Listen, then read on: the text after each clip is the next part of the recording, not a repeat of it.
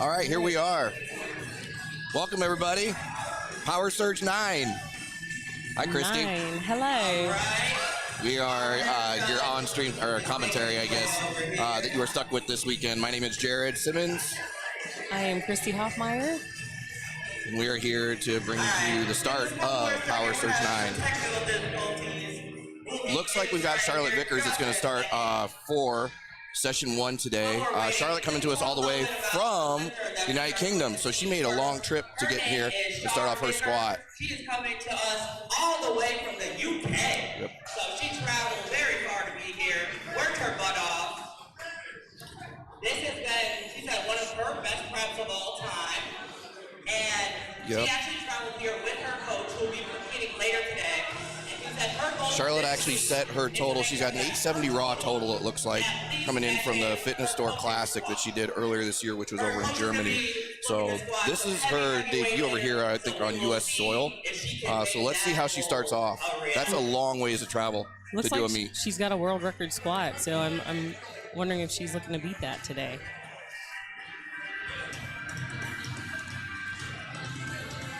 .347 it looks like is her world record. So, well, she's opening up at 308, so that's a good number to definitely make that leap. Oh yeah, by third attempt, I think that's definitely beatable. So, would love to see that. We do have the live stream. The chat is up. So if you guys have any questions for either me or Christy, or just want to kind of know what's going on here at Surge, make sure you put that in, and we will get to them as we can. Yeah, we'll try to do a good job of just letting you guys know, just in general, maybe some of the reasons for failed lifts, or just things that we're seeing here that you might have questions about. I think one thing that the PLU uses that is going to help out with that, especially if they're watching on the live stream, you'll see a card system that's going to be used. So you may see, white lights and red lights, so you know it's a good lift or a bad lift. But if it's a bad lift, you may not know why those reds were given. So there's going to be a card system that's used that we can go over with you guys. It's a red, blue, and a yellow card system. Each one pertains to different things within the lift, but we can definitely cover that with you guys. I think that kind of gives a little bit more transparency and just makes it easier to understand what's going on. All right, we're about to get started with Charlotte. Here we go. Here we go.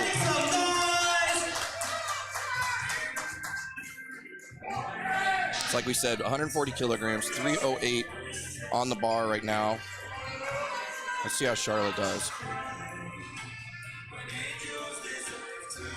See how she's taking her time to get nice and tight, set up, big brace. I love to watch the mental preparation for each lifter, just how they approach the bar. It should be the same each and every time. She is definitely very collected here. She has a pretty close stance on her squats. Good brace. Wow. She just dropped right in on that. Real fast.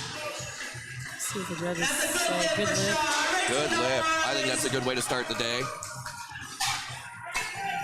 That's a closer stance, too. I know sometimes close stance can be challenging, especially to hit depth if you haven't practiced it, but she nailed that one. Well, it's close stance, and she walks out. She just walk out, so that's one thing that they have the option on right now under the mono. You can walk out. Do you prefer to walk out or use the mono? I prefer the mono. I'm a wrapped lifter, so I've walked wrapped out squats before. They're not pretty. I definitely love the mono. I'm old. What about you? What do you prefer? I've just always competed using a combo, and even though I train in a mono lift, I'm just so accustomed to that, like that muscle memory, that whole routine. So I think a mono lift would. Yep, here's Elena McCroskey going in for 150 kilograms. Deep. Let's see what they say. That looked great up here. 2 whites. 2-1. Yep, 2-1. I think she's here today with Fortis, and her coach is also competing. Liz. Yep, she's Team Fortis. We've got Elizabeth Ribido coming up. That's also Team Fortis. She is actually the owner / coach of that team, so along with her husband. Looks like she's got some time in the sport. One thing you'll notice with a lot of these lifters is these are people that have competed quite a while. Elizabeth has 15 meets under her belt.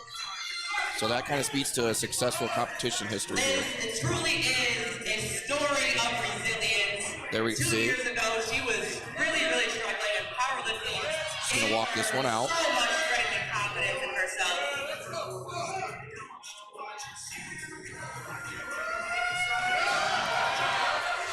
See what they say there. A confident looking opener from Liz. There we go, 3 whites.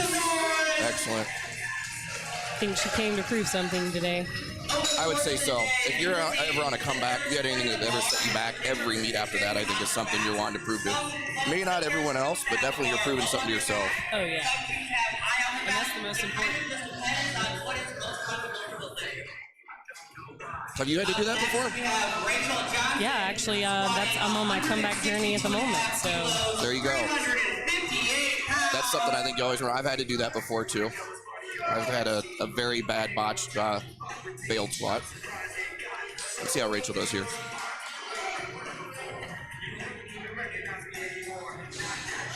Untested, quick. Yep. blowing that opener up. I think so far everybody's been walking everything out. I think it's pretty easy, and you're going to have a lot of confidence walking stuff out when you have somebody like David behind you spotting.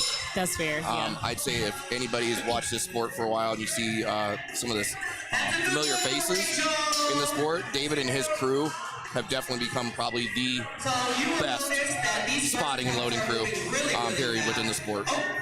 He's spotted me before. I'll tell you what, I feel totally confident when I know he's behind me. Here we go. All right, we got Tammy. Tammy is actually from Alabama. She's on my team. She's one of our referees. Solid athlete.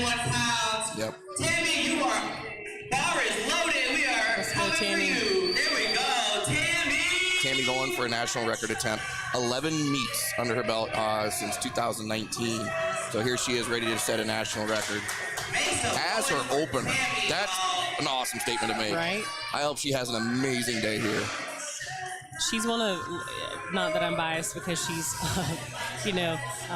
close to home, but she's one of the lifters that I really love. Just even on bench, she takes so much time.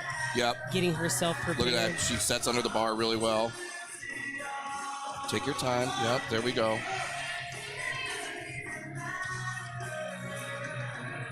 And takes her time slow. Yep. Yes.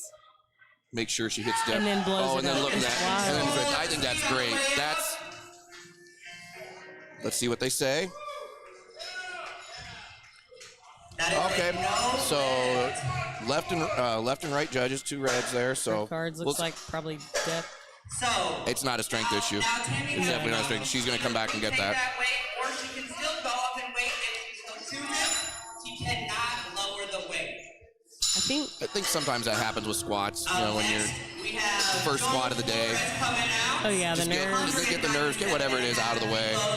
Once you nail that, I always say it. Once you nail that first squat, you got your place at the table set, and then you just go. All right, we got Joel up now. Team breakthrough strength. Joel coming in for the 1374 raw total. He does do wraps as well, but he's definitely been in sleeves for quite a while. They're definitely very different. They are. Protect our joints, protect our back. We are lifting weights that are super, super heavy. It's important that we stay injury-free as long as we can. Good pick. Yep. Good set. Excellent. Looks See good what to me. judges say. Let's see Yeah. Yep. That's 3 whites. Yeah, going back to the spotters, it really does, that's one thing for me as a lifter. I want to have all the confidence and the safety, and that's just like an added bonus for me when I don't have to think about that as well. It's one less thing to think about. Right. It's one less thing to think about, yeah. I've had it to the point where some crews, David's crew, especially in another one that I've competed at, literally, even though the one running the mono, the person running the mono, will sit there and call out, great pick, good pick. And it just, something clicks in my head. You just know, all right, I'm going to get it. Yeah. I'm going to get it. Yeah, they're not only, they bring the energy too. Yeah. I'm here for that. Yep. These first attempts are usually. And I think that is one thing that especially that PLU does very, very well is they have the best crews for the best meets, the best lifters. I mean, we want that taken care of for everyone. So Yes. I definitely do appreciate that. That's something I've recognized right away. All right, we got Matthew up now. Yep. Team Strength Studio. So his former best squat looks like it's 501, and he's got 474 pretty much on the bar right now for his opener. So, oh, and it looked like an empty bar. It looked like a warm up. That's 3 whites. That looked like a warm up. So, yeah, let's see how he does.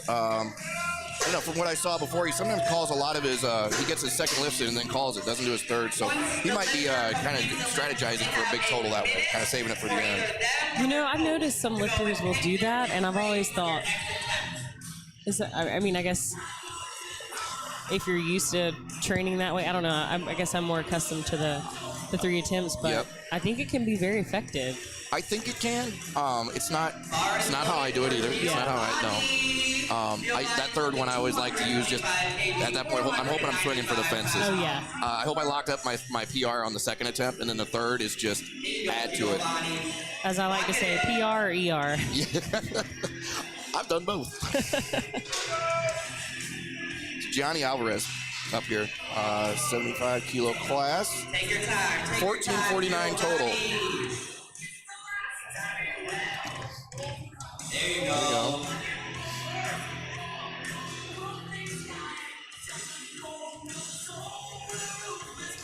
Huge brace. Wow, look deep at that. squat. Deep squat, big that brace. Was very nice. It looked good from up here in the ring. Oh yeah, 3 whites. So hopefully he's on pace to hit a bigger total. He did set that total at the 2023 Surge Pro-Am.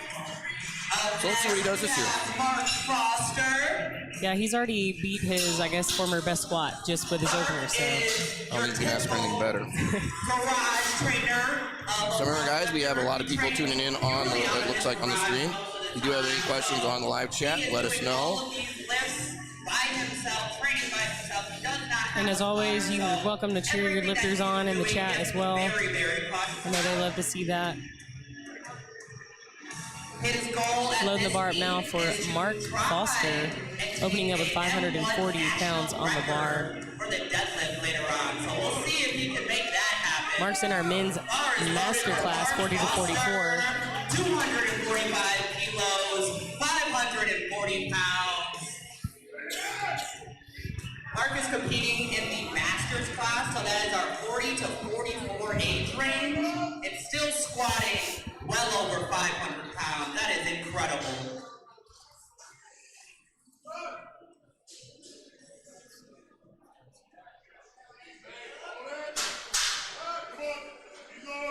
Good looking squat. Yep, 2 whites. So as most of you probably know, you need at least 2 whites for a lift to be considered good. So 2 is all that you need. All right. Though I prefer 3. I prefer 3. Travis is also a powerlifter. He said that his favorite part of Travis up now. Travis Dyer, Team Power Doc. Looks like we've got, he's coming out today and he's doing Raw, but he's with Wraps. That's where he set his biggest total, 1,800 pound total so far in Wraps. A lot of meets, 21 meets so far under his belt. Cool thing about that is he's never bombed out. There are no DQs on this guy's record here. So sometimes some people say you got to bomb out at some point, and I do believe in that. But if you can go this far and keep setting a higher total and not, man, by all means, more power to you. Keep going. I like to call that sandbagging. Or a very good strategy, I'm not sure.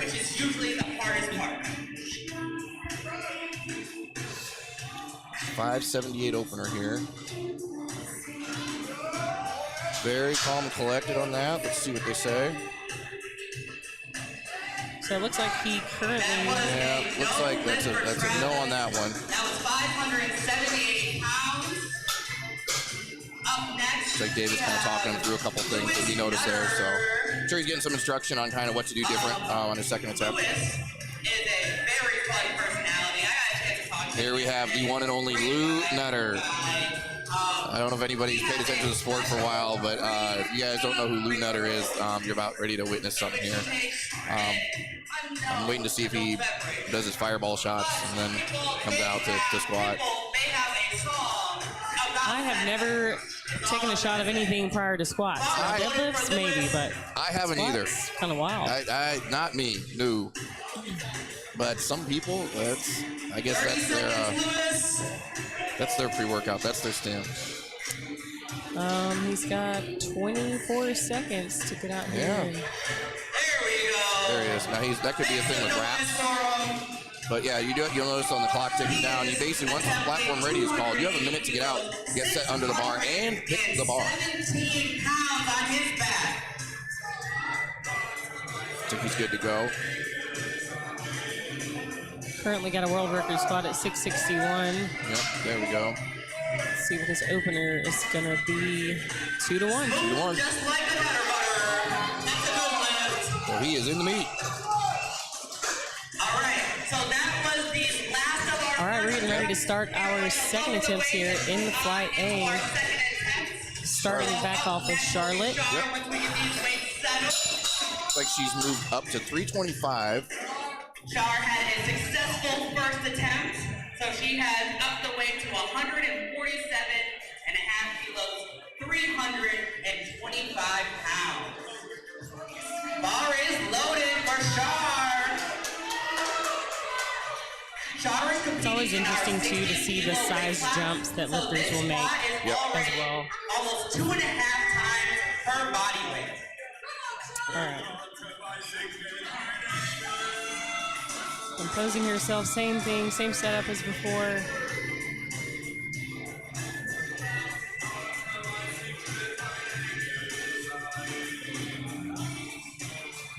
Here you go, Char. Take your time, take your time.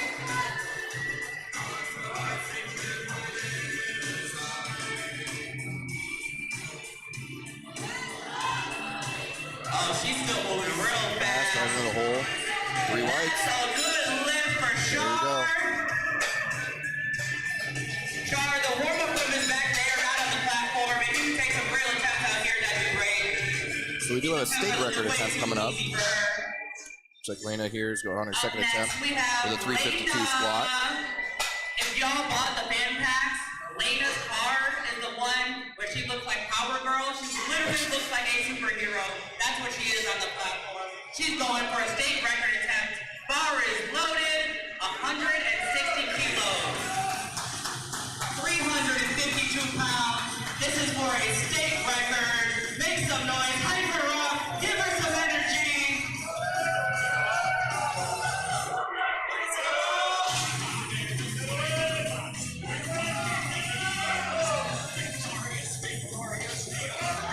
Oh yeah, still moving like an easily. ocean.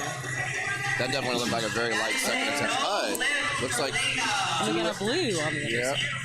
So the blue on a squat is going to be something that applied to maybe not depth, technical movement. Could have been maybe soft knees.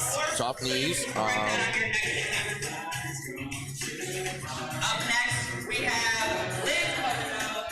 She's going for a state and national record on this attempt. 160 kilos, 352 pounds. Let's go Liz. Another Team Fortis lift. Roll this up. Race hard. Let's go.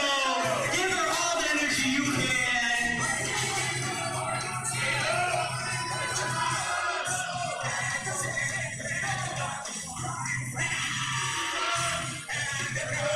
See her walking out nice and slow, under control. Push, push, push. There we go. She's up the rack. That's 3 whites. She knew she had that one coming out of the hole. Yeah, she did. Liz, there's a bell you can go ring. Please ring that bell for yourself. There we go. We got Melvin on the chat. Tuning in, saying good morning. Good morning, Melvin. Let's go, ladies. Let's go, fellas. We've got a full mix in this flight. Followed up here by a second flight later. We have morning session has 2 flights. Here we go, Rachel. She had a successful first attempt, so she has gone up. Yeah, she set up quick, walks it right out. I think before David was even there. Oh, yeah! That is a good second attempt. That's how it's supposed to move. Yep, 2 whites. 2 to 1, good lift. So as you see, She looks like she just wants to get in there Yeah, I and was get gonna say, out. it looks like she's just getting down to business, and there's no time at all for anything else.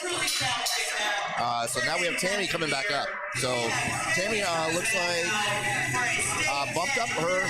So she missed her first in her opener at 177.5 kilos. She's bumped up to 185, right following the plan. She knows that she can get that. She's probably done 185 many times before in prep.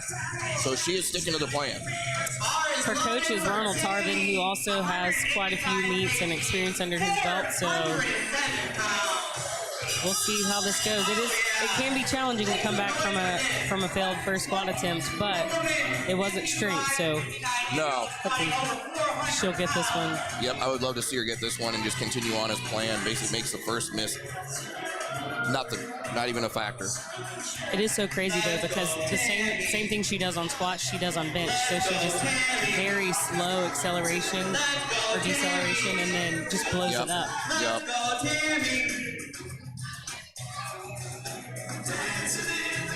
Come on, Tammy. Now it's up. There she goes, walking out. Stabilize that bar. slow and controlled into the hold. Come on. Oh my goodness. There we go. Let's see what they say on that. There we go. 3 white lights. Way to go, Tammy. Love to see that. I love seeing somebody come back from a lift, add weight, and get it. Yes. And from my viewpoint up here, that looked deep. That looked pretty deep. One thing I will tell people is, unless you're in the judge's chair, it's hard to judge a lift from a live stream, from a camera, from one angle, just from one angle. Oh, for sure. I think we have a lot, that's one thing you always hear is a lot of people always judging the lift, and we're not in the judges' chairs. We're not right there. We can't see all 3 angles. So, but that looked really deep. It did.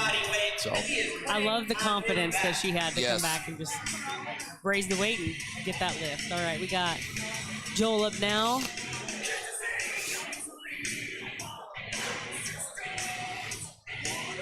Breakthrough Strength is the team that he is on.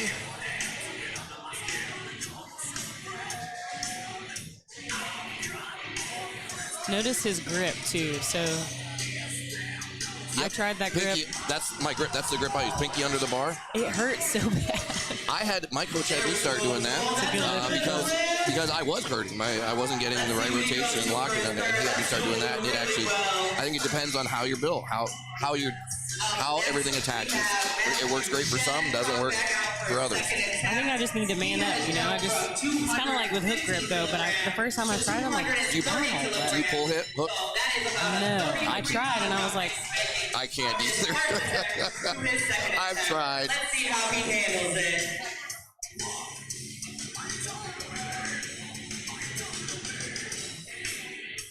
So here we go. Matthew Shen coming up. Strength Studio. Let's see how he does here. 507. On the after bar that we here. got Giovanni and Travis. So just keep an eye on that. All right, he blew up his opener. Let's see how this goes.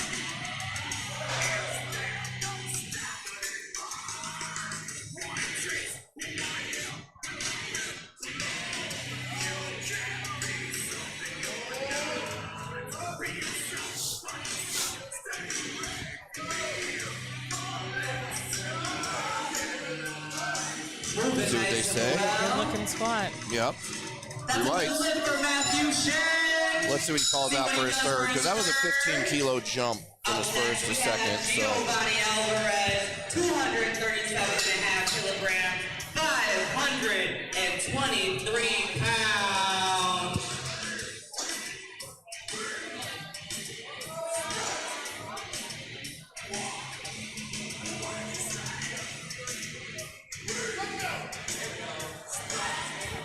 Each lifter has a different rack height that we are alternating between, so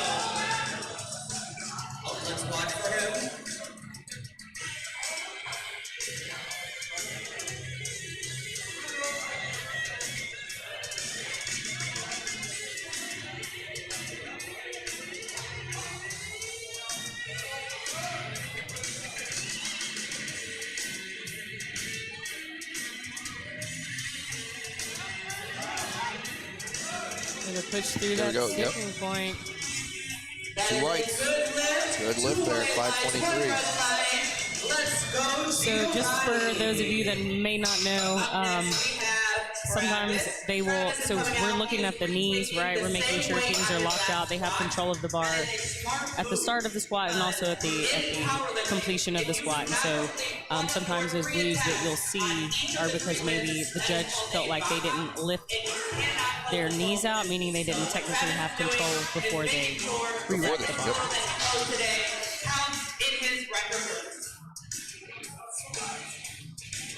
All right, we got Travis. He's going to retake the same weight. All right, Travis, bar is loaded. 262.5 kilograms, 578 pounds. Make some noise. Let's give him some energy. Make sure he gets this lift. Let's see how he gets sets here. Come on, Travis. Take your time.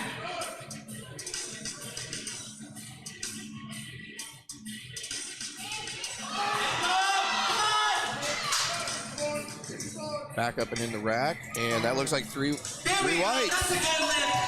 He came back, got that. He's in the meat there. Coming back out, we have. So I think we have everyone in. There's everyone's at least in. It's always nice to be able to get to your third squat and not and have already a good one under you. So. Oh yeah, that's where you don't want to be. Is your third squat. I have been there before, and that did not end well. Mark coming up. Here we go, Mark. Oh yeah. It's a mental thing too, right? When your plan gets thrown off, it's so challenging to come back from that. So I think especially with the squat. Oh yeah. I think with the squat first and foremost. Yeah. Sets the tone for the whole day. Go, Mark. Take your time. There we go. Let's see how he does here. So that's 3 whites at 584. Mark's got the possibility on his third attempt. He's gone for 600 before and never gotten it in the meat. So a 16-pound jump from how that looked. 600 is totally there for him today if he can stick to the plan. If he can repeat that, he can maybe have his first 600 squat in competition. Number 2, we have Lewis Nutter, 292.5 kilograms. That is. I feel like Lewis is hiding. They keep like, where is he? Oh, there he is. Exactly. This is a huge weight that he is squatting. Mystery man right here. Yep, Lou Nutter was 644. Lou's coming to us from Nebraska. Okay. Usually competes quite a bit out with the Mastonomics guys. Looks like he's got a current world record squat at 661, so we'll see how this goes. Lou could he could set himself up for a really big day today. Let's see how this one goes. Got to get number 2. All right, so he's going to bring the arms in. So that's another good thing about the monolith is you can adjust the arms, whereas on a combo rack, you're kind of just, I mean, it's got a little bit, right? But a little, yeah. You can knock him out just a little bit. His arm out as far as he needs to get into a comfortable position. You can see his hands are outside of those arms. There is nothing wrong with that. Here we go. Set good. Setting it up and taking his time.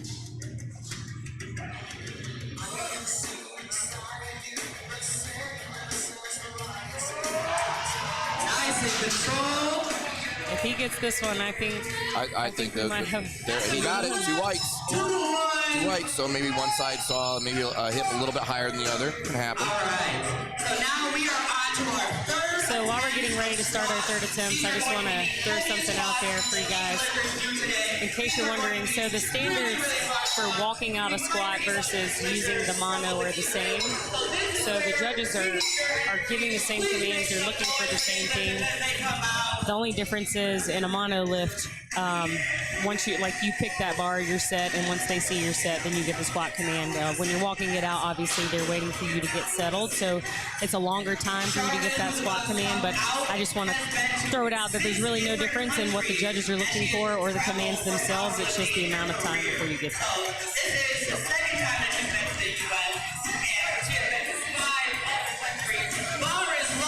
There we go. All right, we are getting getting started with third attempts. Yep. Charlotte having a good day so far. All the energy you can. She's going to need it for this squat. 152.5 kilograms, 336 pounds. Charlotte is a 60 kilogram weight class lifter with 336. It's pretty impressive. It's more than twice her body weight. So, and after a long flight from the UK. That's what I'm looking at is how just the travel stacks up on someone, especially flying that far. That's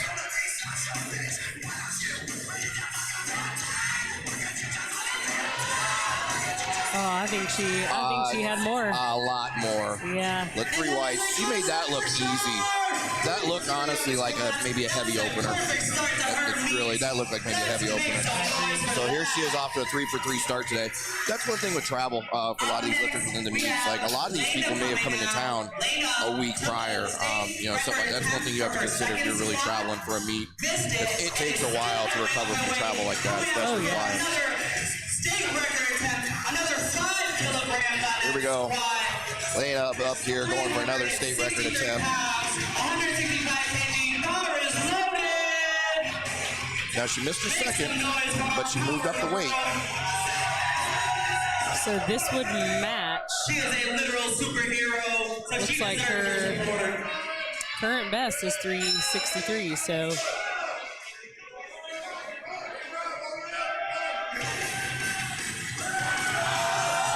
Oh yeah. Yep. That was fast. Let's see what the judges 3 say. whites right there. Looks like she had some more in her she wanted. I'm telling you, it's also the energy. Like when you got David behind you, just like giving you all this encouragement. You feel the energy from the MC and the crowd and just the environment. It's invigorating. It does something. The noise is all I usually hear from the crowd when I compete. It's a shape. I just see light. It's a shapeless. I just lose all focus. But I hear the noise, and I know that I've got. That's one thing I always kind of listen for. Knowing that the lift, it does pump you up. The energy is palpable. Yeah. All right, we got Liz here going for.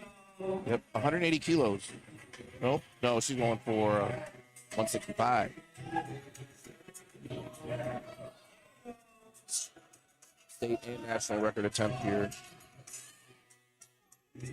Taking her time. Come on. There we go. Grinded that out, but still easily, I think, got that up there. Yep.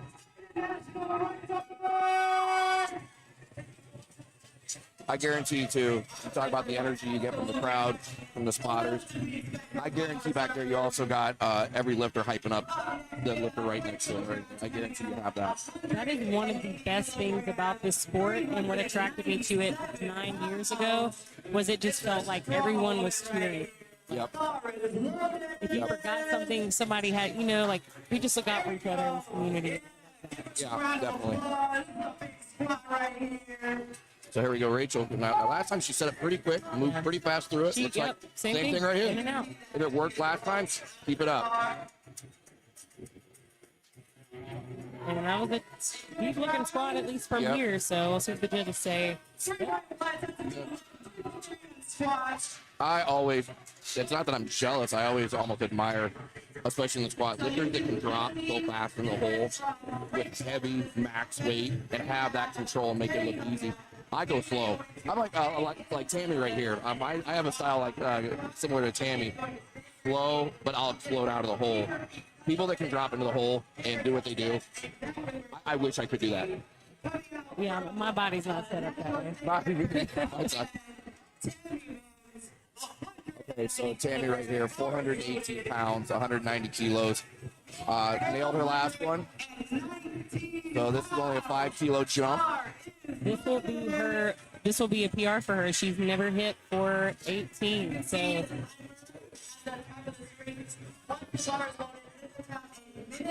come on, Tammy.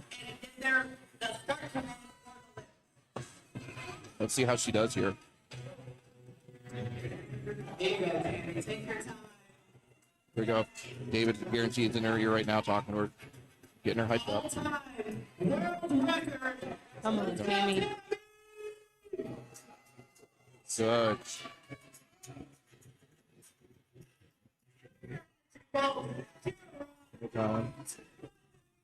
Little bit lower, a little bit lower. Oh, there we go. Let's see what they say. I don't know about the depth. Let's see. 2-1. 2-1. I saw the bar was a little higher on the one side, but that pick and that walkout was far better than her second attempt. Oh, and yeah. that's why she got that. And it was actually the side that I thought was high, the side they called. So Yep. There was a little. The bar was there was a little dip in the bar, which probably indicated the height on it. But I think that goes to stress.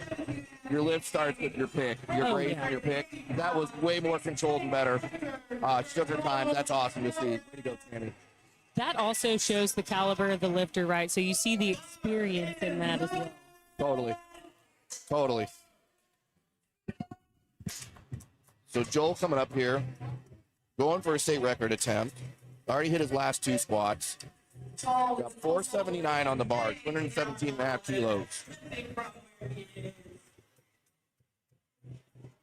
Got Don Hardy popping up. Team Power Knock. That is one of our teams competing today. Thank you, Don, tuning in.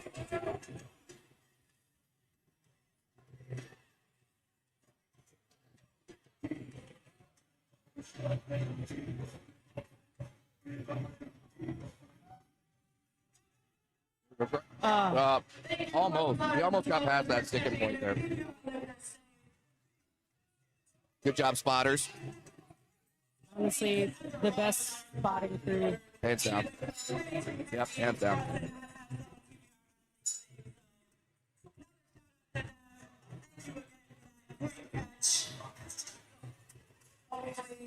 Joel is okay. Coming up next, Here we go. Yep. Matthew 10. All right, what's he got on the bar? 523. So from what I can see, his former best is 501. And he's been crushing squats so Yep. far.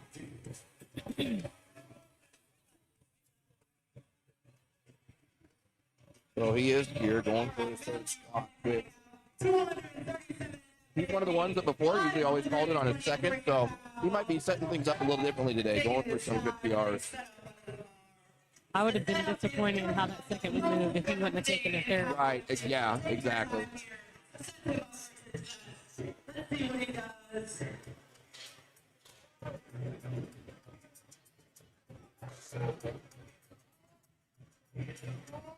Good walkout.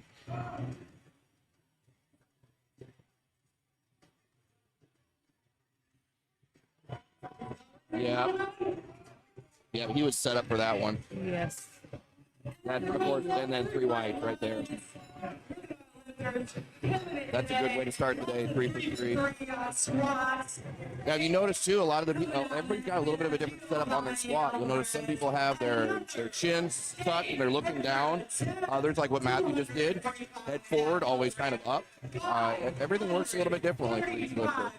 You'll also notice some lifters use a mouthpiece. I personally am team mouthpiece, but in some lifters don't. It's just, whatever works. But it is interesting to always think. Yep. That's just like you talked about with the grip, pinky under bar or everything's I think every lifter is a little bit different. You have to be able to find out what's going to work. Either as a coach, you find out what works for them or what they find. All right, Giovanni, state record here.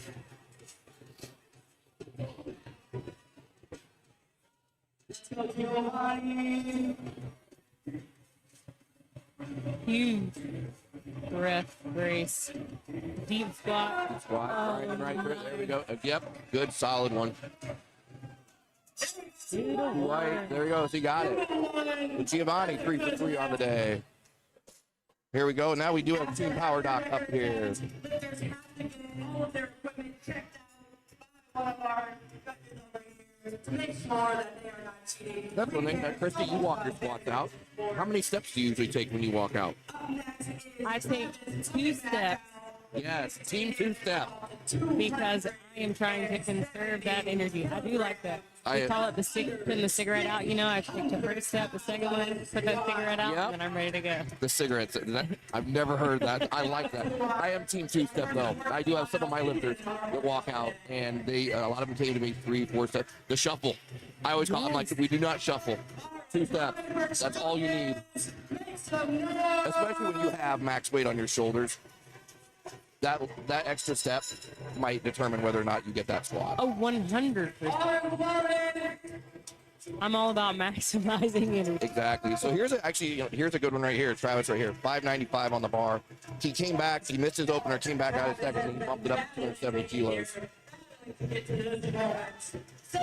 Travis getting one of those ones. He's going to look down. He's kind of chin tucked. Looks down when he squats. Make some noise for Travis, y'all. Come on, Travis. Make this squat.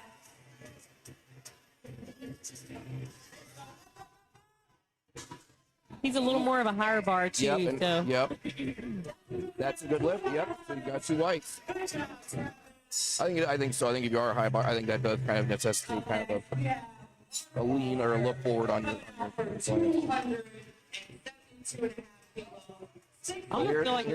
here we go. This is what I call it. Here's Mark. He's going for 600 today. Okay, let's He's go. tried this before in meets. He's tried this many times before. Let's see if he gets it. He's having a really good day. The way the second one moves. Yeah, I'm here to see this one. Come on, Mark. Mark's competed at other meets that I've been at before, kind of all over the Midwest. Guy's really good for the sport. Would love to see him nail 600 here at Power Surge. All right, This is where you set your PRs. Show us what you're made of. Yep.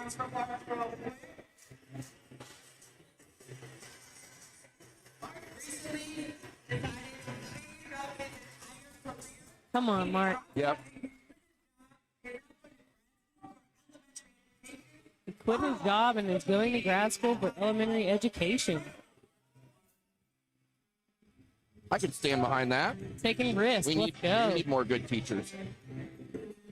There we go. Good pick. Come on, Mark. Come on, let's Come get on. it. Today's the day. Today's the day. Today's the day. He's gonna grind it out. He's gonna grind it. He's got it. Let's see what they say. Yes, 3 white line. Love that. I love that. He's got Finally. it. He hit his 600. So, yeah, he knows. He knows. That just like fills my soul with so much. Yeah. That's what I love to see here. So this is why I really like Power Surge. We have some of the world's best powerlifters, and along with them, the names that you know, but along with them, we have a lot of really strong, good regional, local lifters that are setting some massive lifts. Not everybody can sit there and say, I squat 600 pounds. Right. Or do it, or set it for the first time in competition where the pressure is ratcheted up. Oh, for sure. So that's a big deal to come through on your third attempt to nail something that you failed over and over and over. I've always said that. Success comes after failure. 500 deadlift was the biggest thing for me to defeat, and Right. it beat me so many times. And then Once you got it was so emotional when I beat that. It you was, actually appreciated trying the failures leading up to it because that had to happen. oh yeah. Yep. So now we got Lou coming up here. He's kind of Johnny on the spot this time. He was taking it down to 5 seconds on the clock. Now he's got plenty of time to set up. He's got 672 on the bar. Current world record Yep. 661. Oh, something just, I think he might have lost maybe bracing there. The control was good. The control was right there. But he knew he felt right there and called it off. So good catch, spotter. All right, we So are. that Lou wrapped up our first flight. Everybody made it through on first flight. That is awesome. Place at the table for everybody. I love that. Let's continue that today. Yep. And now actually we have Mel Jones. Mel actually has got a pretty lengthy history in competing. Really strong athlete. She's out of New Jersey, I believe. Yep. She's friends with my wife, actually. So she was stoked. It was surprised that we surprised her with my wife being here today to see her. So I imagine Kira's probably in the back or helping handle her, or at least cheer her on. I met her for the first time at Nationals, just briefly, but she just seems like such a Very positive, yes. very good person, high energy, always smiling, and strong. Strong lifter. And it's her birthday, I think. Yeah, yesterday or today, she was with a bunch of she was out with a bunch of the lifters that are competing. Yeah, so that's one thing I love about the sport. You can travel anywhere in this country and kind of know you know people where you're competing. So let's see how she does on her opener. Opening up with 396 pounds on the bar. Yep. Look at that focus. Composure. Yep, let's go. Everybody's in the chat cheering on Melanie. Look at that. Oh, She smoking opens up that almost opener. with 400 pounds just as an opener and makes it look easy. She's in the meat.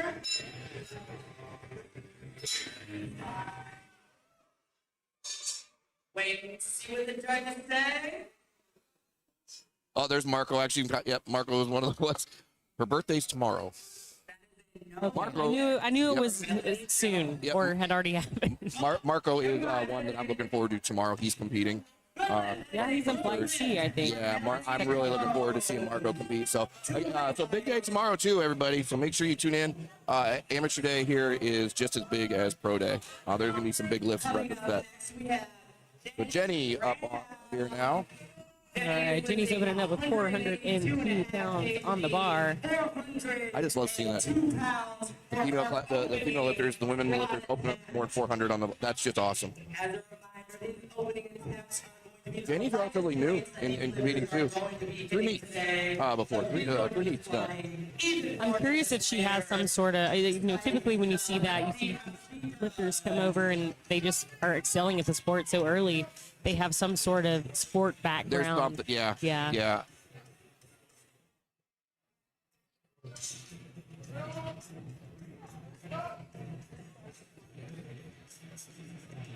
She's also quite high bar. Yeah. Good. And also very deep.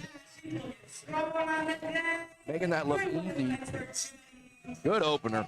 Very good looking opener. Yeah, I do think you see a lot of dual sport athletes. Strength sports, I think, lends that.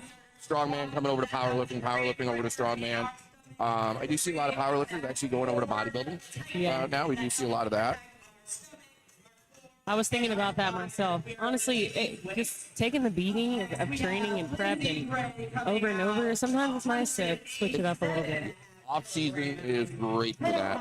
Actually, I love strongman for that. I love strongman off season work because powerlifting prep work, it's hard. And speaking of strongman, we got Lindsay here who also does incorporate quite a bit of strongman into her training. She's also an amazing human, just an exemplary person to have in the sport as well. Yep. She's actually, I believe this is her second or third meet this year.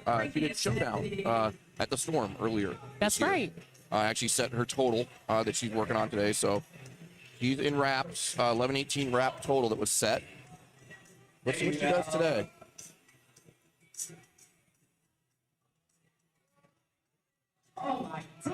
Well, that was fast. Fired out of the hole. Looked great out of the hole. Three There we go. white 3 white lights. Yeah, no, I think. I would drop her monolith probably like one. Lindsay lifts. Lindsay loves to lift. Lindsay loves to Yeah, lift. she's no, a lot of people. She's very good for the sport. Now we have one of my favorites. We have Stewart. Tell us a little bit about her. I don't know much about her. Well, she's my aunt technically. Oh, well, there you go. We're from. She's from Monmouth, Illinois. She is my cousin. Weird relation. Gina's competed for quite a while. She's 60 to 64. Yes. Master's class, competes still in the open. 64 years old. Almost a 420-pound opening squat. I love this because age is just a number, and I love when, especially men too, right? But women just show up and show out. Gina's competed for quite a while. Oh, good catch. I think it was just there in the pit, and she didn't look very set coming out of the pit. Off. Yeah, I think maybe she was set up too far forward. Too far forward. It looked like she was set too far forward. But she trained with Lily Bridges quite a bit. Gets her training from there. She was coming up to my gym in Davenport, Iowa, to do a lot of her openers. The second and last were heavy, so she'll come back and get that. Now we have Naz from another big gym, Indy City Barbell. 507-pound opener. I remember when 507 was my third attempt, and she here has an opening with it. Honestly, I'm just hoping to hit that someday, you know. Big squat.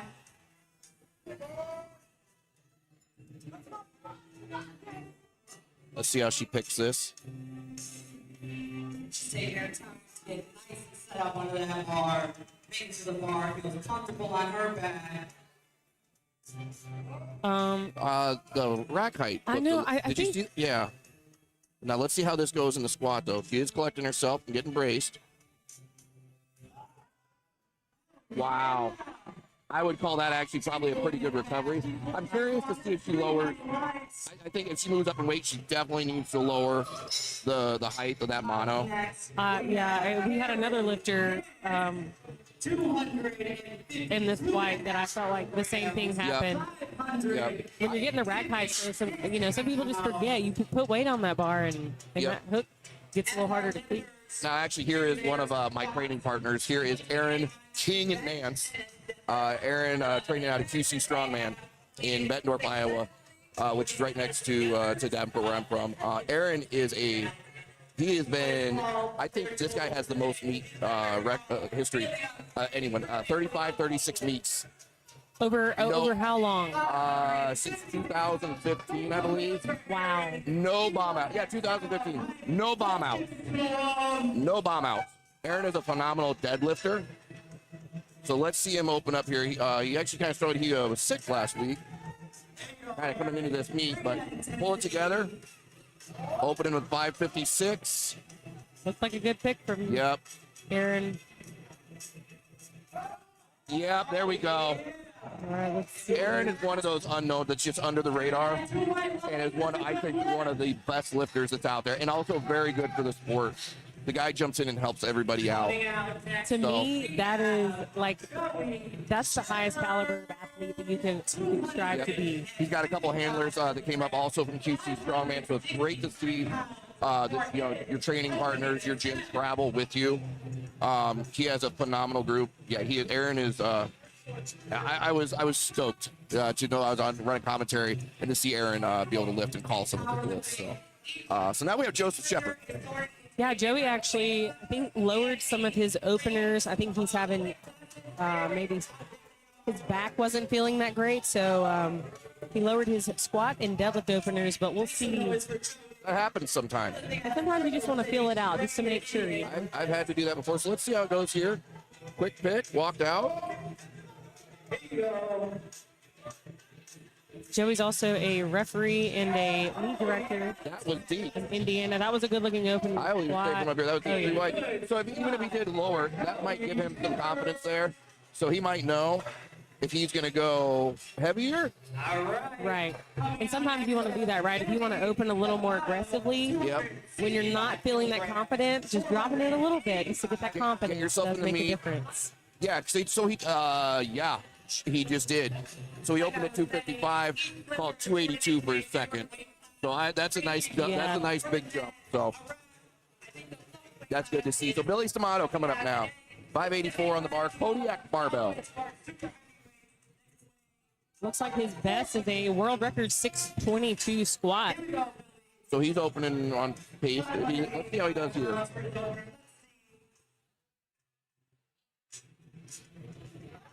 Okay, well, I'm not sure that bar was loaded correctly. Might need to.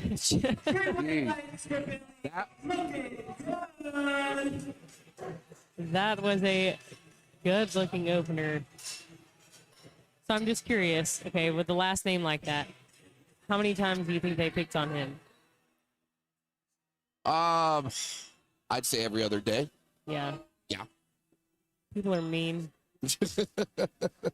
I do like when people have these really cool nicknames, though, and it comes from their name, and it's kind of like a play on their name. I like that. All right, we got Andrew Valenti. Opening up with 606 pounds on the bar. Yep. Let's see, we got the chat here. Yep. Are there Marco, let's go Naz. Questions as to. So we don't use the safety straps because when you have lifters walking out the lift, Yep. right? If they, depending on how far they walk out, right, those straps can Yep. catch the bar before they even hit depth. So that's the purpose of our spotters. But these spotters, if you watch them, they're so close. This is the best team. Which is also why we have 2 people on each side Exactly. also spotting rather than just a single on each side. Yep. You do have 2. And if you watch, they actually spot the weight. They're not actually, if you notice, they're cupped under the weight. Look how close they are. Yep. You know, they just stay. They're with Yep. the weight, with the bar. David is right there with the lifter. Honestly, I would rather have that than Yep. the straps. Yep. But hopefully that answers that question. Yeah, the one thing that always I just can't stand and a big pet peeve of mine is when you see the spotters that do the goblet spot. That just are on, they're usually on the collars or on the sleeves of the bar, and they're just goblet squatting it. You can't spot that way. You're not going to save the lifter, I've seen and you're going to some break. terrible. You're going to break your wrist at the same point too. You're not catching anything. I've seen some terrible Yes. things happen for that reason. All right, we got. Now the Jonathan Santoro, 650 pounds. Looks like his best is 7:16. So I'm seeing a lot of lifters on pace to Yeah. beat their current best today.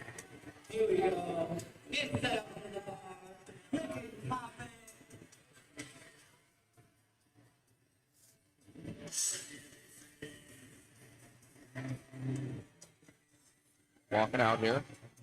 I like how his shoes are just. They're just there. Good Look looking. like just like a machine right there in that 3 white light. It's always the guys too that look like. I mean, but he didn't tie his shoes. Like he just walk up there calm. Yep. He looks like he just maybe threw some hay in the back of his truck. It's always those guys that I'm like, Yep, they're just calm and collected. y'all Kind are of, yep. wild. Yeah, so strong. I've never been one to do the back slap, the screaming, the yelling, the jumping around, the hype, the smashing my face on the bar. Like Ed Cohn actually told me, he goes, why are you putting that energy out there when your lift is going to need it? Exactly. And if Ed told me that, that's all I needed to hear. I also don't want to do all of that and then fail to And then move lift. the lift. Oh. Okay, so Benjamin Burnett here, 733 pounds of bar, 332.5 kilos.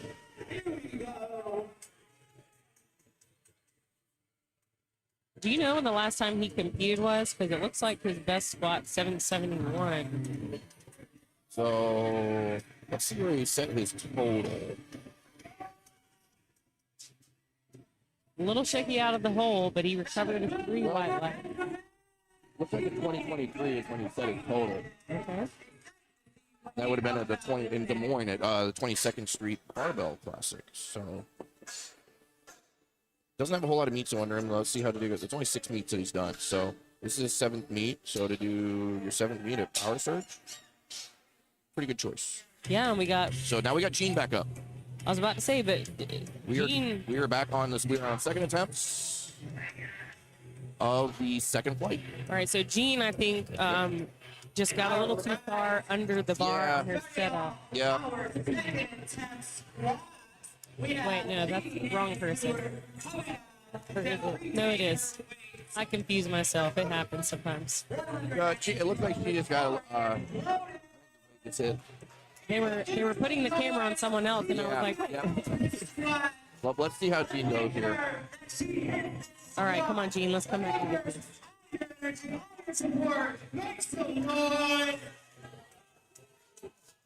There we go, Gene.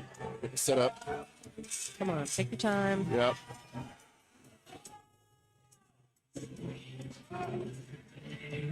She's still in the hook, so Yeah, this is another height. I think they need to lower it. Yep. that may have been the one I was thinking about, but Yep, there we go. Even David calling it out. I think he might have been the one to see it and actually call and say, hey, let's. all right, come on, Gene. Yep. Now, even though the timer's going off, she does get another 30 seconds to, yeah, with the readjust, she does get another 30 seconds to basically collect herself here. So,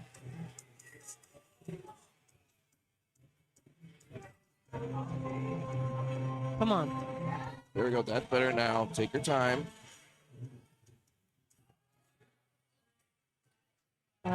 Yes. It looked like something maybe in her hip. Or Yeah, leg, something. Yeah. She went down pretty fast. That was a really good catch on the spotters. That's just sometimes how this goes. Yeah. Obviously, we never want to see anybody injured. We do want to see if an injury is happening, spotters are jumping right in, catching it before bar or lifter hits the floor. They did a great job there. So many factors too, like these lifters are trying to cut weight, Yep. and the recomp and all of that comes into play. So sometimes it's a lot on the body. It is. It is a lot on the body. Usually you are at your best, and you're also at your worst when you're coming into sometimes to the meet. So it really depends on how that final peak and taper went, especially if you have cut weight. That recomp says everything. So Plus, she missed her first one, so that probably threw her off a little Yep. bit. The routine was a little, and then she had to reset because they had to drop the yep. rack. So we're just getting And her.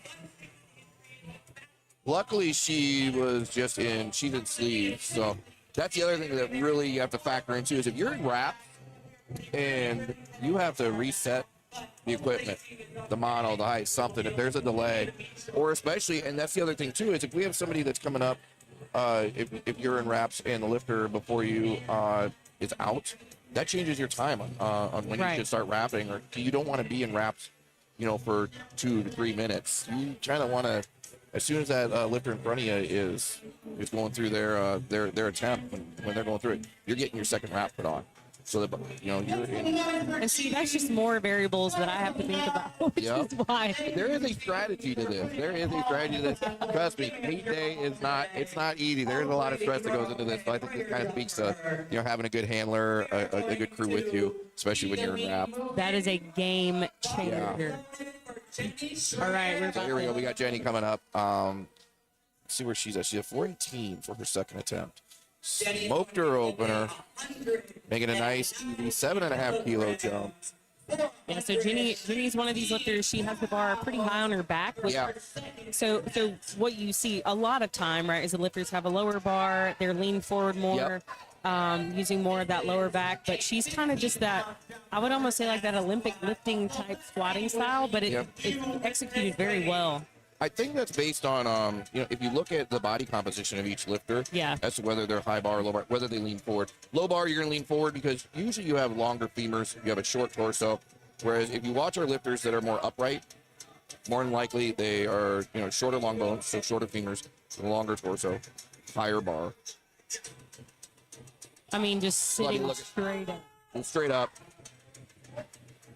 And, I'm just going to address this because it is what it is. But sometimes we do see with women, right, their peeing does happen. It's just a part of the sport. It's, it's a lot of pressure on the pelvic floor, and it does occur. So if it happens, it happens.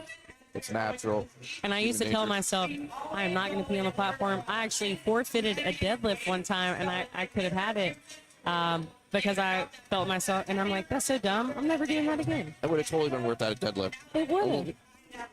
I kind of roll my eyes. It's always the ones that are critics of it or the deniers of it. It's always a guy, and usually with a pretty low total. Usually with a pretty low total. I think that kind of goes hand in hand for a lot of things. I think that does. Yeah. All right, we got Mel. Here we go. Mel coming up again. Smoked her opener. Yep. All right, we got Marco in the chat screaming for Melly. Yep. Let's go, Mel. Cable Demon, agreeing with, yes. 3 to 5 minutes. 2 minutes in wraps sucks. I guess he's been wrapped for 3 to 5 minutes at times. I wouldn't feel I couldn't walk if that was the case. See how Mel does here.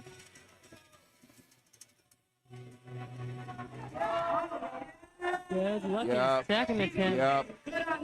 420. I also love when women just look so great on meet day because I come in looking like a homeless person off the street. Like,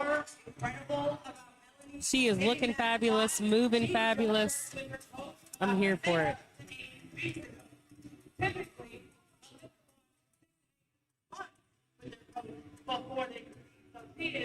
All right, we got Lindsay up next. Yep. So one thing we love about Lindsay, just in the powerlifting community, I mean, just really, just in general, is that she does have a daughter with special needs, and she, you know, shares a lot of stuff online about how functional strength is, right? Yes. And I love that because it's not just about moving the bar, right? This does carry over into a lot of things that we do day to day. And Yep. it's just so Quality inspiring. of life is always better with strength. Absolutely. I always have said that. Strength is for everyone. Yeah. Strength is for everyone. Let's see how she does here. 440 on the bar here. Really taking her time to get set up. She needs to get that bar picked here relatively quick. Oh, there she goes. She took it right down to the last second. I think she got it. I think she's opening on time.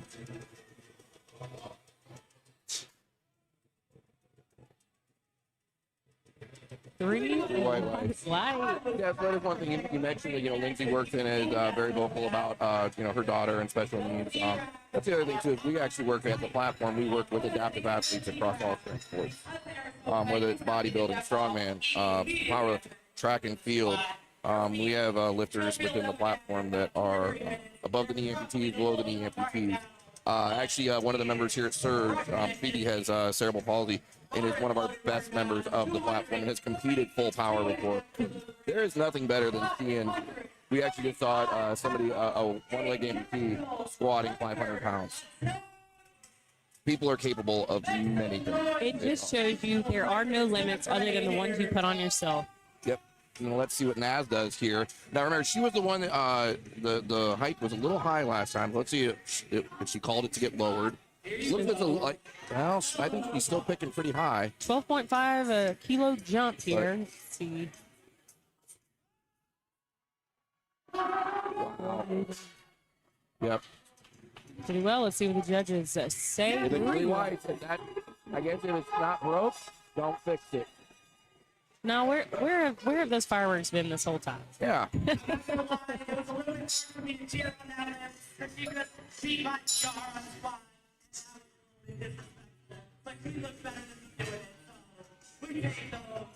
So here we go. Aaron Nance coming up here again. Yep, 589 pounds.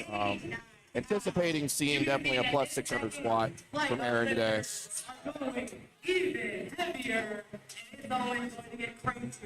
Collected, cool. I'm excited to see. There we go. He'll pump up the. Aaron definitely feeds off the crowd, though.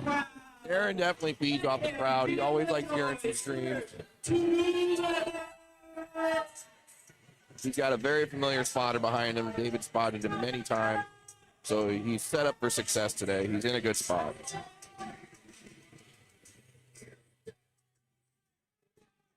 All right, come on, Aaron. Let's Good see it. pick.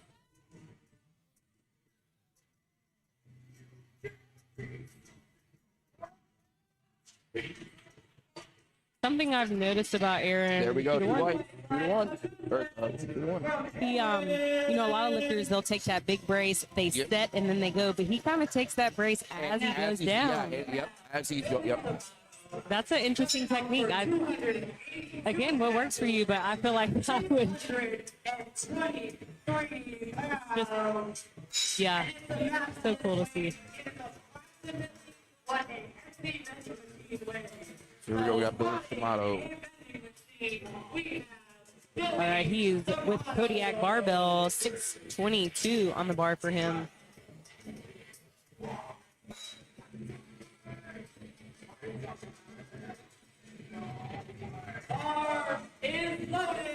That's right, Melvin. Let's break some records. Yep. We've already had some set today. There's been state and national records set.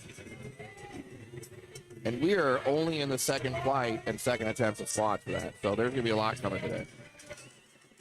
Here we go. Looking confident on that rack.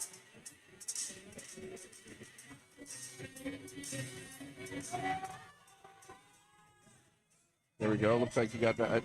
Good walkout. Looks like you kind of saved him coming up. I saw his knees come in a little bit. Very similar squat to Jenny. I think it was Jenny. It's very upright. All right, we got Joey. Joey made quite a big jump, but like we said, I think that confidence from lowering that over a little bit. Let's see how it goes. Joey's the owner of Circle. Yeah,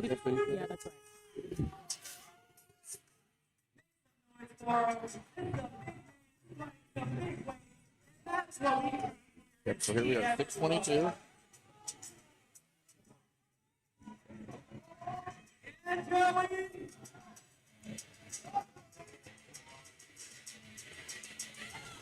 Oh, good. Wow, yep. Good depth. At least from here, that looked like a good squat. Like it felt And judges agree. Judges agree, 3 white. Yeah, that definitely looked deep. I don't know why he probably had to open low, but if that gave him the energy to do that, let's see what he does for his third. For the next squad, Andrew Valenti over. The one thing about doing that, though, is you got to be comfortable with those bigger jumps, Bigger right? jumps, yep. 61 pounds. I'd rather see bigger jump.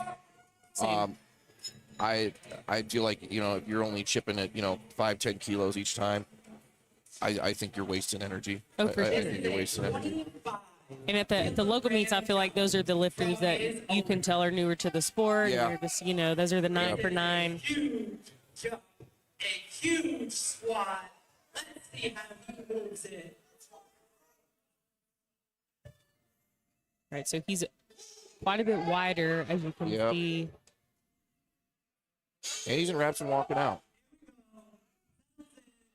Stays wide. Yeah, that's. If you watch when a lifter drops in on their squats, you see what their knees do in the hole.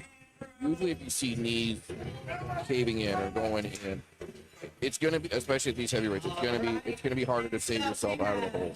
You can muscle through a lot of stuff, but it's like this: if you're approaching your mat, it's harder to muscle yourself out of it. It's also, just the wider, like that wide squat in general, is so challenging out of the hole. Especially in wraps, because you need to sit back in those wraps. Exactly. You got to drive those knees out a little bit more. Knees out, get your hip under you. As Ed Cohn says, spread the chain. That's what he means. Is he means get your hips under you. Yep.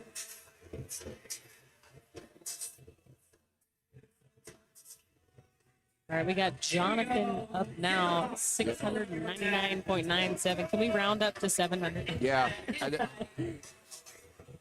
Can somebody just put their gum on it, on the bar for a second? I think that'll Breathe do a it. little hard. Yeah. Let's see what he does here. The walk So the out. bar is setting quite lower on his right side. And he sits into And the there's a hip hip a little flip. more. Yeah. But he's up with it. I wonder if he was maybe off center a little bit. Yeah. Rewind light. You're right. Which, again, that's the one thing that a handler is really important for. You have a great spotting crew, but the spotting crews cannot stand here. They have to let you set up as you set up. You have a handler that's coming up to the bar with you.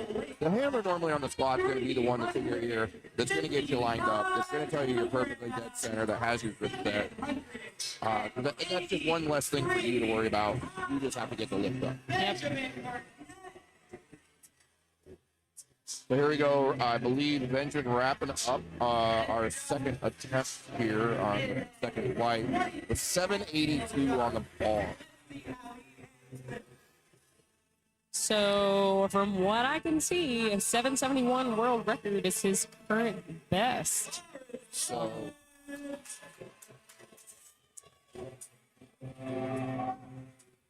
let's see what he's going to do here.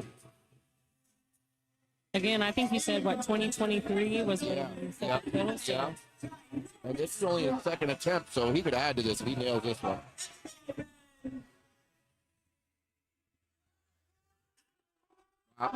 Yep, must go, and then you got that. 2-1. 2-1. There's our sparks. There's our fireworks for a record. So you will also see that sometimes lifters will bleed. It's just a lot of pressure all at once. Jenny coming back up to the lift. All right, we got Jenny up now. Starting with the third attempt. Melanie following up, and then Lindsay after that. Yeah, I imagine Jean is probably out. I think Jean is out. Yeah, I don't see her in the flight still. So hoping the best for her. We'll see what happens there.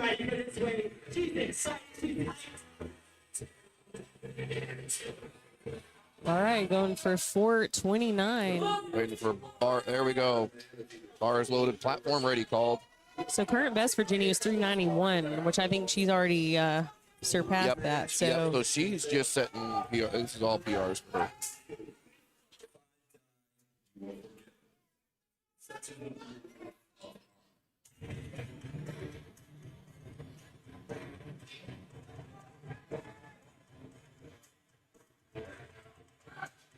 Here we go, Jenny.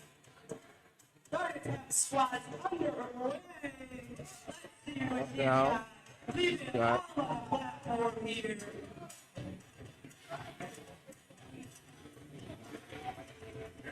Narrow, but opens up her knees really well and drives right through. And the judges never bring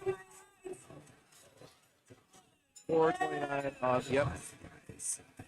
So, going to clean up the platform a little bit, but that is what happens when you are lifting that heavy. It's totally worth the PR. Totally worth the PR.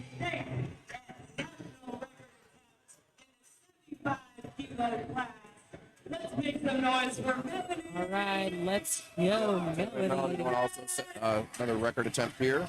Yeah, former best 418. Yep. I think he's going to crush this. This isn't just barely chipping the record. This is going above and beyond. 435 on And the bar here. that's what we want to Yes. see. Let's get rid of the chips. You know, let's. Yep. These little like the half and the twos. No. Let's kick down the door. Walking out. Good and stable. All right, let's go, Mel.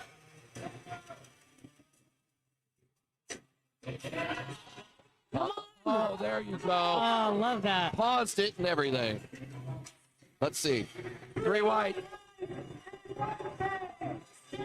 Took her time in that. It almost Sure looked she's like ready she to go. did it on purpose. Like, Yeah. I know she didn't, but that was just so much confidence. Yep.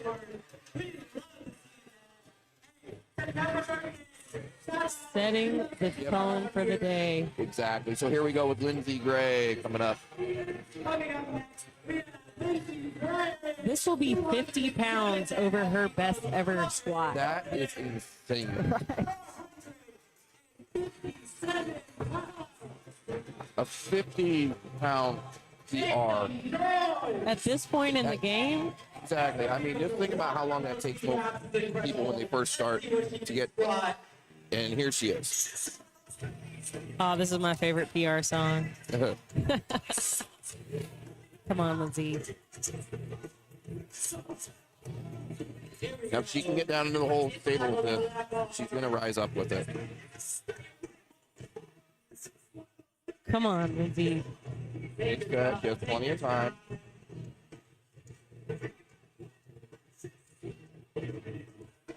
Here we go. Let's see it. Let's see. See, I think the rack's got to be lower. Yep. So she needs to take some time to reset. 1, she's in wraps. 2, it's your third attempt that you're going for on it. So Yeah. let's see if she can get some time to reset here. Maybe they'll give her a couple of minutes. Yeah, it seemed like she kept getting her footing. Yeah, she was resetting her footing quite a bit. So there must have been something with not getting comfortable under the bar. I did notice, though, on her first few squats, that her left side was barely Clearing the hook? missing that. Yeah. Yep. So I think And- they're just trying to figure out what they need to do. Because to your point, she's in wraps, Yep, right? she's in wraps. So they might put her at the end of the They might flat. Or, yep, they might move it back. Which they can do that. That's that's up to between the head judge and the meet director. You can always run that by, and it's at their call and it's at their discretion. It is in the rules, but they can get, because it's things like this arise, they can get moved back to the end of the flight. Right. It's not giving her any advantage by doing that. If anything, she's already fatigued more now. Yep. Now she's going to have to be in wraps a fourth time. Well, plus whatever she did in warm-ups. So she has a whole nother pick, a wrap. Not to mention just the mental preparation. At a weight that's 50 pounds above her PR. Right. So we'll see. It looks like they're discussing to see kind of what needs to happen here. I think David's even explaining the situation on the mono to him. So.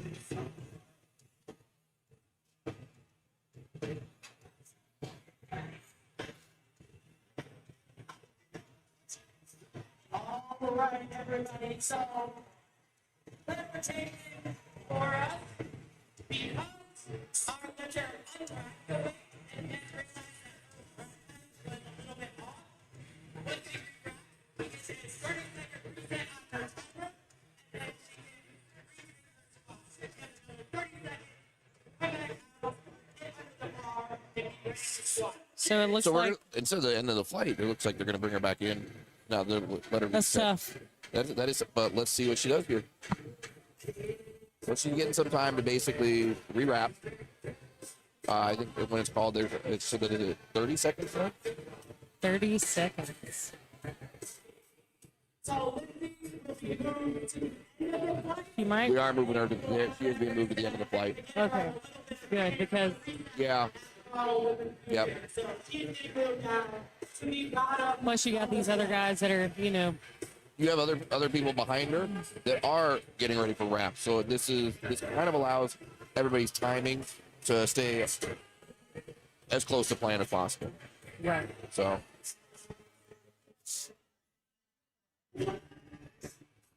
So if Lindsay, so then so she's been moved to the end of the flight. So we should have, I believe it's Aaron Nance, I think, coming up next. Which he's in sleeves. I think they're just trying to get everything adjusted for the lifting cast. So order of flight is correct. Yeah, I think we're making sure. Well, I don't know. It looks like the weight on the bar is still set for Lindsay. I'm honestly a little confused about what we're doing. So here we go. Now it's reset. So it is Naz. So Naz is up next. Okay. Then it'll be Aaron. The way that the weight's progressing. So. All right. So Naz is taking 5:56 for a national record. Now I'm curious to see what happens here, because Naz is one of the ones also that we've been looking at the whole time with the height of the mono. Right. But she seemed to keep it high and doing well. She nailed her first two attempts. So. To keep things moving for power 39. Coming out to squat 252.5 kilograms. 550 We do not see women squatting this at a state like a local meet. Rarely. No. I think I've seen it twice. I don't know if in person I've ever seen a 556 female squat. This will be my first 556. Oh, I've seen two over 500. That actually looked like a better pick. She looks a little unstable to me, but I think She rises right up out of the hole, and that's 3 wide. yes. That honestly looked better than her first two. Yeah, I would say the movement of the bar just in general. Yeah, everything. I think, and she was quicker too. She actually moved faster. We got some people in the crowd with signs showing for her. That's amazing. That is awesome. The judge Miranda's down there with PLU actually checking Naz, making sure everything was good for the record, and it is all good in the books. So way to go, Naz. Aaron. Now we have Aaron. 617. Yep, third squat. Let's see how he closes out squat here. Yep, here we go, 617. Very calm. Anything over 6 is a big. Aaron hasn't hit over 6 many times. As long as his history is competing, Aaron has not hit over 6 a whole lot with squats. So this is a big squat for him. Here he goes. Yep, get the crowd into it. He's walking and getting collected. He's got his handlers getting him set behind the bar. That's the thing too. Is that, I was talking about earlier. He's got somebody getting him centered. Tells him he's all good.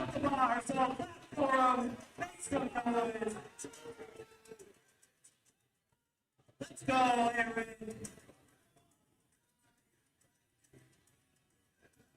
There's that brace that Chris that you were talking about. Chris, he just literally starts, as he's getting his break, and there we go. 2 whites. There he is. Aaron's excited. Aaron is pumped. But yeah, like you said, you watch that. He's going down as he is taking the rest of his brace there. That's a very interesting technique. I just don't think I've seen that. Yep. He's actually got an amazing deadlift, but a very unique deadlift setup too. So you'll have to see when he does that. Yeah, he's kind of a similar fast half set approach that just.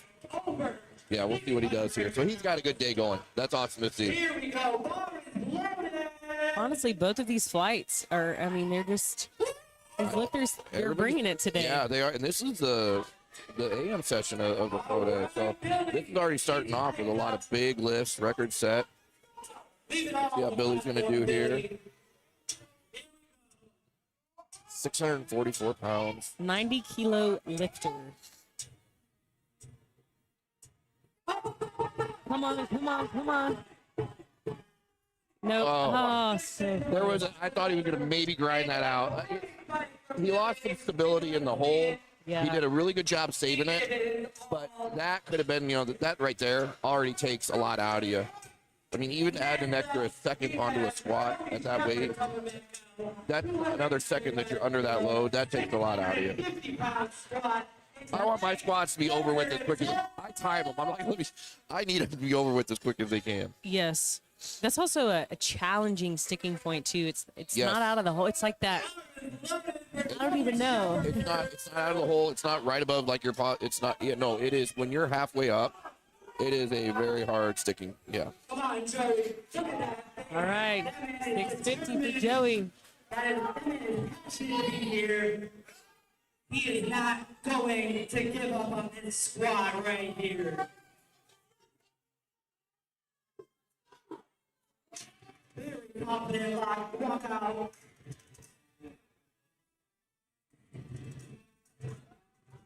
Oh, wow. And he's got that very full. He is high. He is higher bar. yeah. He's got a very forward lean to him. But if you look how you look how he's built, shorter femurs, longer torso. That works for him. He does have a little bit of a lean though. That's pretty impressive for him opening lower than what he originally planned. Yeah. And finishing, I think, about 40 kilos. So that's almost 100 pounds. The 100-pound jump within the difference. That's a good job. That's a good day. He's excited. That's challenging to execute as well. That just shows experience again. Yes, it does. All right, we'll see if he can come back and get this.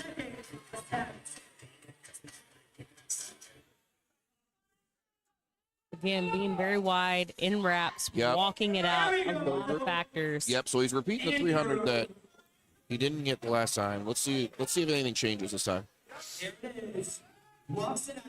Root them feet. Come on. No, you saw, the knee kind of caved in, his left knee. I think he tried to get the bounce a little more on that I one. think he did. He wasn't as wide that time. Yes. He did not go as wide. I thought he was going to get it. I thought when maybe not going as wide, he was going to get it. But I think the energy that he spent on the last one probably cost him that third. it adds up. I don't care if, you have 10 minutes between your attempt. If you recover somewhat, but lifts at this weight, when you're over your 95%, 97.5%, when you're at those percentages, it stacks up on you quick. Absolutely. I don't know this guy, but I'm a fan already. He just Yep.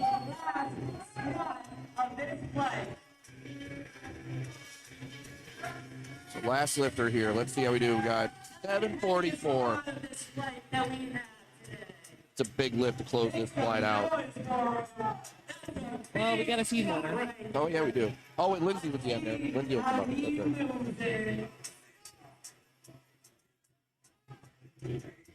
That's right. He also kind of braced on the way down. That. Yep. And good grind. That was really good. Yeah, he did. He braced also. As he was dropping into the hole, he was finishing his brace. Very good squat. What's that quote? Something about I can't think of it, but basically, like you have these kids buying this expensive equipment, right? It's don't have a 2-cent squat with $200 shoes. It's a Louis quote, Louis Simmons quote. That's right. Yep. I feel like he's the perfect example of that. Yeah, exactly. Yep. 2-cent squat with $200 shoes. Yeah. I think it's 200, but it's a 2-cent squat. I know that. It's an old Louis quote. One of many from Louis. 800. Wow. And 10 pounds on the bar. It looked like his best was 771. Let's see him get this. It's going to be out of the hole because I think that might have been a little high. I think that was high. I think it was high. It was me. Yep. Generally, whenever you have the side calling both sides calling a squat, it's gonna be high. The judge, the responsibility of the head judge is more the rack command, the start command. Making sure they're stable to go. Rarely get depth unless it's glaringly bad. But yeah. I honestly don't feel like depth should ever be called from the front. From the front, no. Because then when it happens and then your side, there are instances I've seen where side judges don't call it. And then how do you justify that, That you called it from the front. Right. Because it's really hard at times for people to be able to see, especially if you have really big quads. People with big quads from the front, they look like they squat high, but their quads are so, it just shows that way. Right, but we're looking at the hip joint, which But is you look why. at the hip to the knee, which that is how a squat is judged. You have to have your hip joint below the top of your knee. Parallel does not count. Nope.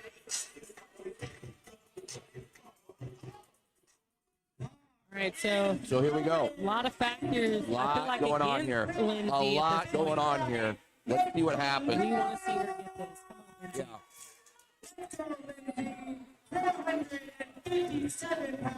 Yep. So let's see how everything gets set up. Remember last time, it took a lot of time kind of getting her footing. So let's see how she sets her footing here.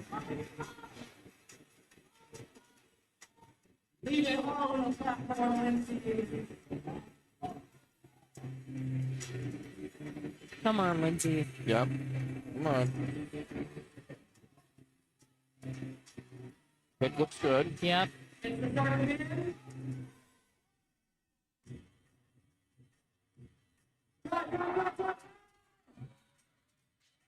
Was it depth?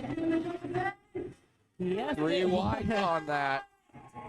What's crazy too is like that's the stuff you don't see. Like you see the lifter got, you know, like their best, but you don't see what all she just had to endure to come back and get In her head, Yes.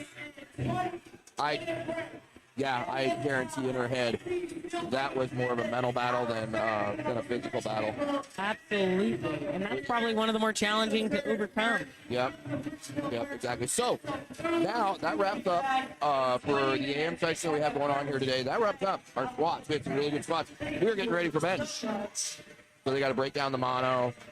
We've probably got we definitely have our first flight back there warming up right now on bench.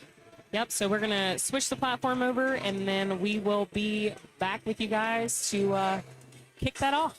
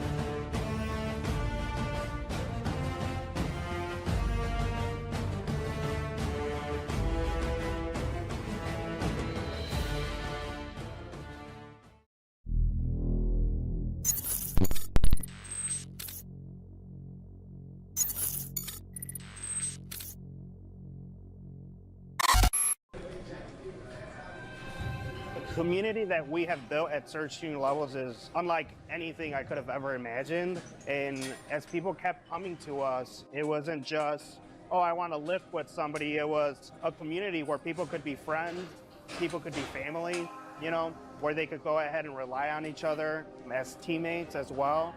So it's really created something where we could genuinely count on all these people for anything and everything. And it's a second home for a lot of us. Lifting for myself and for a lot of other people is an outlet. Like, a lot of people look at it and they're like, why would you abuse your body that way? Why would you spend so many hours in the gym? Why would you do the things that we do on a week-to-week, day-to-day basis? But for us, it means a lot. It's an outlet to be able to escape, maybe for some people, the things that, you know, they're struggling with at home, they're struggling with at work. It's a way to go ahead and express themselves and relieve that stress. But for a lot of people, it's pretty much a place where they can go ahead and just say, none of that matters. We're here together and we're all doing the same thing. So we're family.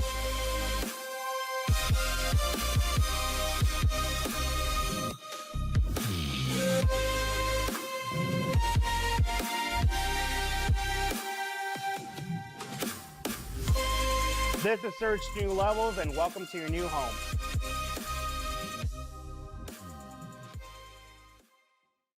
As an athlete, you're always looking for an edge, from recovery to your nutrition to your workouts. Anything that's going to help even 1%. And the equipment you use is no exception. You want to use the best gear made with the latest technology that shows up for you time and time again when it matters. But we still have a problem. Quality training gear was either overpriced or it didn't last. We thought, why choose between premium and affordable when you deserve both? We created Next Level Strength because we believe high quality performance gear should be within reach for everyone, from the seasoned pro to the person taking the first steps into the gym. We made these products and we know what works and what doesn't because we live it every day. The colors, the design, every fabric and detail were picked to create great products that help deliver performance and style. But this isn't just about products, it's also about people. We want to build more than a brand. We're building a community, a place for anyone chasing strength, performance, and a better life. No matter who you are, Next Level is committed to helping everyone get better. I'm John Hack. And I'm Andy Huang. And this is Next Level. Join us and redefine your limits.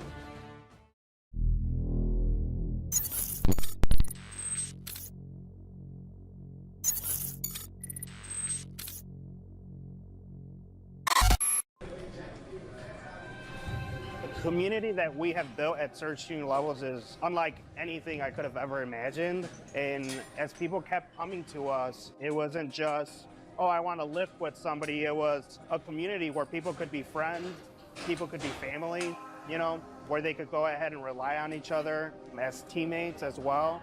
So it's really created something where we could genuinely count on all these people for anything and everything.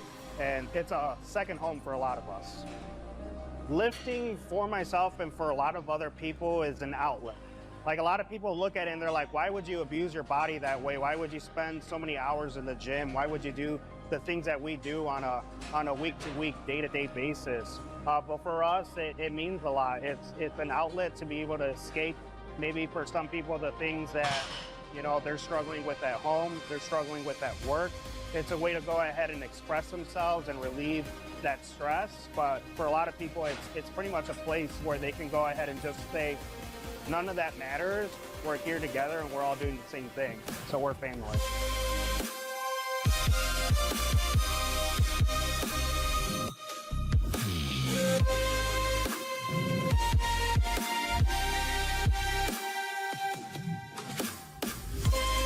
This is Search New Levels, and welcome to your new home.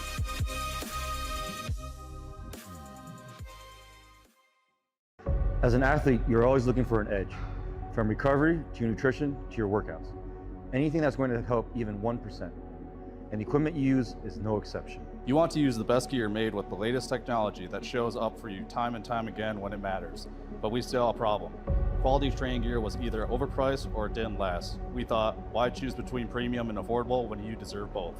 We created next level of strength because we believe high quality performance gear should be within reach for everyone. From the seasoned pro to the person taking the first steps into the gym. We made these products and we know what works and what doesn't because we live it every day. The colors, the design, every fabric and detail were picked to create great products that help deliver performance and style. But this isn't just about products, it's also about people.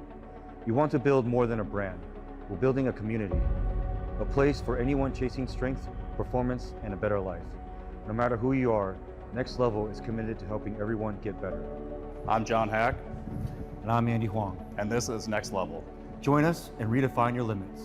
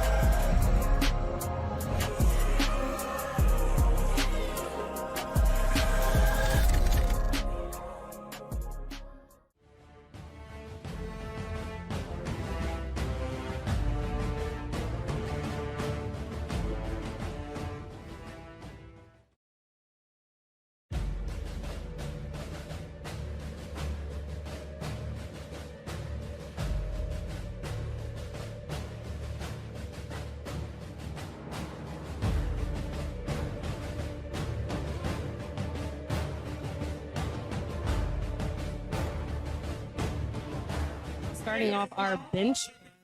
Exactly. We're back. We're live. 176 pounds. Here we go with bench. Kind of what the announcers were saying too. Probably the most technical of the lifts, the most commands to follow, the most going on. It's a lot to think about. They got It is. Everybody always thinks the bench press is just this, how much you bench? And it's as simple. It's really not. I hate that question. You know how many times I get asked, oh, you lift? Well, how much you bench? Well, I do more bench. I'm always like, let's talk about a different lift. Well, but the bench is my bench and squat is my best lifts. So I'm like, at the same time, I'm like, oh, okay, well, it's this much. It's when they go, how much do you deadlift? I'm like, I don't know what you're talking about. What's a deadlift? I'm sorry. What's the, what? That's actually my best lift, so I like to talk about that. God, I wish deadlift was my best one. So here we go. Elizabeth's coming up here. She already had a great day on squats. Now we're opening at 187 on the bench. See, this is awesome too. Seeing ladies open up with this is going to be great to see what they do for bench. So Liz does bench with her feet flat. So you'll see different setups, obviously. Yep. That was a good lift for Liz. And that is one thing in PLU you do not have to do. So you do not have to have your feet on the floor. But you will see some lifters that... Yep. You can be up on your toes. But once you start the lift, your feet have to stay in place as they started to when it's racked. Your feet shuffle, slide, move, kick. That's a red light. They can move a little bit. A little bit. They also can't touch the bench. So No. that You cannot use the bench as a means of anchor or support. and again, we see her, she gets in and she gets out. Yep.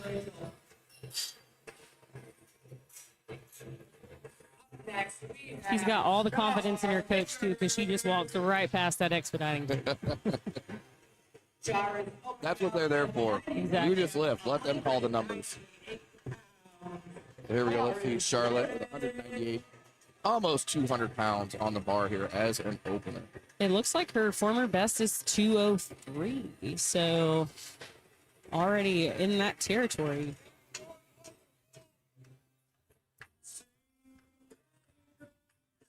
Look at that nice big arch. Yep, and there we go. Another thing with the bench, your arch, whether you're setting up on your traps. Start. This looks like she's got a pretty extreme arch. Now she will bring her butt down. There we go. That'll stay in contact. The goal of powerlifting. Move the heaviest weight possible across the shortest range of motion. And the bench is definitely an example of that. Especially if you can set up like that. Her ball is somewhere between 97 kilos and 100. All right, we got Tammy up next, and as we mentioned earlier, the same way she executes that squat, you'll watch her on bench. She really takes her time getting that bar to her chest, almost like an equipped lifter is what it looks like. So she's almost rowing it to her chest and then just pushing it out of the hole. And her bar is loaded.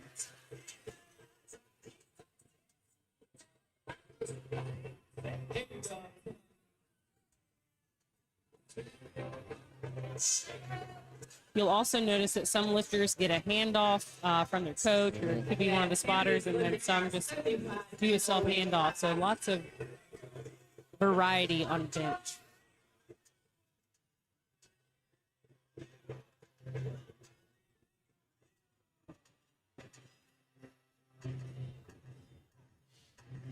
So definitely a controlled, slow descent right to the chest. And then fires right up. And there's the free light.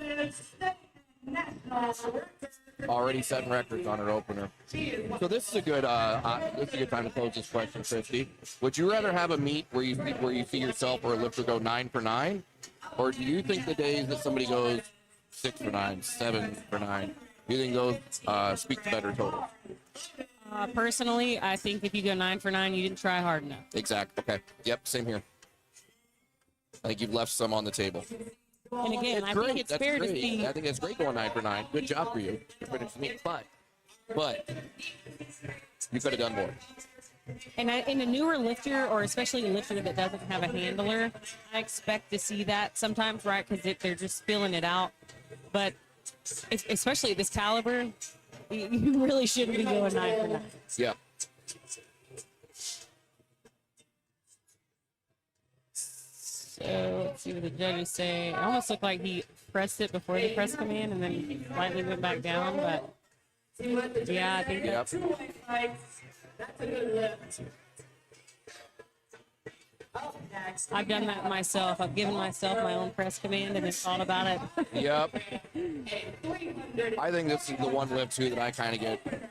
I have to slow myself down on even more than I go slow because I will sometimes rush a start or a rack, especially the rack. Once I'm locked out, I'm already going back. So yeah, I've had to keep myself in check many times. In the gym, I always, it doesn't matter what I'm doing, I always hold it at the top because I want that to be one thing I don't have to think about. To miss a good lift because you rushed a command. One of the most frustrating things. Hey, let's see how Mark does here. Like I said, he had a great squat today. So Yeah. Mark opening up with 341. He's both in the Masters and Open class here. So And it looks like his former best is 380, so we could see him crush that today as well. Oh yeah, good looking opener. That was a good move. That looked easy. Yep. Also, no wrist wraps. Wow. Yeah. So for bench, what's your personal, like, do you use a belt on bench? Because I do once I'm up around, and I have to be close to my max. Once I'm at like a 97, 98%, I belt. I do belt up.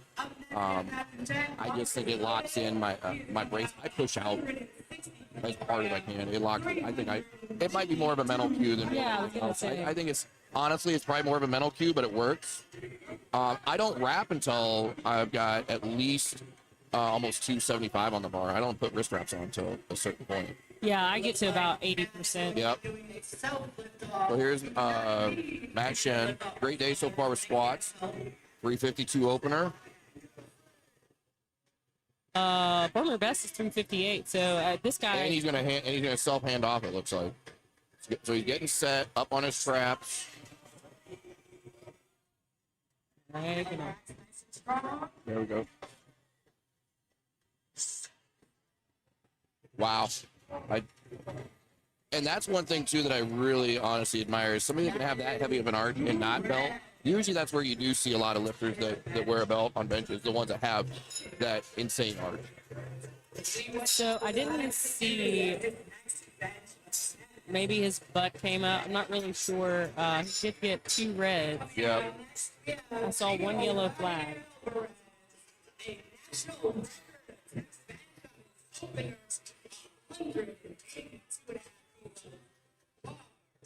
Yeah, Giovanni does here. Opening it already over 400 pounds.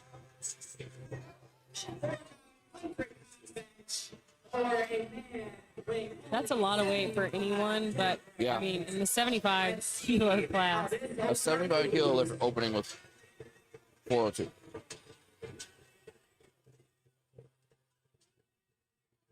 That's what we're here to see, some big lifts.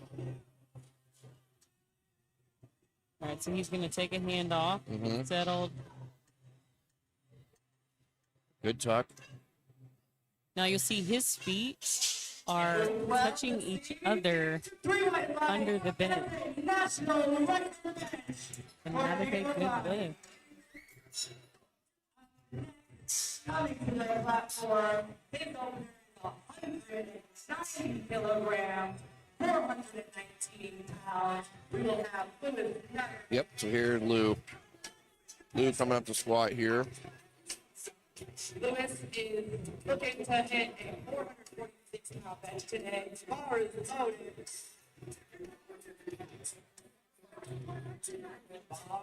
Here we go.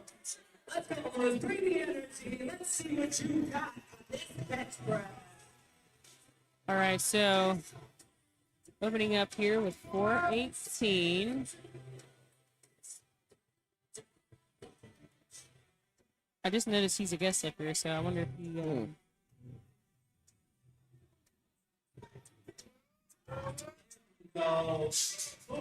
Smooth looking opener. Really good lift. All right, Travis is up next, and Travis will be rounding us out here in first attempt, and we'll move on to our second attempt. YA with Elena up first and Liz on deck. All right, so we got bar is loaded for Travis, 424.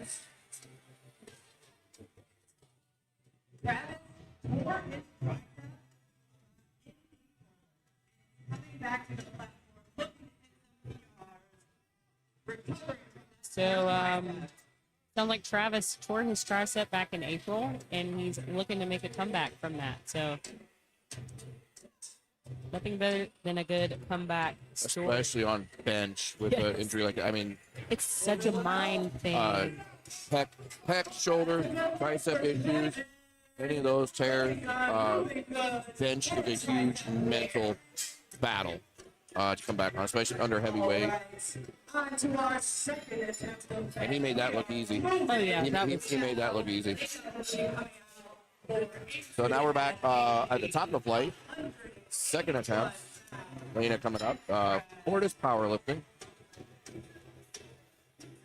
Like she made a small jump, opened at 80 kilos, jumped to 82.5. So we're just making some small jumps here. And I do think on bench, that's probably the one lift where you will see these smaller jumps.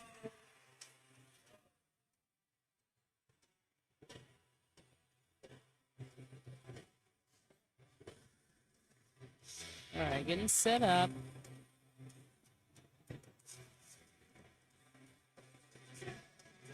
So she's not quite as arched as some of the other lifters that we've seen.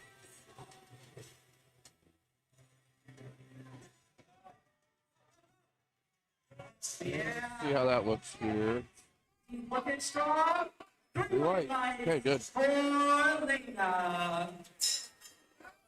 Lena also said travel is not an excuse for you to go on diet. You can freeze your food and bring it with you wherever you are going. So, Looks like we got Elizabeth coming up here next for us.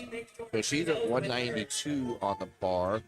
Again, making another small jump as well. 85 from the opener to 87.5 kilos now. I think she just hit 203 on the platform. I could be wrong about this, but not too long ago. So she's definitely looking to either match that or maybe. I mean, we're at, well, yeah, we're at 192, so. Make some noise for her. Cheer her on. Let's go, Liz.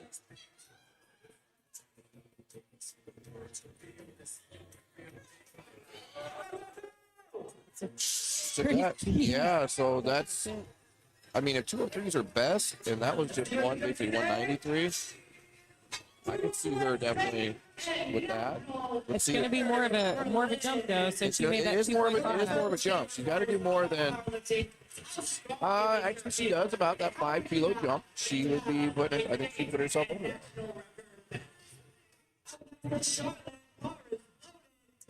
And it looks like she's going for 90. So.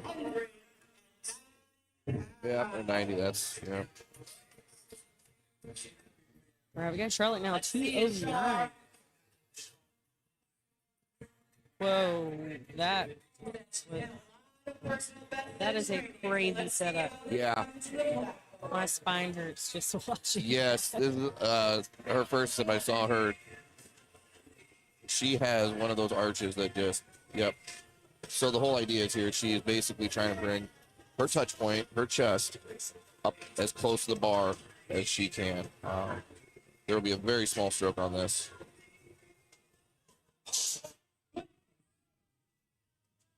And that's a lift. That's a press.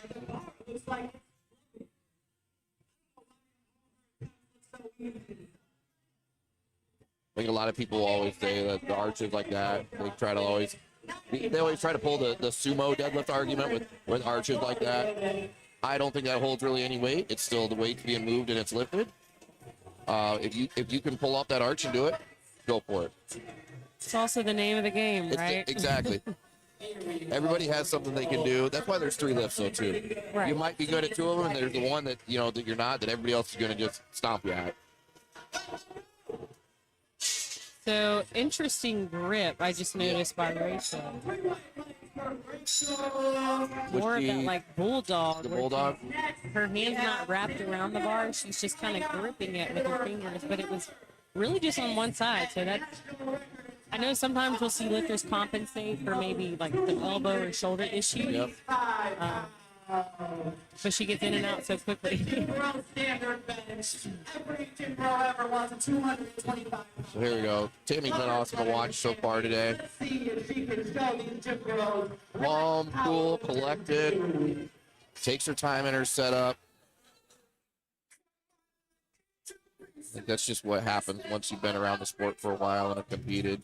You know it works.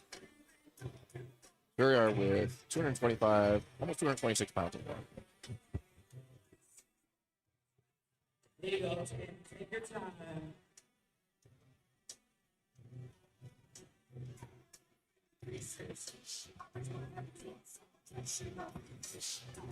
All right, again. Yep. There she goes. So Tammy with 3 white lights there, making it look easy again. Record. She's getting real familiar. She's just setting record after record after record today. Yeah. We have Joel for Got Joel up next. State record attempts. 270 on the bar. 200. Representing breakthrough strength. I'm not sure where that is, breakthrough strength. Anybody in the chat know where breakthrough strength is? Record.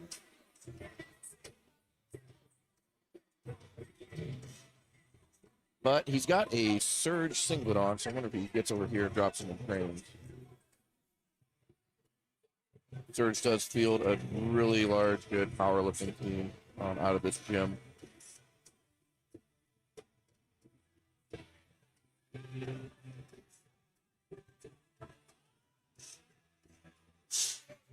It's a good looking second attempt. Another good, yep. White light. So, coming out next, we have Mark Foster for his second attempt of bench, 155. All right, he's taking so here's- 363.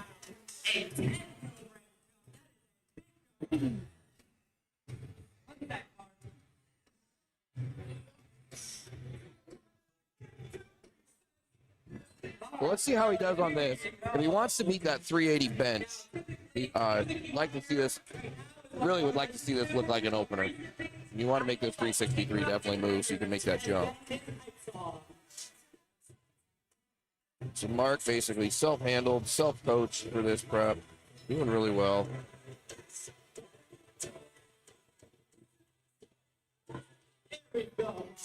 Gets that to look like a machine press right there, just up and down. We could see it. We could see Possibly him see it there.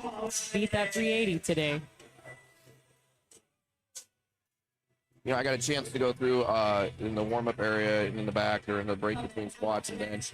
Got a chance to go through, kind of catch up with some of the lifters, see how things were going, and just everybody is. Records are going to be set. Yeah, everybody's pumped. Like, there's a lot of people that are really like happy and surprised with how they're doing, saying they weren't even planning on setting some of these records. So this is going to be a big day. Like, if this is how it's already going. And I love that. Setting the tone early. Yep.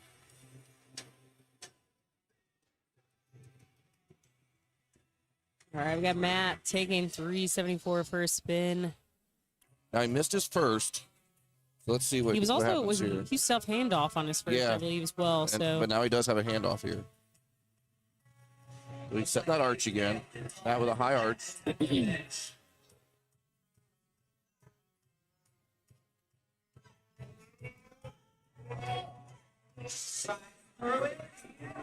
looks good to me. Yep, there you go. So he got that to get going together now. Coming out next, we have Giovanni Alvarez. All right, so we got Giovanni up next. Lou is on deck, and then Travis will be rounding out our second attempt here Friday. So they're making really good progress. Already moving through with almost done with second attempt on the first flight here. I like a good fast moving meet. Oh, yeah. I don't like an 8-hour day. What I call the work day. I don't like an 8-hour work day for a meet. Well, I got some bad news. Oh well, I'm not competing today. This is going to be different because we have 2 sessions. But if I'm competing, I like a fast moving meet. Oh yeah, as an athlete. As an athlete, I love a fast moving meet. And I don't like a second. I don't want to be in a second session. I don't know, something about competing in the afternoon for me. The 8 o'clock deadlift. No, I'm the other way. I love the second session. Put me in a second session. I think it's because I lift. There we go. Let's do it. Giovanni, great. There you go. Looking at 76. Yep, you're right. I think some people get used to either being able to be a morning lifter or an afternoon or PM lifter. And I train late afternoon, early evening. So I found my best meets to always be when I'm lifting. So same. Like I train in the afternoon. My best meet Is it in the morning? it has like, been in the evening. Okay. But like I didn't like it at all. I was complaining the whole time. But I think it's just like I'm such a. I take it too serious. Like the next meet I do, I just want to have fun, but I get all worked up and then I think about it all day. You just when meet day gets there, do you just want to be like, all right, let's just lift. I want to get this done. Let's go. I just want to like. You just want to get yeah. You don't want to sit around all day waiting for it. All right, we got Lou now. Let's see how Lou does here. Looks like his best is 446, so setting himself up.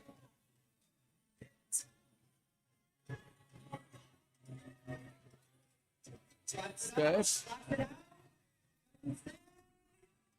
He was. Looks like he might have got called for his butt coming off the bench there on that one side. So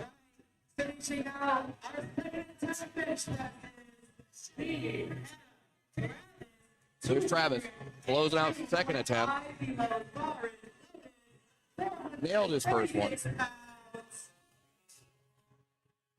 Again, he is doing this after having torn his tricep just 5 months ago. He recovered and is stronger than ever. So he made a 10-kilo jump. That opener looked really good. Again, this is a mental game for him. This is a comeback after that tear, so see how that plays into it.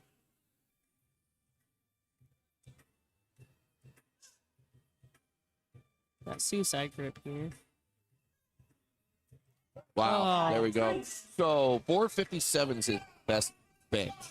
That was 446. I think he could. Yeah, I'm watching him kind of call it at the table.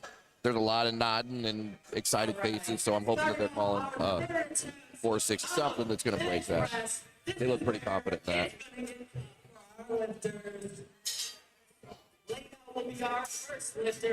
So here we go. Third attempt.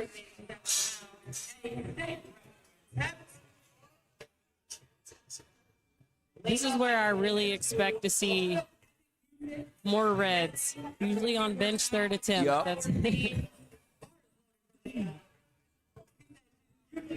That's all right, so she got another 2.5 kilo jump here for a state record for Lena. She's having fun.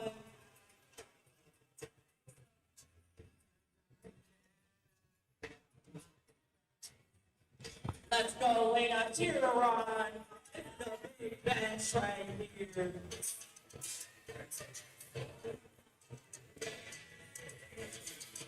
I've noticed too about Lena, you know, especially the more tucked you get, right? You put it on a different part, move more back. She's got a lot of that chest pec that she's having to recruit for this, and she gets it.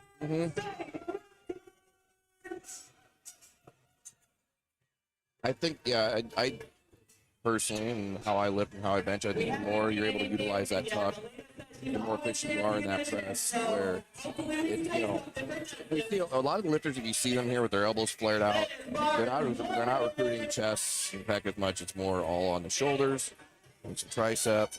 But yeah, getting the tuck in is going to definitely. You want these third attempt, get your tuck in. I like to use this big old back. You know Yep. what I mean? Big bench, big back. All right, we got Liz getting set up, going for a 198. It's settled in.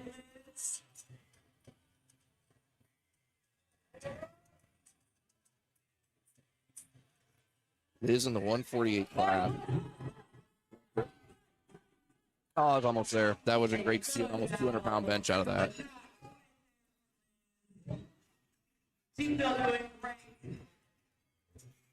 That the bench sticking point is just one of those that I think is probably the most challenging to fight your way out of. Yep.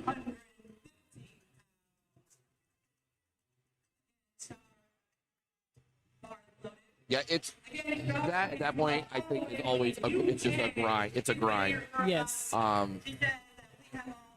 It's hard to muscle out of those, but All right, if you guys haven't seen this setup, I need you guys to look watch at it. the elbows. I mean, ouch. Just so flexible. then up on her traps, locking that back in. I wonder how many times someone makes the joke to her about the exorcist. I'm sure she's heard that a few yeah. times. Now she makes this lift, makes the third attempt. She has to get up and her head has to spin. Make it happen. That would really set the tone for the day. She sets down.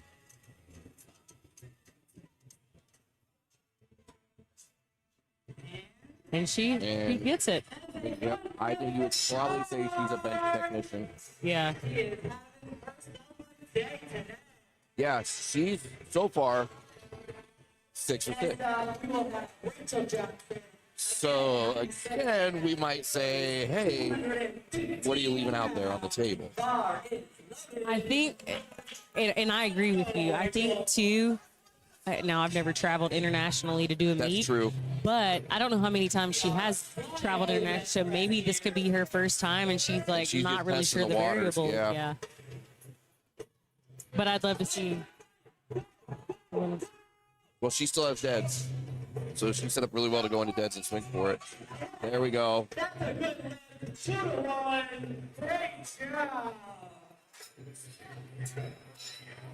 Rachel is so fast. Yeah. Like you just blink and she's Putting a done. good day together too. And then here we have Tammy up. Tammy on her third attempt. Okay, so I saw Tammy live. I think I was judging actually when she hit that 232. I could be lying. That could be another meet, but I did see it, and I would love to see her crush this 237. I know.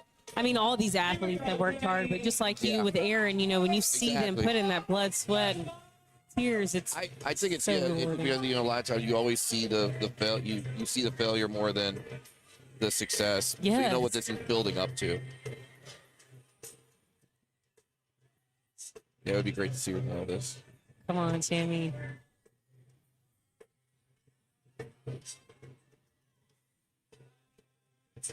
Just like your squat, slow and controlled. Comes down. Look at that. Let's see what they say. See, might have been some up or down motion, but Nope, 3 wide. It was just a good grind.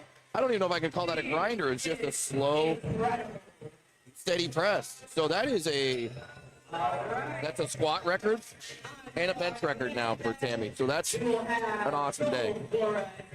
also, she got her wallet stolen when she landed in Chicago yesterday. So just imagine. I mean, I know, like, but it hasn't been the best time for her, and she's That's crushing horrible. it. So I know, right? People sometimes amaze me. All right, we got Joel hitting 281, hopefully, for state record. Joel is having it great so far. Let's see if he can keep it up.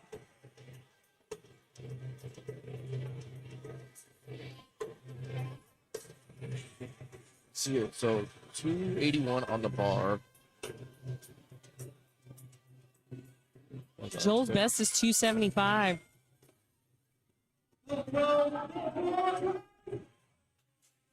All right, I think if he kept that butt down, he's Yeah. I would say that's where getting your form and technique dialed in. That's what that looks like. That's exactly, because that was a lot of leg drive and push that got him through that press.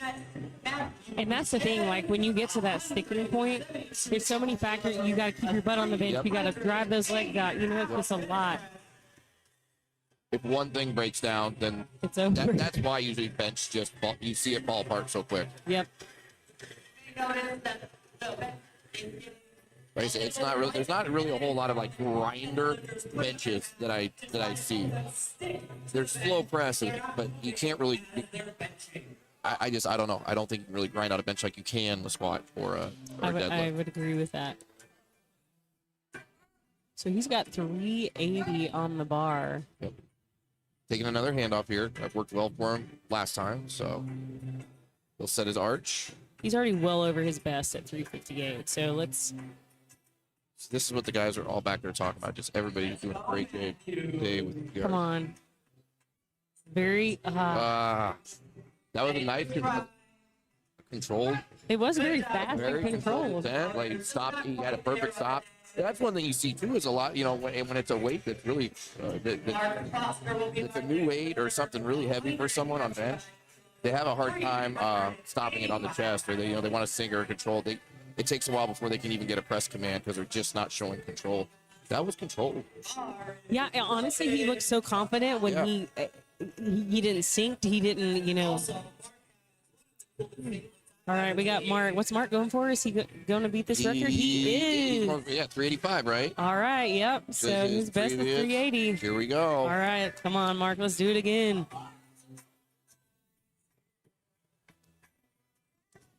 I want to see him get this. Yep.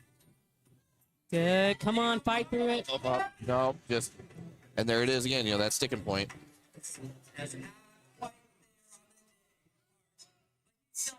Sometimes you have to weigh out too. You know, Mark again, he hit plus 600 squat, which he'd never done in competition. So sometimes you have to weigh out. You know, even though it's like maybe only a 5 or 6 pound PR or what you before, that 5 to 6 pounds can take a lot out of you. And this is where it starts showing up. It's later in the meet. Later in the meet, it'll show up in your third attempt bench. It'll show up in your third pulls. And sometimes, you know, that's where we'll see lifters skip that third attempt because they're reserving that because maybe they want a bigger bench or a bigger deadlift. So I think there's a lot of strategy to it. And I know we have some lifters later that definitely are very good at the strategy, or their coaches are. We have some of those guys here. You'll see that in play here later in the day. So we got Giovanni now. Again, I don't think I've ever seen a lifter touch their feet under the bench. That's a He's got it very close unique. to the to that. So he has to be very careful. It's effective though. He drove right through that sticking point. All right, where's these fireworks at? Miranda checking him out, make sure it's all good. So Giovanni 6 for 6 so far on the day. So now we've got Lou up. We got 2 more lifters in this flight. So finish off flight A, third attempt bench. Lou's gonna throw 451 on the bar, which that was 4. Yep. So they did. They did call for something above. They called for this should be a PR for him. I mean, the way the last one moved. This is a good call. I think this is the right call. It's always the right call. Yeah. You don't have to get your PR. It's always the right call. All right, come on, Lou. Let's get this. Self handoff there again.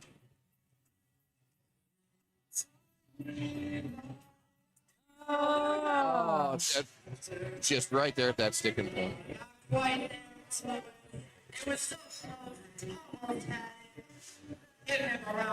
You know, sometimes those are the lifts that, you know, I do wonder or would ask somebody, do you think if you had a handoff that might have set you up better? I know myself, it's heavier, it feels like more of a grind when I'm taking it out myself and getting instead of doing it.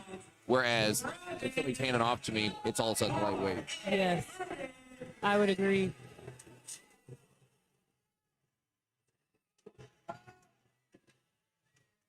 Okay, last lifter, Travis, flight A, 457 pounds. This would tie his best. So coming back from a torn tricep and tying your best bench, pretty awesome. Let's see if he gets it.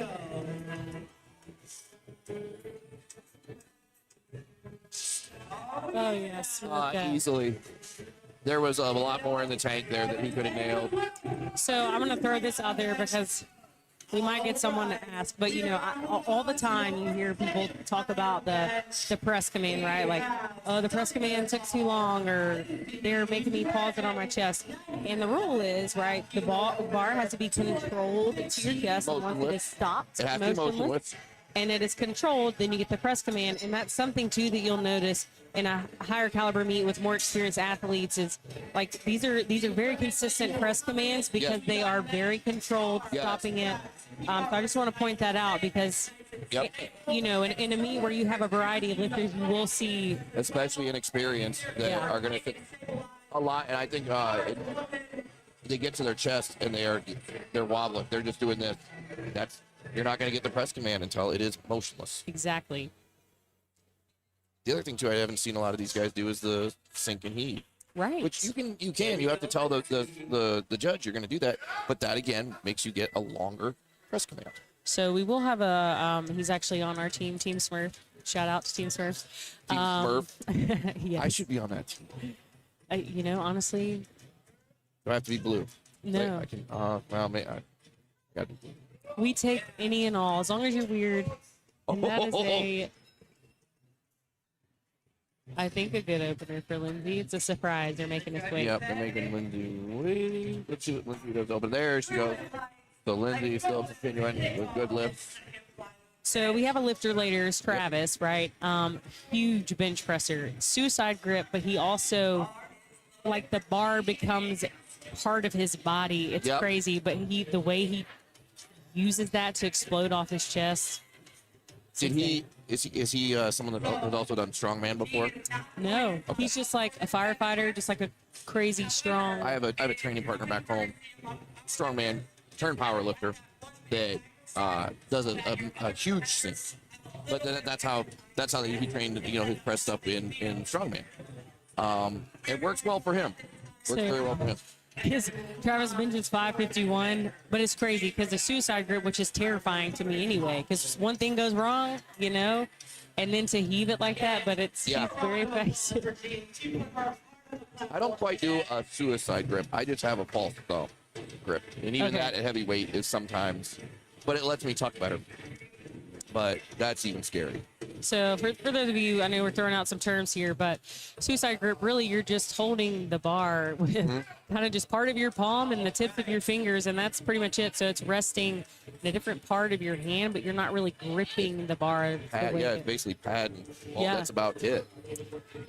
So really have to be technical. But it forces you to keep your line. I do believe you get better drive out of it. If you'll notice, if you watch benchers, watch their hand position or their wrist position. I call it throttling back. That's where you see the hands go like this. That's one of the last things you really want to see. Right. All right, we got the bar loaded for Jenny. Yep, now we got things set. We're getting some things reset here.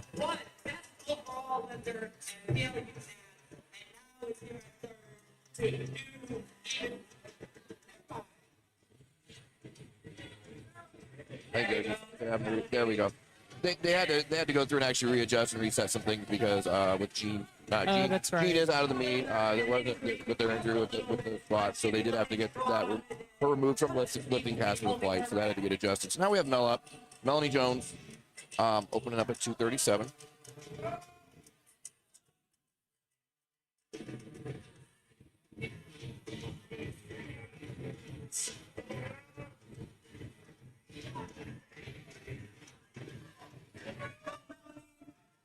Okay.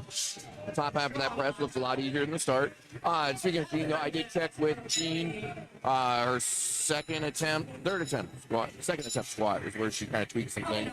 Not the knee, thinking more of an IT band issue, but she is out of the meet. Gonna go get some things checked out. So, I mean, obviously wishing her the best. It's just sometimes kind of that's how the sport goes. She was already telling me, she goes, well, on to the next one. On to the next prep. That's the mindset you have to have.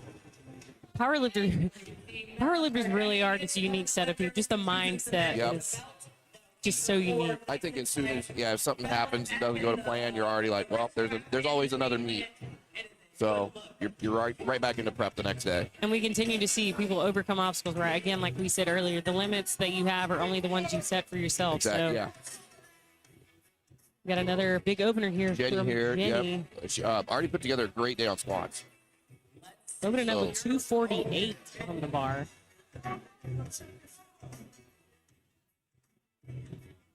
Taking a hand up here. Got her arch set. Butt planted. Quite a narrow grip, so we're Yeah. going to see more of a tricep press here. But that lets her, we'll see how that goes. If you do watch 3 white on that narrower grip makes that tuck easier for her. She does have that, then that tuck. You know, so her elbows keep them in, you don't see them flare out. But at the same time, that narrow grip brings the triceps in more. I mean, you will see some of the bigger bench pressers, like, Karina Davis, amazing female bench presser, has more of a, narrow grip. It's just about finding what works for you. All right, we got Naz now, 259 for her opener. Naz, another one with put together a great squat day. Let's see where if that continues over here with bench. I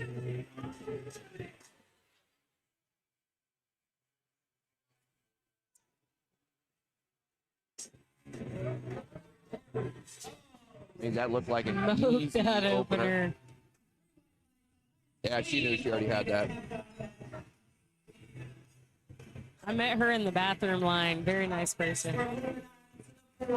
You're lifted. You can cut in front of me.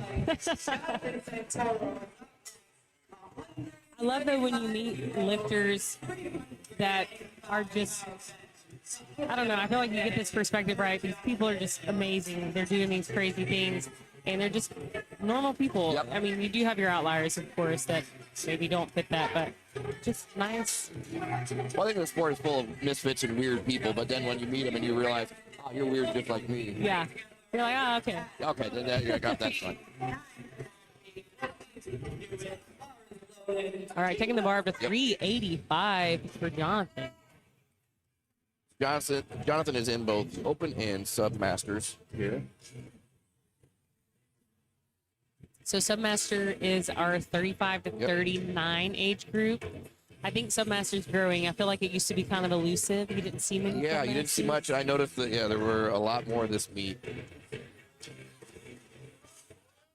Oh. And then you just get to where I am, where you're in Masters. And like, Masters 1 was, I just crossed over to Masters 2, and now I do feel like, oh, that guy.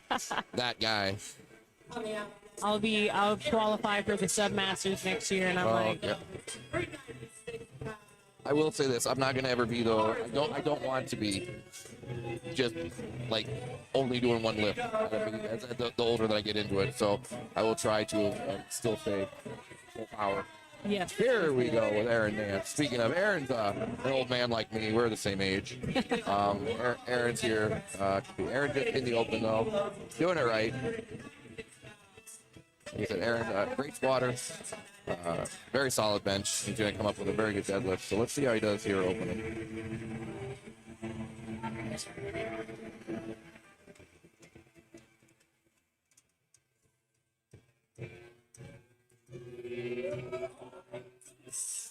Same thing if you watch his brace, watch his belly. All the way down.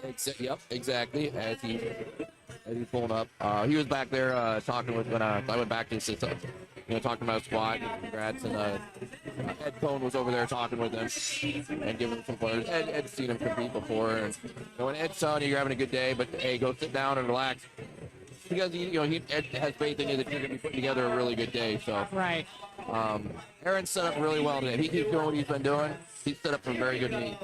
He looks like mentally he is zoned in. Oh, he is. Yeah, he's checked right in. And he's having fun. I've trained with him enough. He's having fun. All right, we got Ben up now, 402 on the bar for his opener. Yep. And making that look easy. In that. Move 400 like it looks like 315. Bench is one for me that I need the opener to move. Like, it can't be like squat where if it, I'm a bench, I need it to move. Yeah, I need very it. well. Yeah. I don't mind too much of my opener on squat.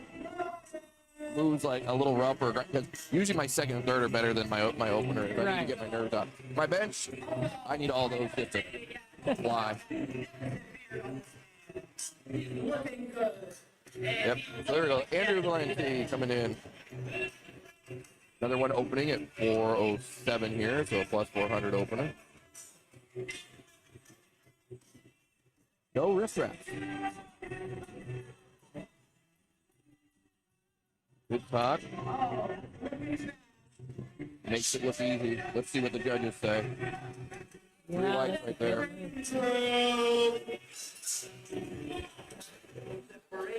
Trying to catch up with a few guys from the chat here. Is the narrow grip more triceps? Yeah, we kind of were talking about that. Yes, narrow grip is definitely more triceps involved. Yeah, that's something like dip. Yeah, dips is a tricep exercise. All right, we got Billy up now, 418 on the bar. Followed by Joey. Then we'll be starting our second attempts already in Flight B.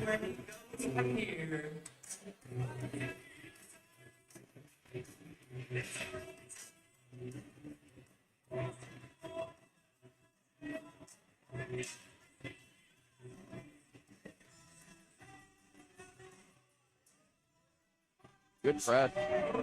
The press was a lot smoother than the unrack and the that. That was good.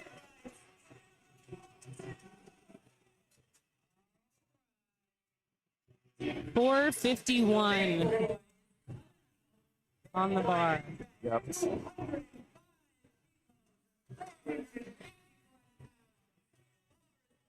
Yep, Joseph, there we go. This is the last of the first attempt of the second flight. 451 is a great opener. Looks like his best is 496, so I think we could see, depending on how this goes. Yeah. I mean, judging how squats went anyway.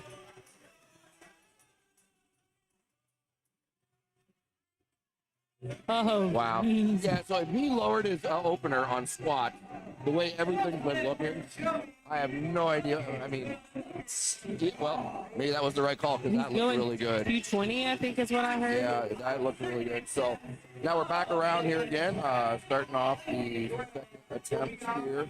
So you got Lindsay Gray up, 5 kilo jumps.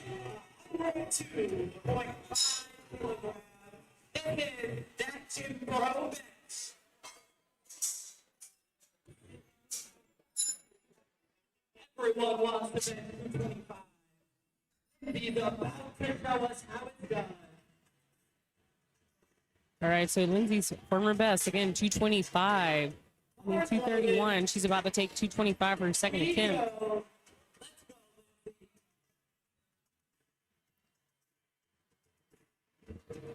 Big bet right here.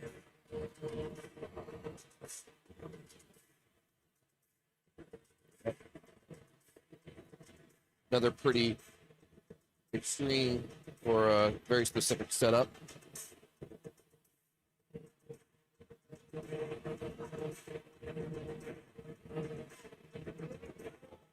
Really could see that leg drive. Yeah, that's I was gonna say that's where you can see when you see a press fire up like that, leg drive is heavily involved. That's very, very good. I think in a lot of lifters, especially the newer ones, we see it meet a lot of when you talk about, hey, push leg, like, how do I do that? I think that's one of the hardest things for people to learn in the bench is leg drive. Absolutely. They think they need to push up, and it's not. You're not pushing up with your legs. You're driving out, so the same Yep. concept, you know, squats out of the hole. Yep. It's really the same thing. Kicking, pushing your knees out.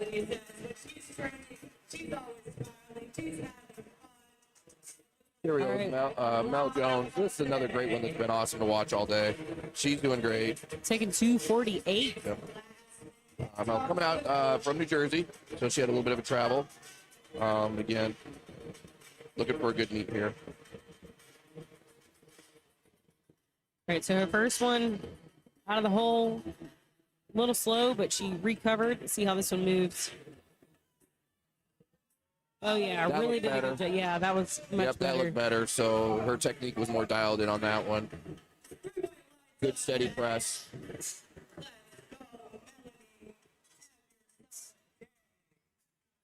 Very nice.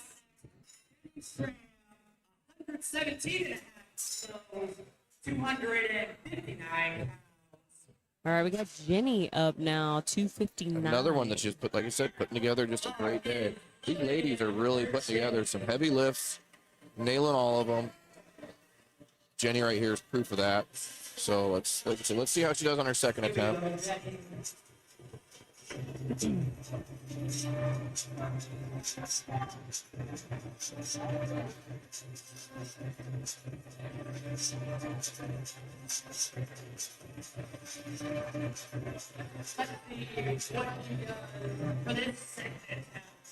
So a lot of these lifters really taking their time, getting their setup dialed in. All right, here she goes.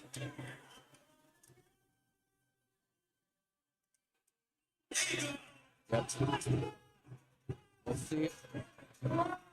So that close grip, grinding that one through. Let's see what they say. That's a good lift. I think there's maybe a little bit of up down on one side, but too light. Yeah, I wonder if she's gonna go up, or wonder how much she's gonna go up for that third attempt. Again, close grip, I feel like it's even more challenging to really drive past that sticking point. It is.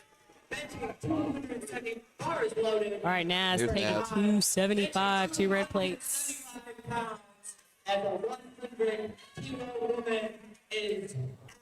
I did this one time and I had to trick myself because I saw if I see 2 red, it's over with. Psychological thing. Yep. She's a really, really fun lifter to watch, though. And her bench, she's also pretty narrow, but see, Yeah. A little bit of a stop, a pause, but I'd say, yep, there you go, 2-1. And bench is really hard. Bench is, if you hit a sticking point, bench is one of those ones where it's hard to avoid that up down. On a, I think, in my opinion, on bench, it's hard to avoid that. and also, even if the whole bar doesn't go up or down, right? If you have one side that kind of dips as you push the other, that's still technically downward motion, and Yes. and that's obviously no lift. So, all right, we got Aaron up now.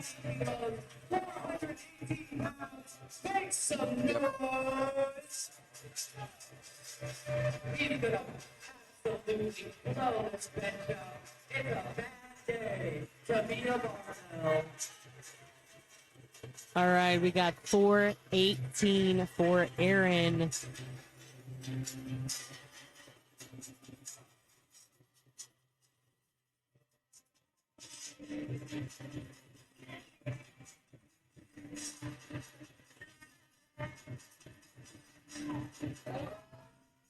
There you go. Nice. Yep. You want to talk about taking a brace? Yeah. That's how you brace right Yeah. there.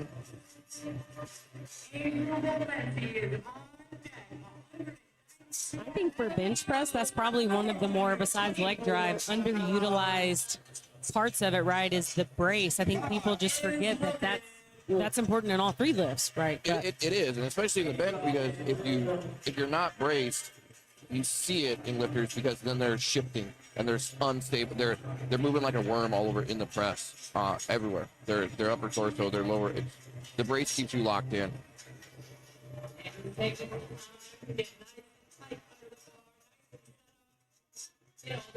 So Andrew here, 424.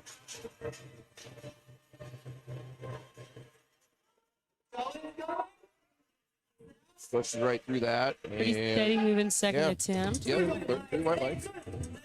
Let's see where he moves up from that. That was definitely some work.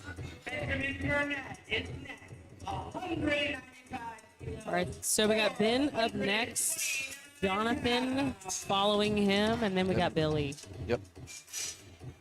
Also, for those of you tuning in, thank you for joining us today. We always welcome feedback in the chat, questions, and cheering on our lifters.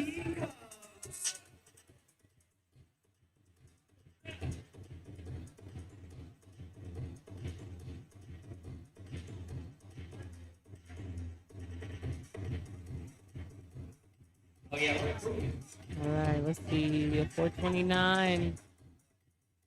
Smoked his opener. Still moving pretty smooth. Yep, moving smooth. Got a little bit of a longer press command, but he did have a little bit of a bounce, a little bit of a hiccup at the bottom there. So I had to wait for that bar to kind of settle in and remain motionless. Yep. Bar staying at the same weight here. So Jonathan going from 195, 429.9 pounds. Another lifter is having a really good day here.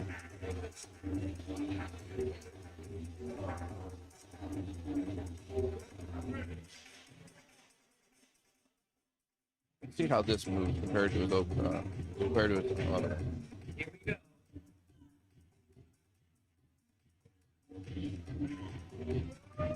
I mean, that was a 20-kilo jump from his last lift. That moved for a 20 kilo. That moved really well. I was about to. I mean, just I feel like he executed that perfectly. He stayed Yep. stacked. He stayed upright. You know, he didn't cave. Now I'm a fan. I like those kind of jumps on bench. I know how that feels. A lot of people don't take those big a jumps. That was, I think, a really good call. Great press. Looks like Jonathan called 205 for his next one. So let's see what. 10 kilo jump. Let's see what Billy calls. So Billy now Kodiak barbell Yep. taking 440.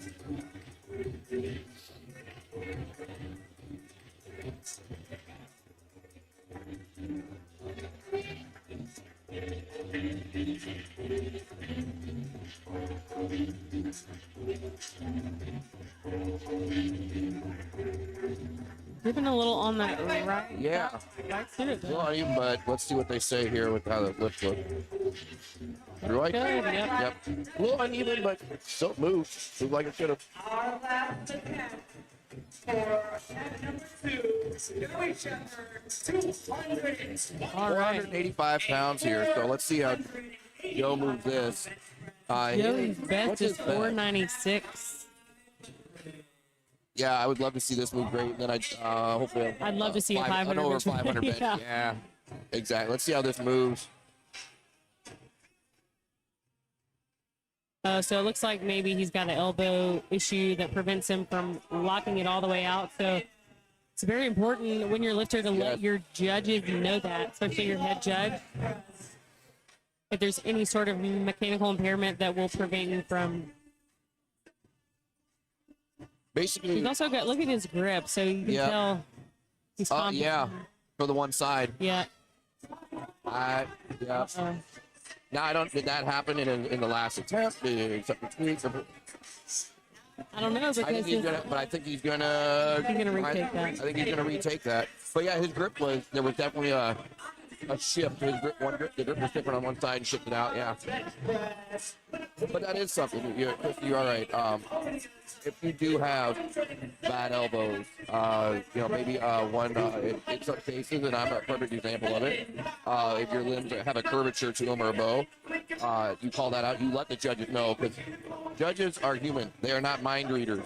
They don't know what you are already assuming. You can't assume that they know that. So you tell them that. As long as your lift finishes where it started, then usually that would indicate a good lift. So, but you got to let your judges know. All right, so Lindsay's going for 237.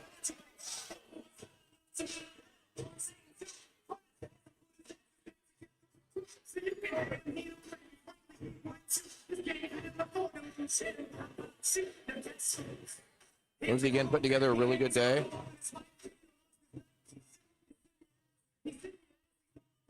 Very locked in setup. You can see she has her feet behind her knees. That's how she utilizes her leg drive there. You'll see that happen. There you go. See the leg drive right there. And just smoked it.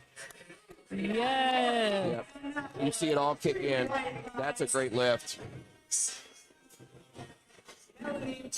She did not come to play. I mean, I think that's pretty true across the board. Yeah. But Yeah. No.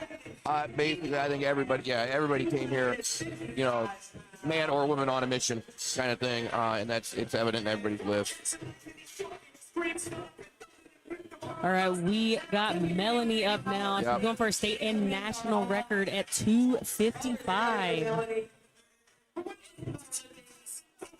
Now, she cleaned it up on her second attempt, really smoothly executed. Yeah. Let's see how this goes. She's got her coach. Yep. That can be so helpful too, you know, just those mental, verbal cues. Yep.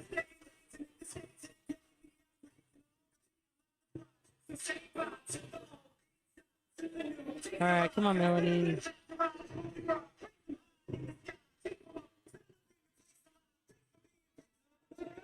Oh, nice. You can see her because she's got that close grip, right? Yeah. Tuck those elbows in and Yeah. drive out of the There hole. she goes. She knows that she's putting together a great day.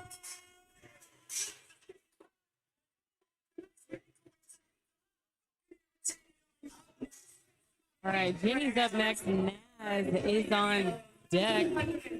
Aaron in the hole. Jenny now fixing to take 264. All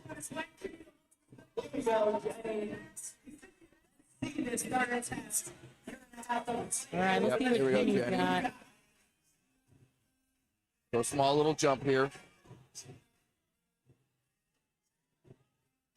206, almost 265 pounds on the ball. I think that was a good call. The second one, Yeah, I agree. It's a very good call. Second one was some work, but there's still some room. Remember, And Jenny, again- Jenny with the close grip. right? And like and you the tuck. mentioned earlier, the squat, right? Depending on Yeah. even how they squat, right? That plays a lot on the elbows and the shoulders, and Yep. so it does carry over into And bench. she had a heavy squat. A heavy squat. Almost there. I mean, really, she got to that point of where that's more or less that's just the Yeah. day starting to set in. I don't think there's anything technique or really truly strength wise that was on that. That's just the day can set in on you. Yep. However, she's going to be have time to recover, and she's coming back for deadlift. She's set up very, very well for a total so far. So now we got Naz coming up. 286 for a state record attempt.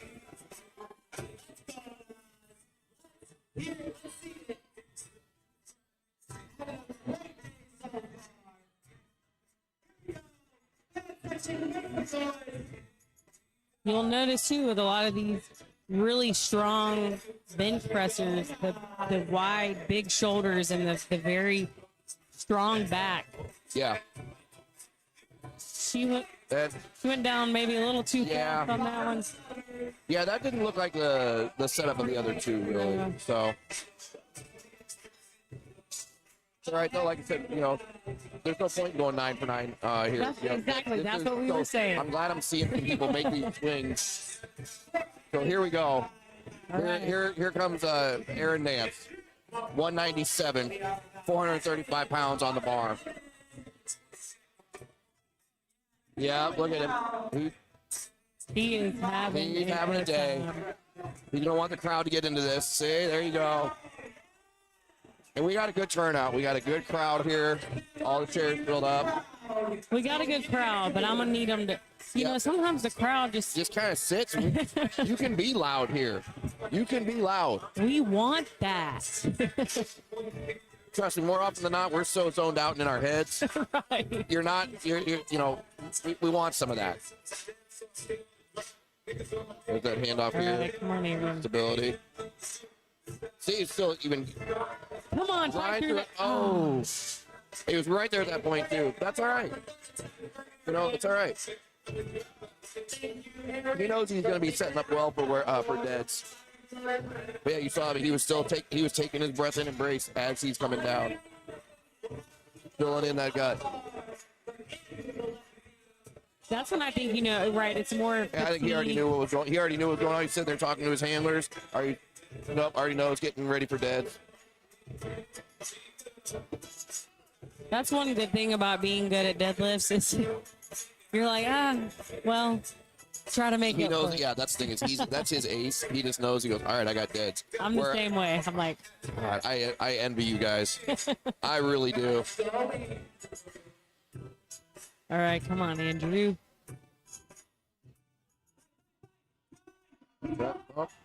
So here again, here we are seeing the heavier lifts, a little bit of the day, and the fatigue setting in. Whereas on squats, everybody's nailing. The majority of everybody's nailing all 3 of their lifts. Here we're coming to the end of bench, and the thirds are getting missed. But It's also you're like not leaving anything out there. it's an ebb and flow of Yep. energy and adrenaline, and bench is one of those that you really don't get super psyched up for the most part, right? Because it's so technical. So it's just that lull, and then it's like, and back up for You'll deadlift. see, yeah, I do agree. A lot of people get really pumped up for dead. So let's see what Benjamin puts together here. 440.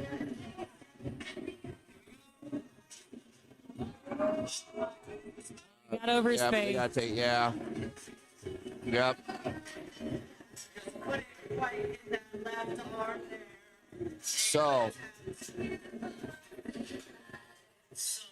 So we got what, three Three more? left. Jonathan Santoro coming up, 451. 205 kilograms.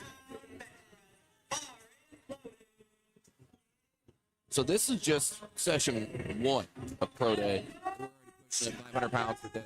We got session 2 coming up this afternoon. There's going to be a lot of big benches that are happening.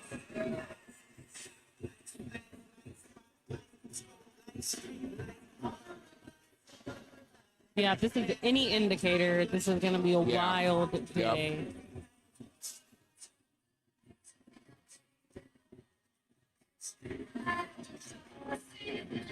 Very good technique.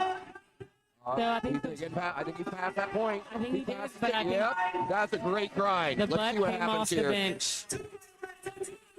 Yeah, that was. That was All you need to. That was a grind. That's so hard to do.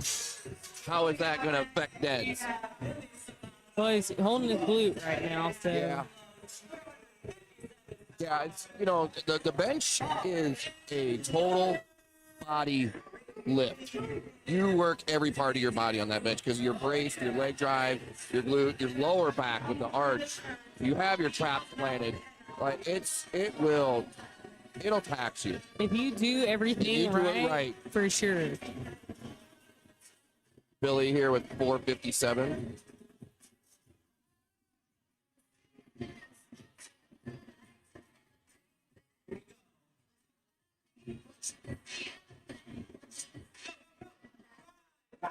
Oh, If you're gonna get that, let's see what happens here. I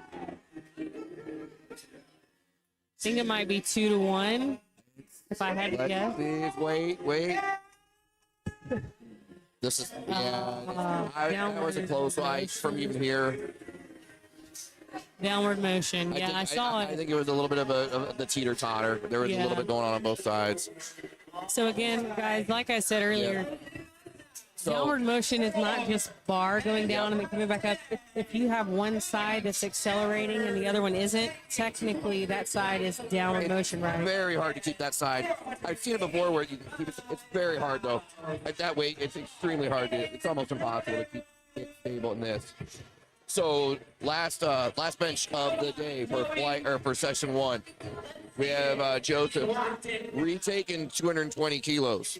He means business. So this is that 485. Now let's see if he still has to switch his grip up a little bit here. I think it might be because whatever is going on with his elbow. Yeah. So let's take a look at his grip there. Grip looks a little bit more. So that one's more stacked, right? Oh well, no, he's still got his left. Okay, but he that cleaned it up. press looked phenomenal. That looked way better than the other one. That There actually, we yep, go. you're right. Yeah, he was. His left hand was throttled back. He had it throttled. We had to have his right actually, what I call punching the ceiling.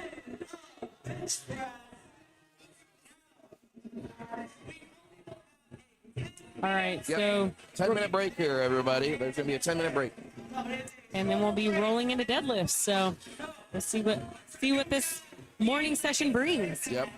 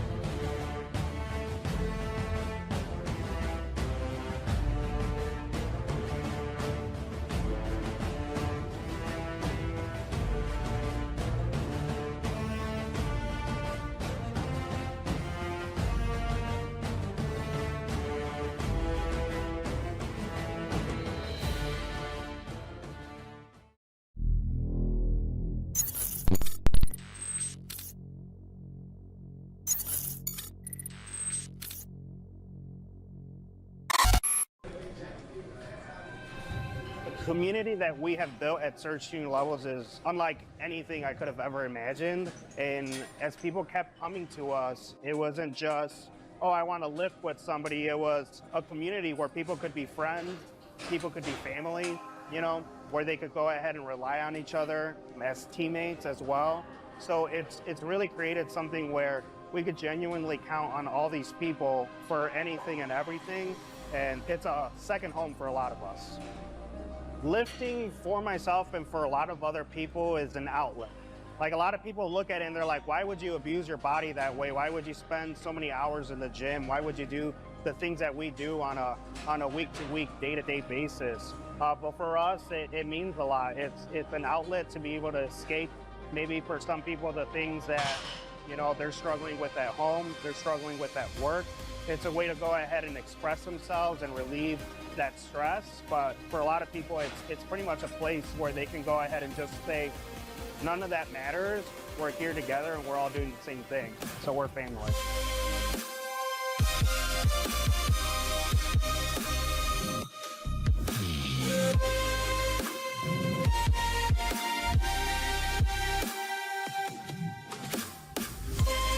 This is Surge Student Levels, and welcome to your new home.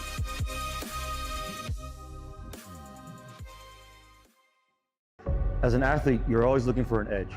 From recovery to your nutrition to your workouts. Anything that's going to help even 1%. And the equipment you use is no exception. You want to use the best gear made with the latest technology that shows up for you time and time again when it matters. But we still have a problem. Quality training gear was either overpriced or it didn't last. We thought, why choose between premium and affordable when you deserve both? We created next level of strength because we believe high quality performance gear should be within reach for everyone. From the seasoned pro to the person taking the first steps into the gym. We made these products and we know what works and what doesn't because we live it every day. The colors, the design, every fabric and detail were picked to create great products that help deliver performance and style. But this isn't just about products, it's also about people. We want to build more than a brand. We're building a community, a place for anyone chasing strength, performance, and a better life. No matter who you are, Next Level is committed to helping everyone get better. I'm John Hack. And I'm Andy Huang. And this is Next Level. Join us and redefine your limits.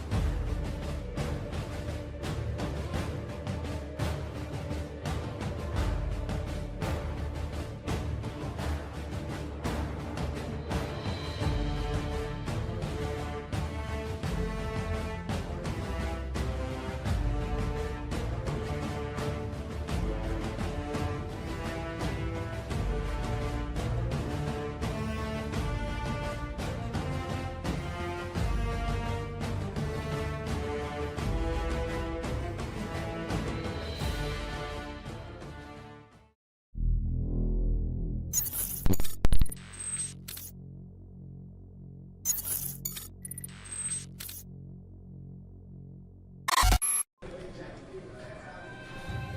community that we have built at Surge Junior Levels is unlike anything I could have ever imagined. And as people kept coming to us, it wasn't just, oh, I want to lift with somebody. It was a community where people could be friends, people could be family, you know, where they could go ahead and rely on each other as teammates as well.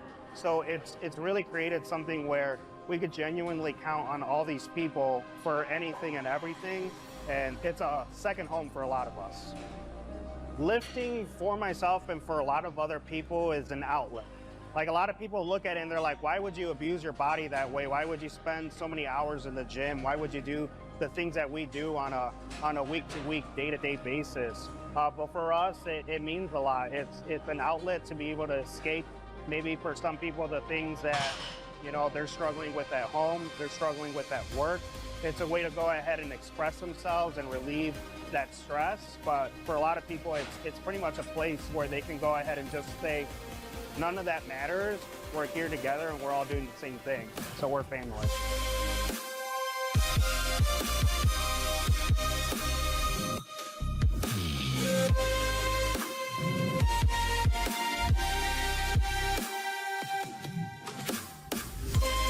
This is Surge New Levels, and welcome to your new home.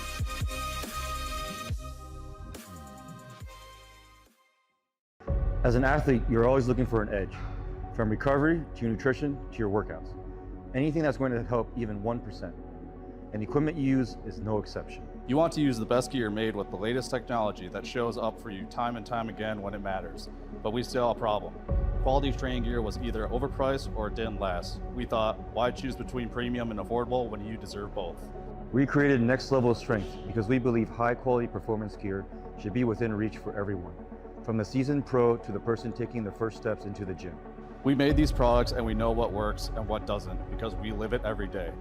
The colors, the design, every fabric and detail were picked to create great products that help deliver performance and style. But this isn't just about products, it's also about people. You want to build more than a brand. We're building a community, a place for anyone chasing strength, performance, and a better life. No matter who you are, Next Level is committed to helping everyone get better. I'm John Hack. And I'm Andy Huang. And this is Next Level. Join us and redefine your limits.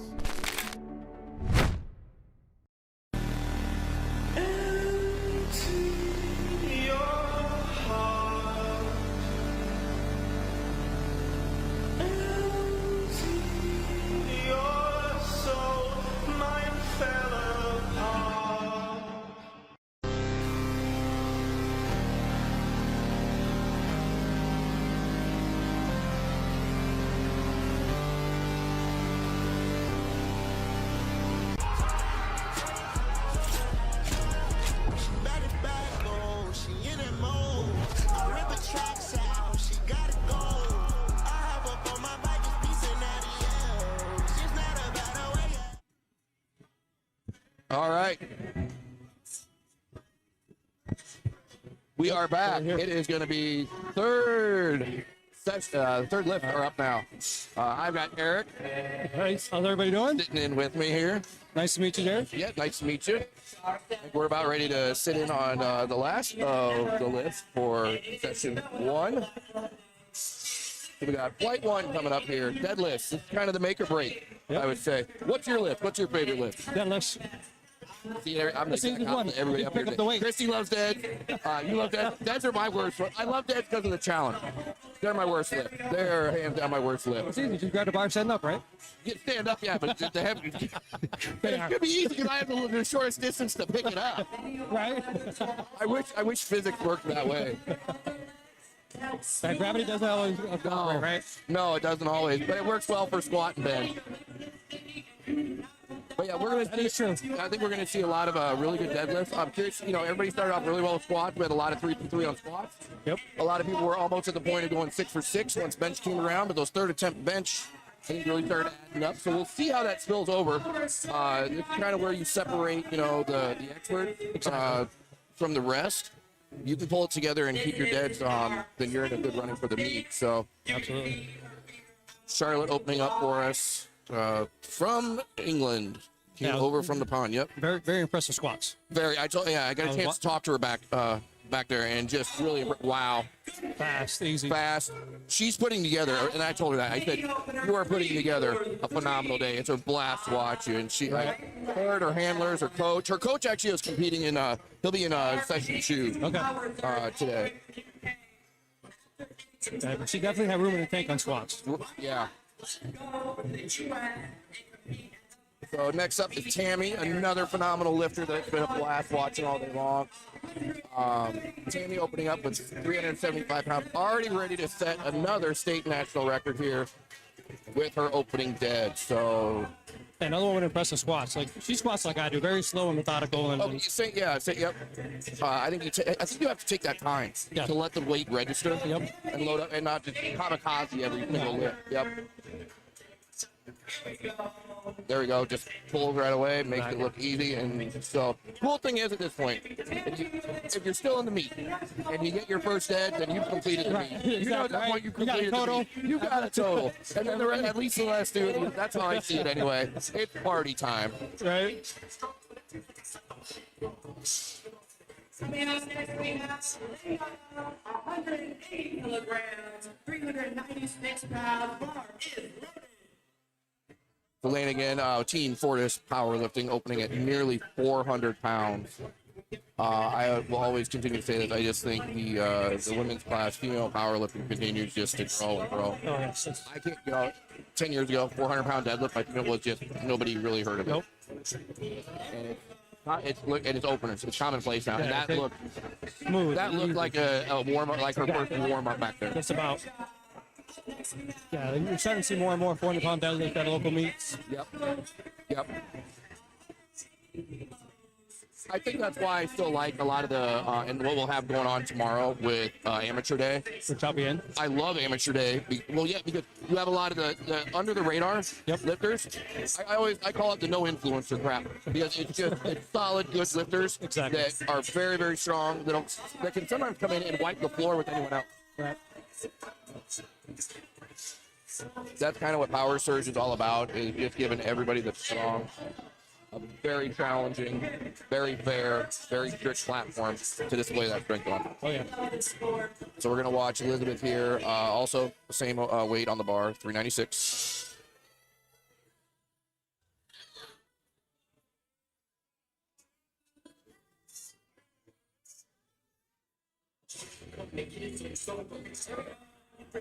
And just pulls it, makes it look easy. Yep, a lot of easy openers, what we like to see. I think deadlift is, we talk about everyone having a different setup, their own thing with squat, their own setup with bench. Yeah.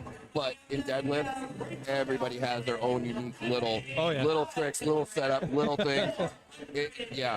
So watching everybody do their own little setup, if they get to that pull is Right. So I like the sumo lifters come in, they'll set up almost like conventional. Yeah. They're like, oh no. No, where to go on? Exactly. Like, oh, he fooled me. Yeah. I don't care if you pull it sumo. I don't care if you pull it conventional. Literally just said it was sumo. Yep. Now this is obviously going to be, now this, yep. And just... These openers are like last warm-ups for these people, if that. Like to see it. Some of these people, I just watch them walk on, I'm like, you're built for deadlift. Rachel is built for deadlift. Those long arms. Really, so here we have Giovanni. So again, the live chat is up and running, folks. So if you guys have any questions or anything, got plenty on here. Let us know. We'll keep an eye out here. Going through our first attempts here on first light. Right now. Those arms. This is our conventional stance right here.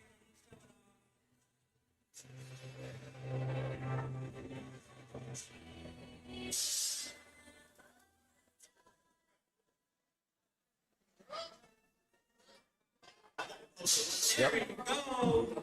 Has there been any jury challenges yet today? What's that? Has there been any jury challenges yet? No. No challenges.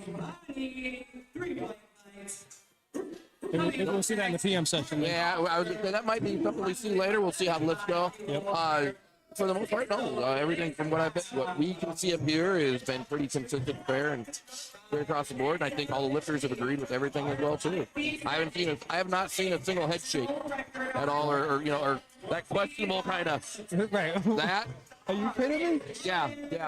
I don't believe that. No, but I think that's really good with that speaks to the judges that are here. And maybe even just the ability to explain every call. I mean, that is where that card system is coming into play very well, but there's no doubt. Yeah, no, the card system's very, I like it. I was skeptical of it at first, but now that I really looked into it and researched it, I totally understand and agree with it. Yeah, nope. First time I used it with Nationals this year, and like, I did hear it help move things along pretty quickly. So especially to meet the size of Nashville, that's any type of delay there. You're just asking for a long day to turn into to a really long day. Yeah, fortunately, like, from a referee standpoint, everybody picked up on it real quick. Good. Everything was flowing. Good. I think the lifters, they had a screen in the back that, hey, here's all your, your red card, your yellow card, your blue card for squash, your bench, your deadlift. So even the lifters had an idea, even put it on a platform, what the card system was. So it definitely worked really well. So that definitely looks like in first flight here, sumo is the preferred pull.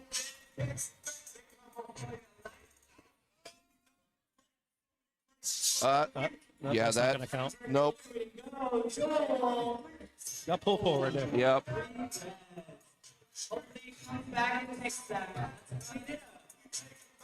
Yeah, we're already at 600 plus run openers. Yeah. So we got Lou, friend of mine that is in competing, Lou Nutter. Very strong. So great seeing him open about 600 pounds. We're going to see actually a few people doing this, especially once we get into the second flight. We're going to see some heavy openers. Yep. So I got a chance to talk to Lou in the back between breaks. Yeah, he knows he's putting together a really good day.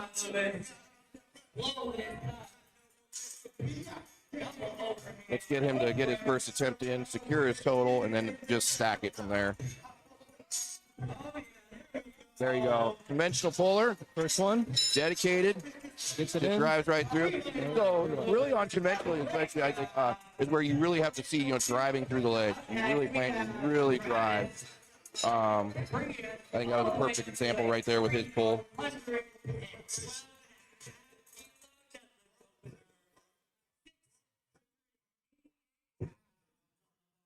Travis coming up here. So we got Travis, and then Matt is going to close out the first attempts of first flight, and we're already at almost 700. We're going to have a 700 plus lift as a first attempt here. Absolutely great. Awesome. And it's AM session. Yeah.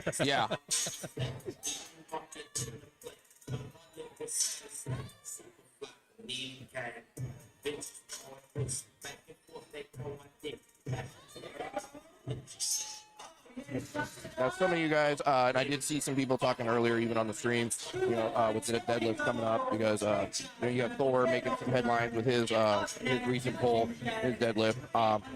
There are some differences to what you're going to see here today, which I think actually makes the strength even more of a feat. We don't use straps here. You cannot compete with straps. So these are absolute raw pulls. You have a belt, you have your singlet, you have your socks. That's it. And you're gonna pull. There's no straps. There's no suit. There's nothing like that. So to have some people already pulling this weight, pure strength. This is pretty impressive. So let's see what Matt does here. Matt gets this on the board. We have already 700 plus deadlift already on for the day.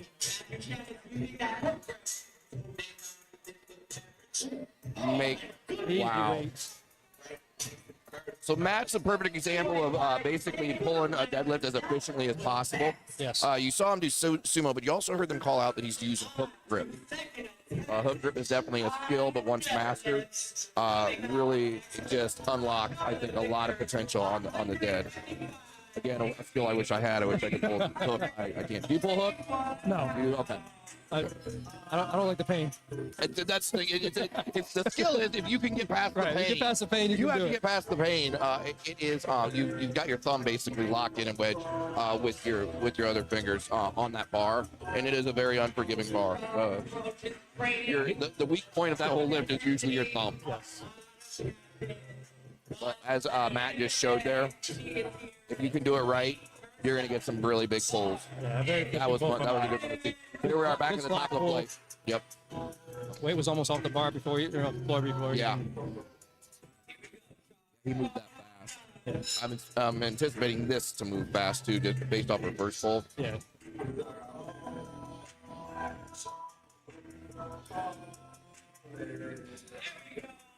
Oh yeah. There we go. Yep.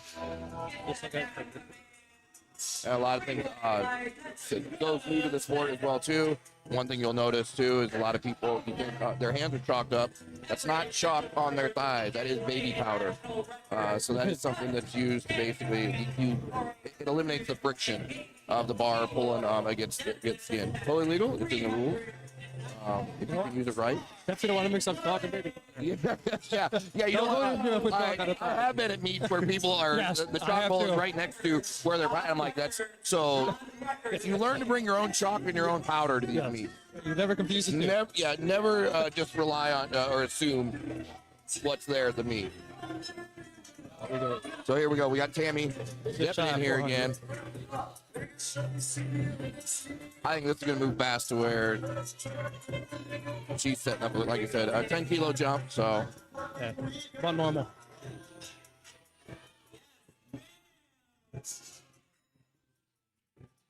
yep, green white on that. Easy one. Easy, yep. So she'll be definitely going over 400 for this next one. Expecting a 7.5 to 10 kilo jump again for her. Yeah, I'm curious to see like from first attempt to second what these jumps are. Obviously on dead you're gonna have bigger jumps than what was on bench. Some of these jumps are rivaling what they were doing with squat.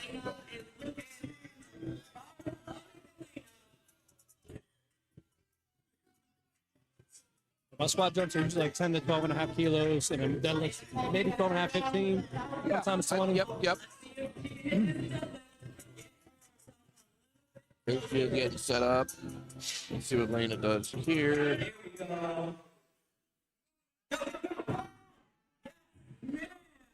Bar's right in contact with the shin. You never want to let that bar drift out in front of you. It always stays in contact with the legs. And that's usually the result that you see at the end is a good lift. So Elizabeth coming up. Elizabeth Ribideau. 400 and almost 25 pounds.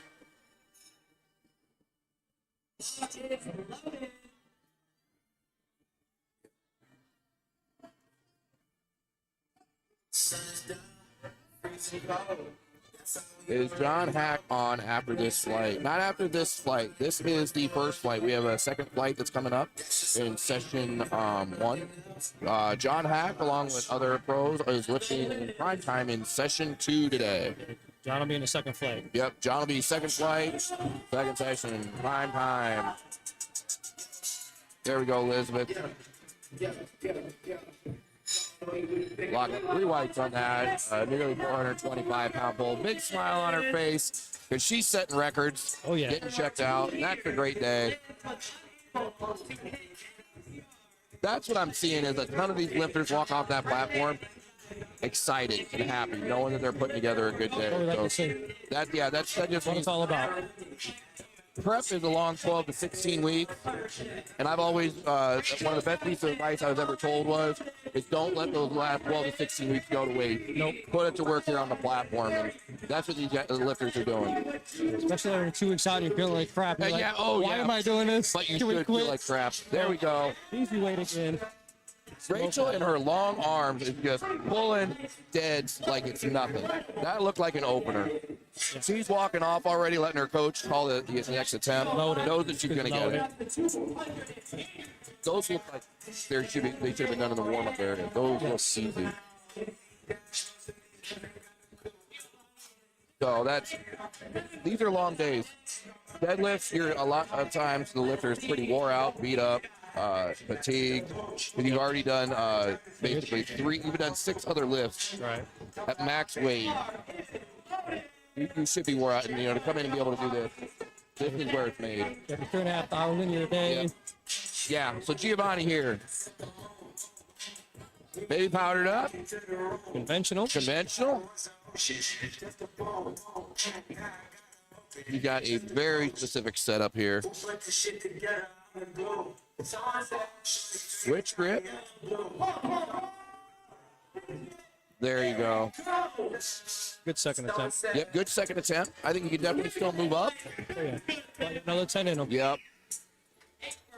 Yep, and he knows. Yep. Yep, so we got Joel coming up. 617 pounds. Now, remember, he missed his first attempt at this weight because the bar got out in front of him. So it caused him to basically drop, stop line. It just wasn't a good pull. But I think he can, but it wasn't a strength. It's not a strength issue. Nope. It was just a technical issue. So he can come back, dial in his setup, stay locked in, keep that bar on you.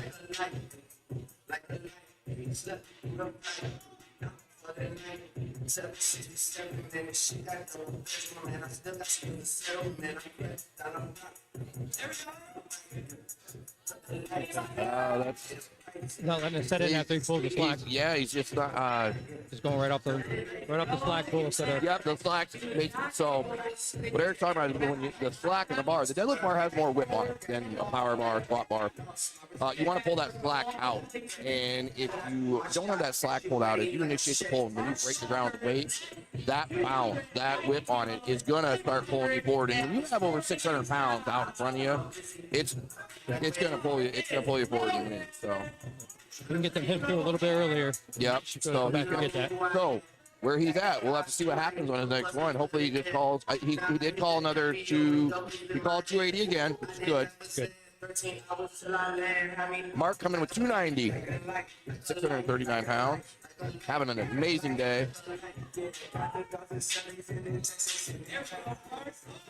And an amazing pull, making that look easy. So, plenty of lift there. Yeah. For a third. Great lift.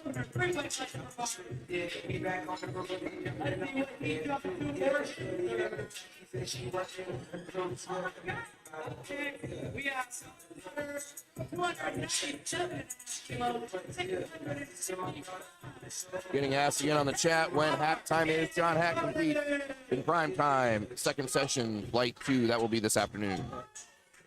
Starts at 2 o'clock. Yep. John's been squatting somewhere around 2:45, 3 o'clock. 3 o'clock probably, 3:15 or so. First flight, you would definitely want to tune into both flights.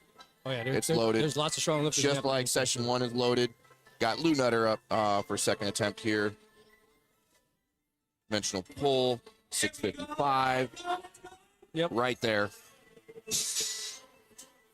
Perfect pull. Pull the hips right through at the right time. 3 white lights.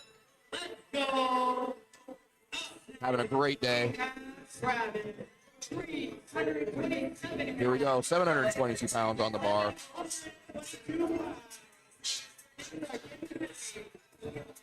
He's basically making a 15-kilo jump right here.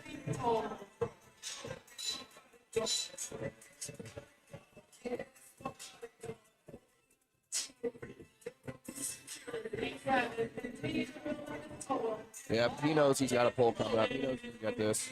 I think sometimes you can just tell when lifters know that they've got this weight, that you have to approach that bar with some confidence.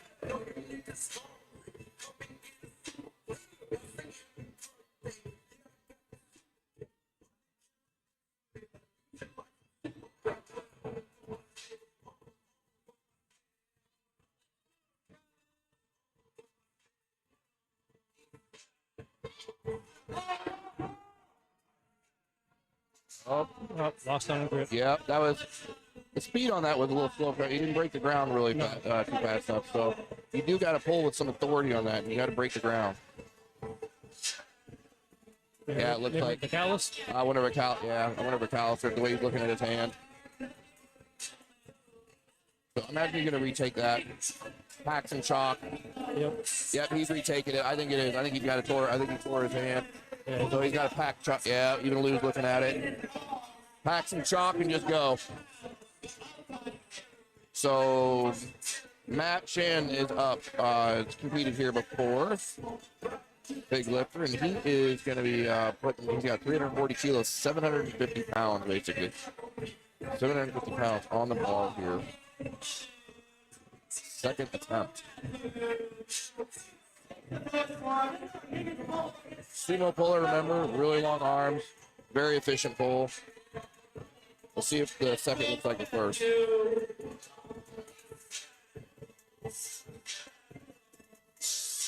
Yep. Oh, yeah. Solid puller. Very solid puller. Yep. 3 whites right there. And controlled. There was the bar itself didn't move, but there was a little bit of whip at the top, and he just basically held that bar locked in. That is the one thing you have to always watch the whip at the top when you're pulling with that bar. Whip can also generate downward motion. If there's any downward motion on the pull, it's in the whip. So being able to control that says a lot right there. Yeah, guys or girls that lock out super fast tend to have a problem. Exactly. Yep. At the top, there's that wobble. There's that wobble or that dip. I call it shrugging the bar. You don't want to shrug. You don't want to shrug your deadlift at the top. No. So here we go. Charlotte coming up for her third attempt. Ready to put her stamp on her first power surge. Coming over, like I said, coming over from England. Like going for 9 for 9. She would be going, she would be going 9 for 9. Perfect day. Yeah. Me and Chrissy had a long talk about that, whether 9 for 9 is a good thing or whether that means you're leaving some numbers out there. Now, it could be both. In her case, she's leaving numbers. With the travel, yes. I understand. Oh, yeah. And the way these pulls look, she definitely left some out there on the table. But with travel, flying from England, having to deal with all that, the jet lag, just the time, the climate, everything. Yeah, I don't know if she cut weight. Yeah, I don't know. Well, I would hope not. The water, just from flying the water and then trying to cut, that just sounds like a nightmare. Yeah. Either way, come over like last minute, like a day or two before. Either way, awesome day. Awesome day. So here's Tammy. Tammy missed all that she's missed so far was her opening squat. Came back, and she kept calling the numbers like she had planned.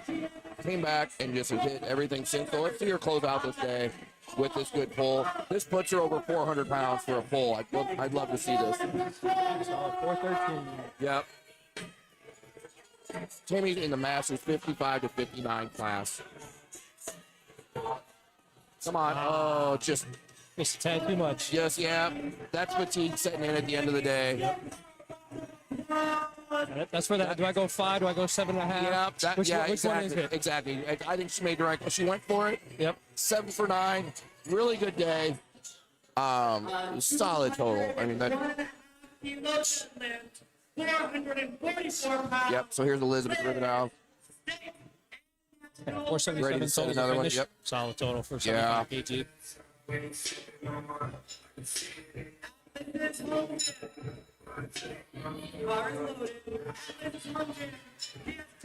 Tipping the national record here. 201.5.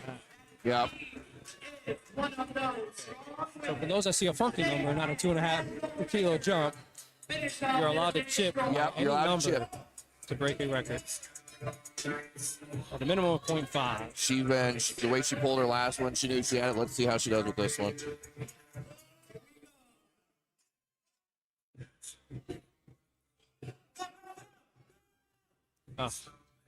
Yep, and there's deadlift raising its head. Your second pull can be easy and great. You even just go up 5 kilos, and it's the weight of the world. Yep. One thing I do know, I want to call out, and she's doing it very well. Elizabeth walking around to every judge, shaking the hand of every judge after the third attempt. That is something that I think is, I love seeing every lifter do. Judges spend a lot of time. They spend their whole day out there calling the meet for you. So to see them walk around shaking the hands of judges, spotters, loaders. Sometimes 2 days if they're working weigh-ins. Yep, yeah. All day Friday. All day Friday, all day Saturday. If it's a weekend meet, it's all day Sunday. Yep. Yeah, all these referees will probably be here all day tomorrow. Yep. So, All right, let's see. Here, let's see her go. Just over 450 pounds, Elena here.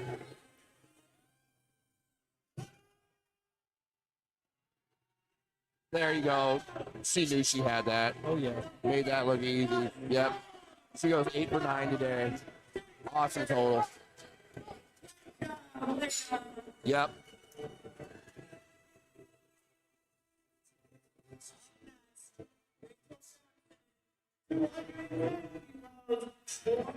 I like the enthusiasm for a lifter at the end of the day.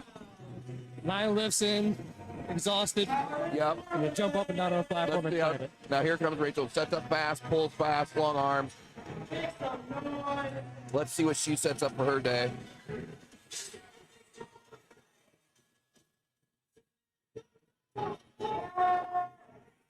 And just 9 for 9. And yep, she's excited. So what's really cool is, and it's something that you learn over time and develop, especially if you're a sumo puller, you notice she reached down and grabbed the bar without ever even looking at it. She knew where she was placed. She knew where her hands needed to go, and she kept her positioning by doing that. A lot of times when you're sitting there looking up and down at the bar, you lose your positioning. If you lose your positioning before you even start the dead, you're not going to finish it. You get your spine neck alignment. Yeah, so that right there says a lot about her understanding of her technique of her pull. You're going to see a few other lifters do that too. They're not going to look. They're not going to look at the bar. Now, here's Joel. He's put together a great day. He has not hit a dead yet. No, he needs to hit this third attempt. Doesn't matter if you've got your squat and your bench. If you don't complete at least one of all 3 lifts, you are not in the meet. Yeah, so let's get behind him here. Let's get behind him here. He knows what he needs to do. There you go. That's. Let's see what they say. Give it to him. There we go. That right there. That is probably like that. It's probably his best lift. I hope he thinks that's his best lift of the day. No. To be able to come back at the end of the meet, knowing you need it, looking at being eliminated, and to hit your third dead because you have to, especially how the first 2 went. Right. Knowing it's a position thing. Yep. So he got everything corrected. That's why he's here on this platform competing. Good job.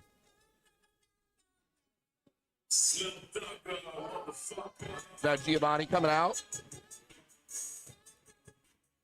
Giovanni's had a really good day too. Dead's looking well. This is only a 5 kilo jump from his second, so if he does this, he also goes 9 for 9.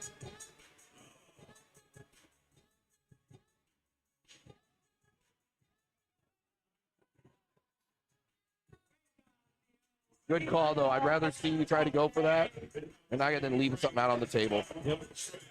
8 for 9 today with a really good total, especially coming in the 100 kilo class. And that's where I'm his deadlifts too. Yeah. Right below the knee. Yep. Yeah. Yep. So we got Mark here. Mark's been a blast to watch all day, starting with his nailing a 600 squat for the first time in competition. Yes, that was impressive. That was very impressive. He almost had an amazing bench too. Almost nailed that. So now we get to see him pull. He's up at 683. Made a 20 kilo jump. So big jump for his third. Let's see this pay off.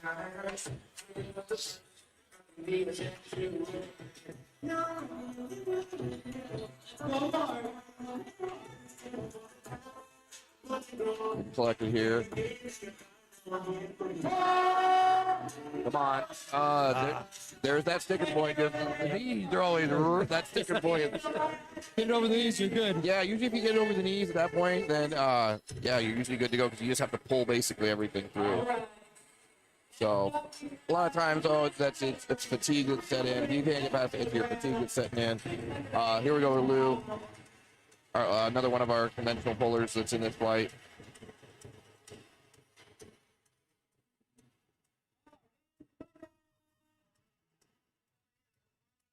Taking the same weight here, so bar remained unchanged.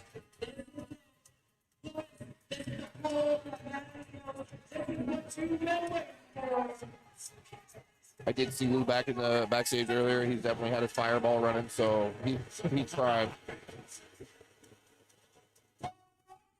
Let's go. Oh, there we go. Yep. Gravity kicking in. Yep, it's it.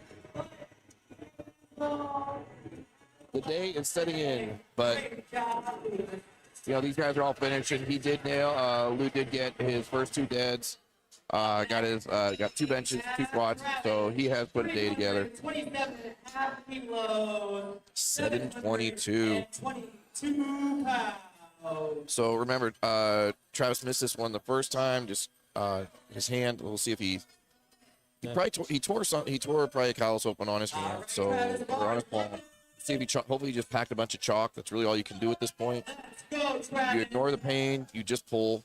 Strength's there. You got this. Yep. Hear everybody behind him here. Getting set up here. Yep. He's getting set. Rip and rip.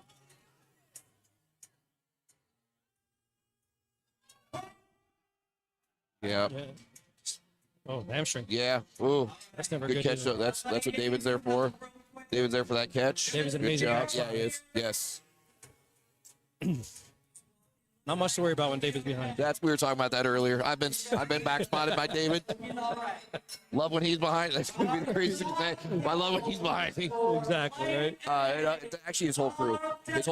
From what you have, from the side spotters, to everything. Like they are on point. Like you just Yeah, I've got to work with them on several meets. And knock on wood. No bars hit the floor. No lifters hit the floor. Everything's caught. So here we go. Matt Shane closing out. First flight of deadlifts here for Power Surge. Big pull here, 771.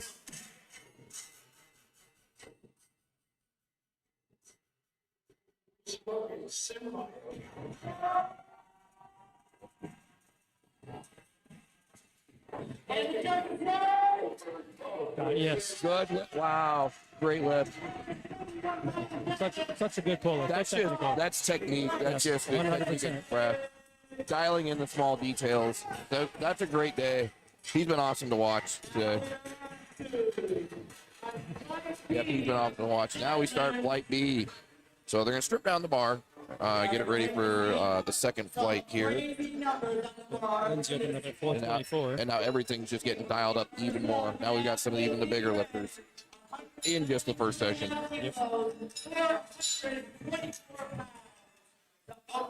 Lindsay Gray's been putting on an amazing day today. Saw her back there in the back too. Talked to her, but she's got energy still. I look at her like, how do you have that amount of energy still after everything that you already put through and pulled? Keep in mind, she had to do a 4th attempt squat. So she had to get wrapped and do that 4th attempt. I missed what happened on the So she's third. basically a lift ahead of everyone. Yeah. And she's still basically in here competing like that. So let's see how she pulls here. Opening with 425. And to actually get that 4th squat too was And get impressive. it, yes. And to get it. And with that, she is in the meet. She has locked up at least this for a total.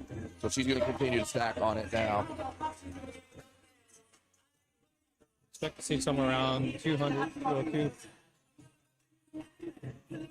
Yep. So Melanie here. Mel's another one that's been awesome to watch. Oh, Mel's such an amazing person.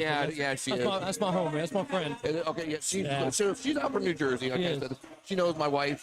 Philly. They've known each other. Yeah, My right. wife's Philly. So Philly, New Jersey. That's a main like kind of like powerlifting area, just like we are here in Chicago in the Midwest. Yeah, we got lots of gyms I in love that area. I love Jersey. Yeah, Melanie putting together a very, very good day here. There's actually 2 Jersey people in this fight. Billy's Tomato as well. Billy's one of our referees out in Jersey. Nice and fast. That was easy.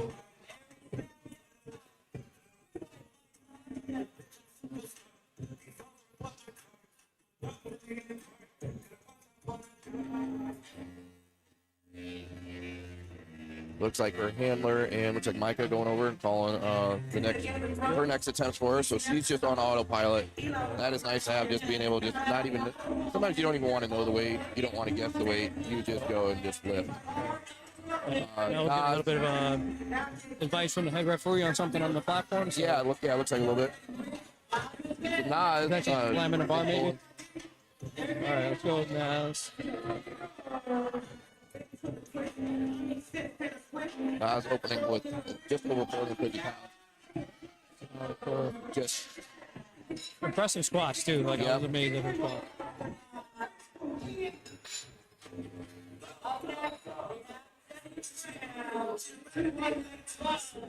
like I said, this second flight just loaded with them just right off the bat. Just strong lifters. Like Jenny's a perfect example of this right here. Yep. She's been putting together a good day.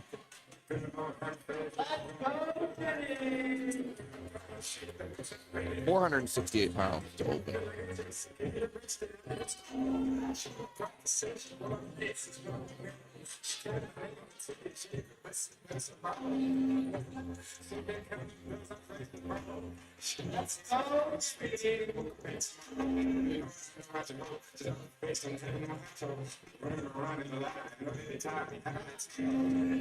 There you go. Oh, questionable. We'll see if we get an up and down call here. Yeah. Ooh. Yeah, it must have been. Sometimes it's hard to tell from the angle on the stream. So I'm guessing with it being called by both left and right, it was soft. There was something. You're a little up and down moving on that bar there. Yeah. And here's Billy. Yep. So here's Billy. This is Billy's last meet. He's retiring after this. Oh, Yeah. he's not, because he is. Okay. He's decided to. Do you ever really truly retire from the sport, or you just find some other way to be involved? No, he's still going to lift. He's still going to coach. Yeah, He's not exactly. That's exactly what, and that's kind of what I'm finding. You know, I wind down to 1 meet a year, so it's just, you know, I'm pouring more into coaching, pouring more into just still lifting and training, no gym, but there's other ways to stay involved in the sport. Yep.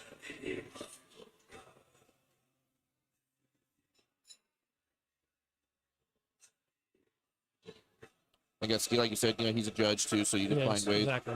Give it back to the sport. You have to give back. You have to give back to the sport. Go do commentary for George on Exactly. You always find ways. You may not get on the platform, but you're going to be around the sport. You're going to be, yep. Making it look easy. And I think that is the thing. I'll say this. It's probably going to burst a bunch of bubbles on here. Maybe we'll see the live stream chat blow up. This is a hobby sport.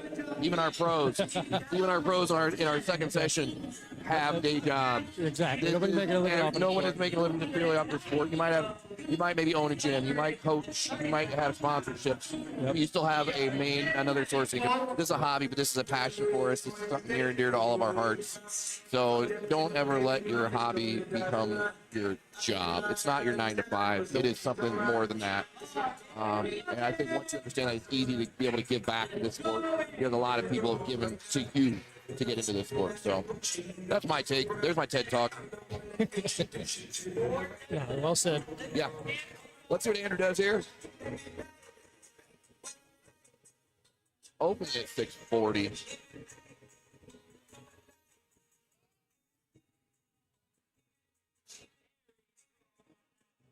It's that pull. It gets 3 whites on that. So here's this is my guy from back home. This is Aaron Nance. I've met Aaron a few times at some of meets. Oh, Aaron's that's what I thought. Aaron's got, if I remember, 35. He's got the most meets out of anybody that's competing all weekend long. He has the longest history of meets and no bomb outs, no DQs through everything. That's impressive. I believe through 2013 or 2015. Done. And Aaron is a prime example of giving back to the sport. Yes. And deadlift is Aaron's lift. We will see Aaron. Yeah, he's already opening at 670. 100 kilo lifter opening at 672. Gonna collect himself. He's got a very specific setup. We'll reach for this guy.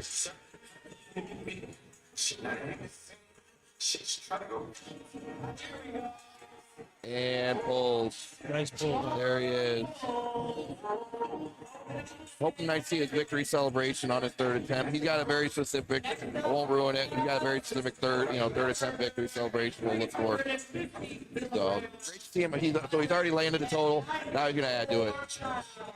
Let's see what Joseph Shepard puts together here. Joey. He's another one that's really now he had a little bit of a problem. with his bench at the end there, trying to get he did get his third attempt. I know he tweaked I think he tweaked maybe his elbow or wrist. I saw him after his second thought, but he touched a little high. Yeah. Caused him to get out of position. And he opened his squats a little bit lower than he originally intended. So it happens in this sport. Sometimes you got to contend with tweaks. Like you get beat up after prep, but you still come in, you lift, you compete, you put your prep in. He's putting together a good day. And he's opening at 694. So let's see him get this and stack to it. And he just competed in that not that long ago. So. Yeah, look at that. That look. Whatever was bothering him on bench is not bothering him on dead. Nope. Good pull. That's awesome. He's had a busy summer. Yeah. How long ago was Nationals? In July. So yeah. So He handled every day at Nationals. oh, jeez. Every day. At least one athlete. And then I think he was at regionals this weekend. That's with another federation. That kind of says a lot. Like With a bunch of athletes. I think they just ran a meet or two at their gym recently. Always, every weekend, always something. Yep. Jonathan Santoro, same thing here. Same weight on bar. 694. Oh, yeah, there you go. Yep.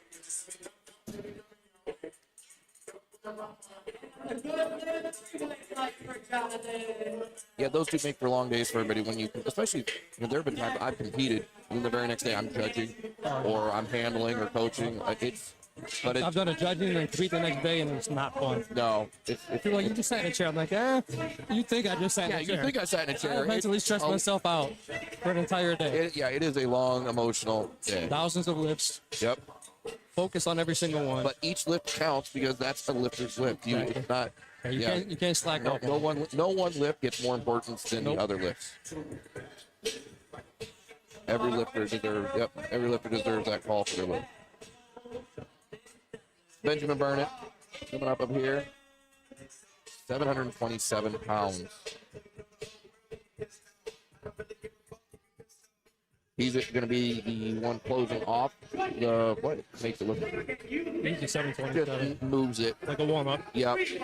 So we're back up to the top of the flight here. Lindsay Gray coming back up. Second attempt starting now. Yep.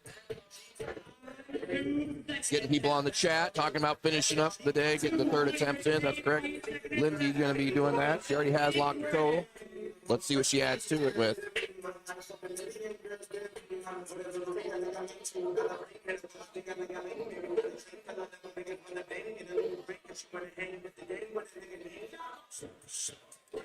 So you guys see it on the live stream. The gym is filling up. We have a lot of people in here supporting not only just the first section lifters, getting ready also for second session later today. But this is great seeing the local turnout here in Carroll Stream. IL. It's going to be very busy in the afternoon. Yes. Everybody in session 2 tomorrow coming in for weigh-ins. Yep. We have all the athletes that are here, all the athletes that are coming for the second session, their coaches, their handlers. Yep. More spectators. There we go. Lindsay getting ready for her second attempt here.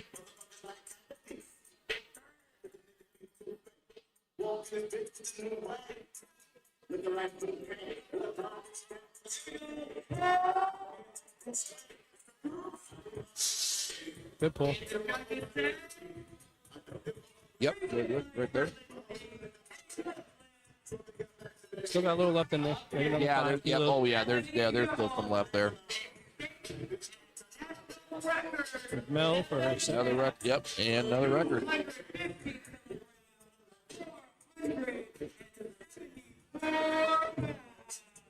Yep.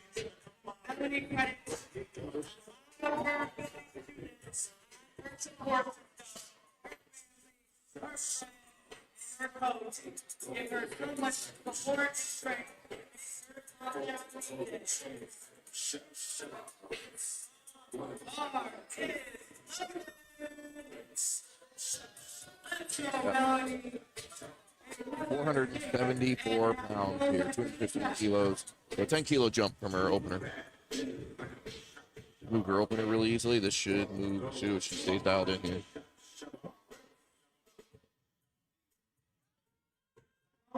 Look just like her opener. Oh, yeah. Not strong. Yep.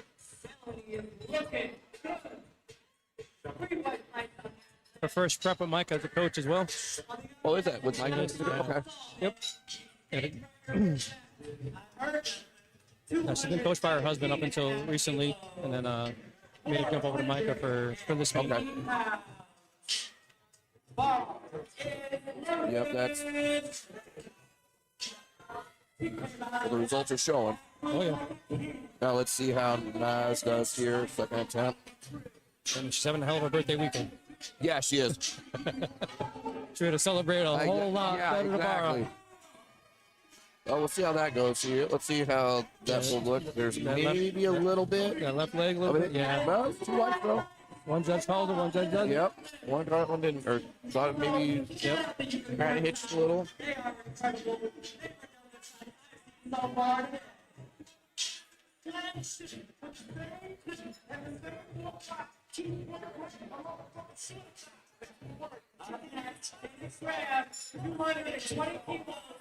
Now, so far, I've seen everybody calling in third attempt.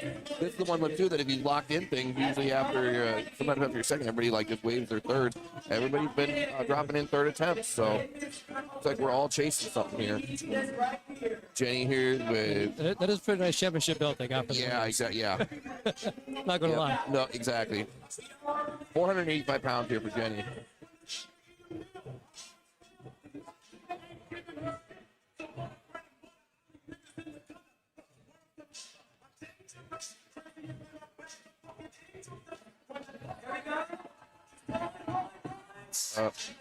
There was that sticking point. Yep. Yeah, no, the third attempts are going to be needed because with as good of a day as everyone is having, ultimately in this, you're always chasing your own total. You want your own total. But when it really comes down to it, with meets like this, you want to win it. Yes. You want to win. You want to take best lifter. And everybody's having such a good day that it is literally within a few kilos right now to determine who is going to be taking best lifters. So, hipping a lift, not hitting a lift, that's your make or break right now. Exactly. You're definitely playing numbers game. Yeah, you're looking at dots. You're looking at where you're standing. Yep. You're looking at what the guys in the afternoon, girls in the afternoon are going to possibly do. So you talk about, the jury being called or, the challenger will be thrown. That, again, it's all strategy. Exactly. At this point, strategy is very important on this, too. Yep. With the jury, you got one for you and one against one of your lifters. Exactly. Yep. Do you attempt to risk somebody's lift? Yep. Oh, we got some people here that know when to call that and when not. Yes. All right. I've been in a couple juries where it's. Yep. You sit there, you're like, it's coming. You're like, oh boy, here we go. Fair enough. Coach comes over. Let's see what Billy does here. Go, Billy.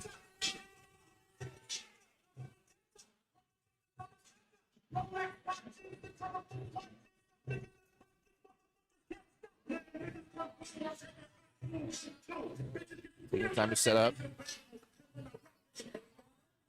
And making it look easy. Oh, yeah. Good job, Billy. Yep. That's 650. Billy just pulled good. Andrew's coming up right now for 672 on the bar.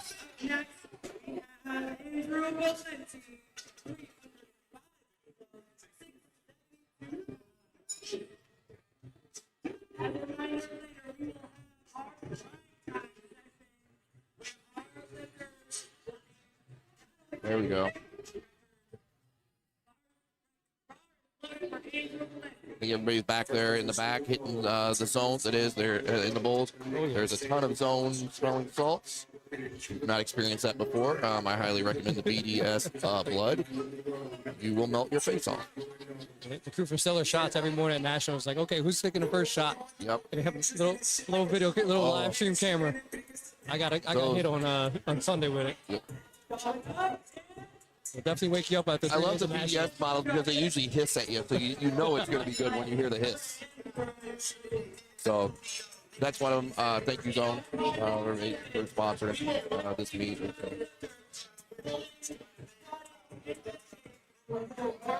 So here we go. Aaron Nance, pull 2, making a 17.5 kilo jump. So he over 700. We're at 710 right now.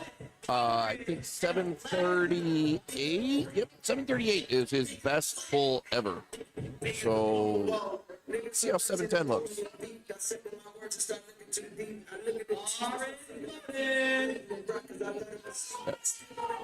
Trying to get the crowd hyped up here. Get herself pumped up.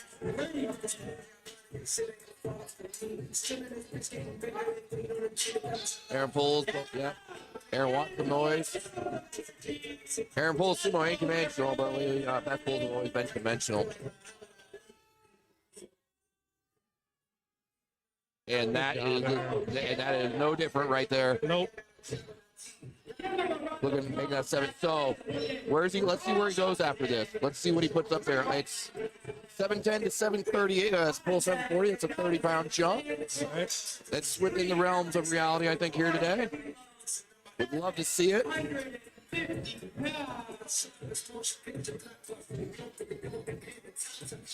Let's see what it is that he called here. Kilo jump.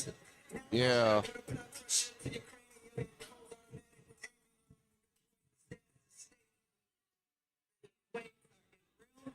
Yep. 742 and a half. Well, 740. Excited to see that coming up. Oh, definitely. But we got to go through. We got to get these guys getting their second attempts finished up Here we here. go, Jonathan. Jonathan with 749.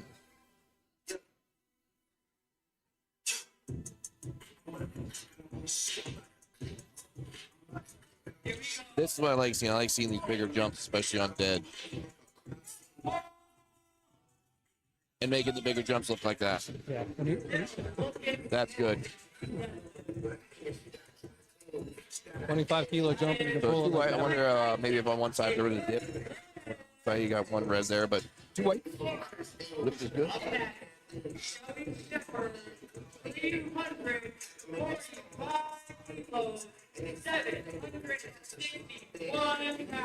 Yep.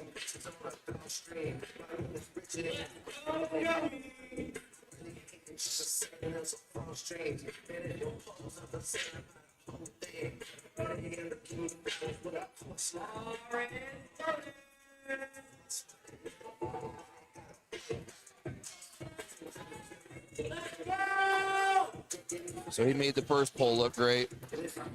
Let's see how this one looks. Shrugged off anything from bench. Yeah. Big 30 kilo jump. Yep. Love seeing that. Yeah. Oh, wow. I'd say that was the right call. Yep. Still got more. Yeah, he does. And we have another, our last lifter of the flight right now for second attempts. Benjamin Burnett making a 30 kilo jump as well. 360 kilos. 793.66 pounds. Almost at 800. We're almost, yep. So we're gonna be crossing the 800 mark here with third attempts. Yep, he does this for sure. Yep.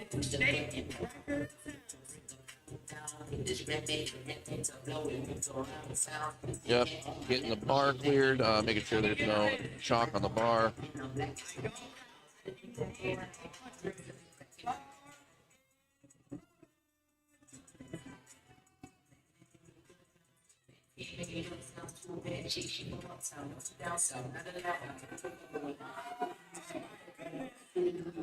Solid. Yep. Sure you felt that one. When you see a little bit of the shake in those quads, you know those guys are really pulling. Oh yeah. So here we are. Okay, back up to the top of the flight. This is where Lindsay is leading off the flight. So this is the last pull of session 1 for a power surge. $457. So make some noise for our lifter. That's amazing. This is going to be an amazing third attempt. Oh yeah. 457 pull. Let's see that go. There she goes. Getting that hit of pneumonia. Just shy of red though. About 462 is the best. This is where to do it. This is a ton of lifts. Where just everybody kind of set record. Yep.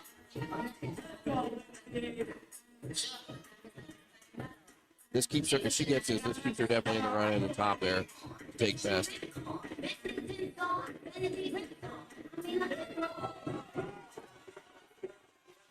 Let's go. Wow. Sets it down. Judges say 3 white lights. That is a way to end out a meet. That is a Phenomenal day. Bar got stuck on the sock, and then just Yeah, that is a phenomenal day. never let it bother.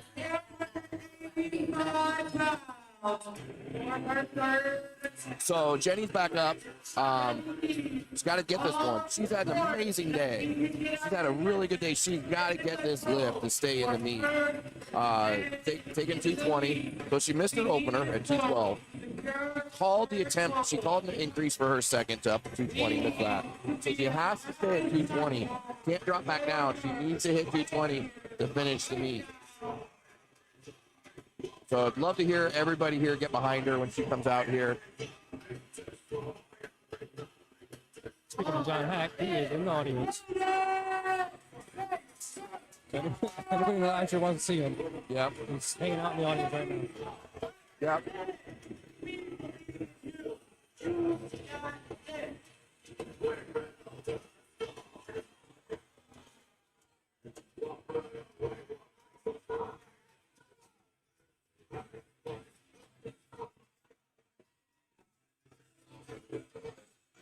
Come on, Jenny. Let's go, Jenny. Yep. Get locked in. Up. Come on. Come on. Ah. It was almost there, so that's tough to see. It's a tough day to finish Overall, that I way. mean, overall, it's what you do. You still at these meets, you put it all out there. So tough break. There we now got Melanie showing up here. Melanie ready for her third attempt here. Here we go. Crossing that line. A 501 pole.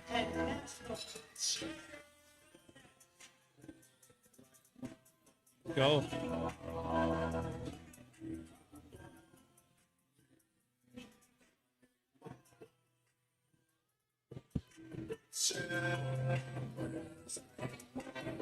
$528 total. That's pretty impressive. Now bars loaded. Platform is ready for Melanie Jones. Third attempt. Yep, everybody behind it here. David even trying to hype up the crowd.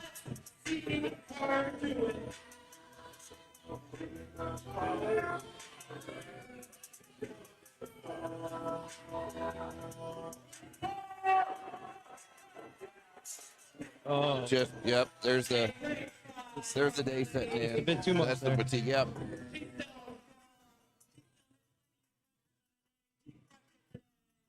No regrets there. nope. She's gonna be able to go out and celebrate her birthday. Yep. She had a really good day. So Naz is up now. Yep. Another 162 pounds Another one. total. Yep. Weight Not stays too- the same. We still got 501 on the bar.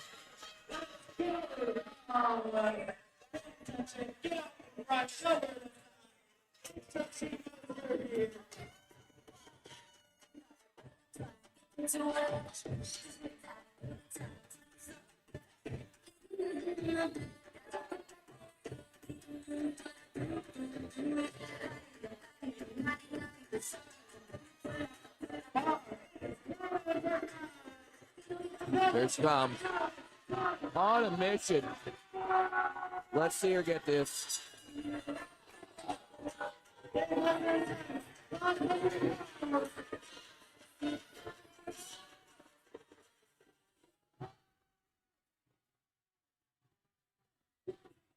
Come on. Come on, pull that through. No, Just couldn't get there. that was a grinder though. That was a grinder that came for it. That was, Hey, never gave up.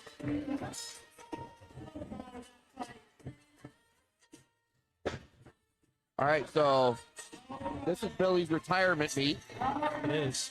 This is Billy's last pull in competition, so let's see everybody really get behind him here. 661-pound deadlift right here. This would cap off a really good day for him on the platform. Absolutely would.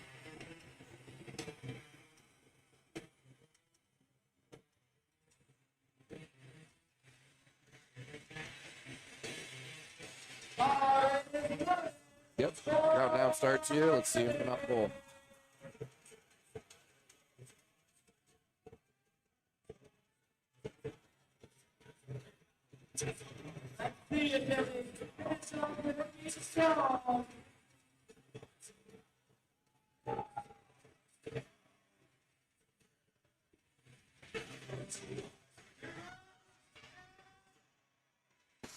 That's the way to put a cap on Strong it. finish. Way to go, Billy. That's the way to put a cap on it. Yep. There was still something left in that tank too.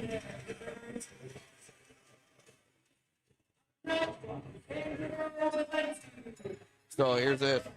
Andrew Valenti, I guess. So he's in the running right now.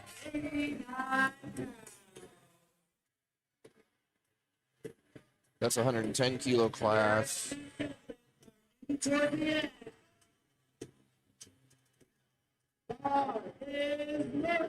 688 pounds on here.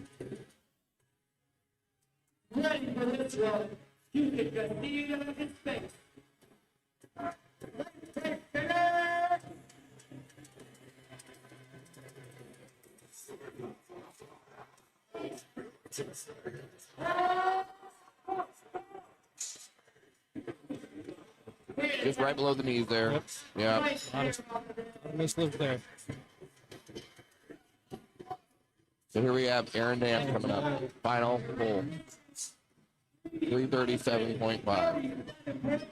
744 pounds on the 6 bar. pounds over his best. 6 pounds over his all-time best. It's a big pull. This is a big pull for somebody that in the 100 kilo class. So definitely going to want to see everyone in here behind him. Hopefully this place gets ridiculously loud. Yep, he's ready. He's ready.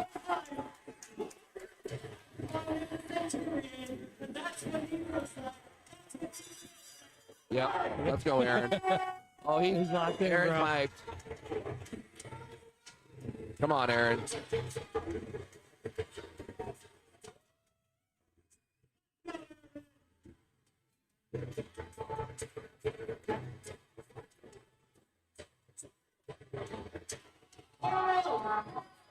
Let's go, Aaron. Let's go. There you go. Let's see what they say. Judges say. Ooh. Oh, Unfortunately. man. I think it was, yeah, a little bit soft. It's almost there. Yep.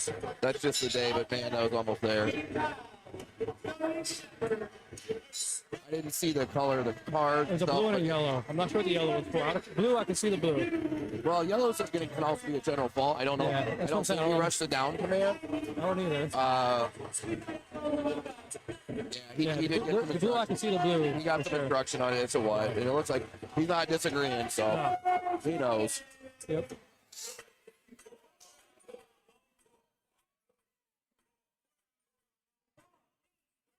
All right, we got Joseph Shepard up. Joey B. Bags of donut. This is right there at 800. Just put a little chip on. He's 799.17 pounds. He's had a great day here. Being handled by his wife He's making the right big jumps. Let's see this go. Who better to handle it than your wife and your training partner, right? They know you pretty well. All right. He went for it. That's all you can do. 2 more pulls here. 2 more pulls for the first session. Then we are putting a wrap on the first session of Power Surge 9.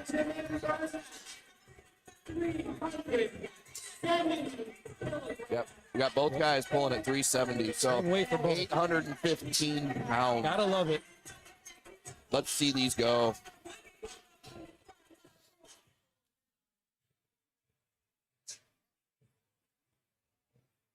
Benjamin Burnett up first.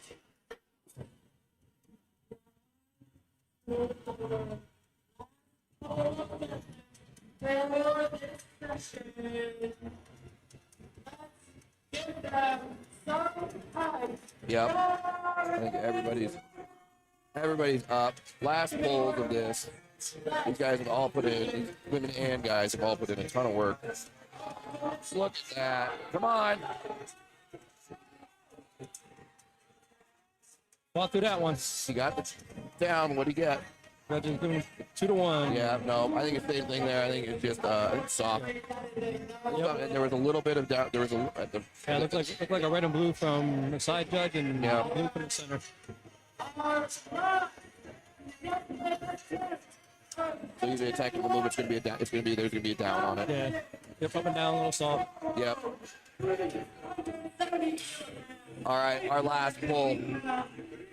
Jonathan Santoro, last pull here. Be up on their feet here. Let's see what happens here. Same weight, 815 pounds. Let's see how he moves it.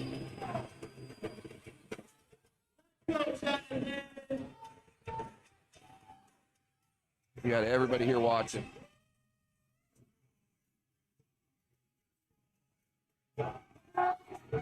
No, that's just, the day set in, but everybody did what they needed to do, taking those attempts.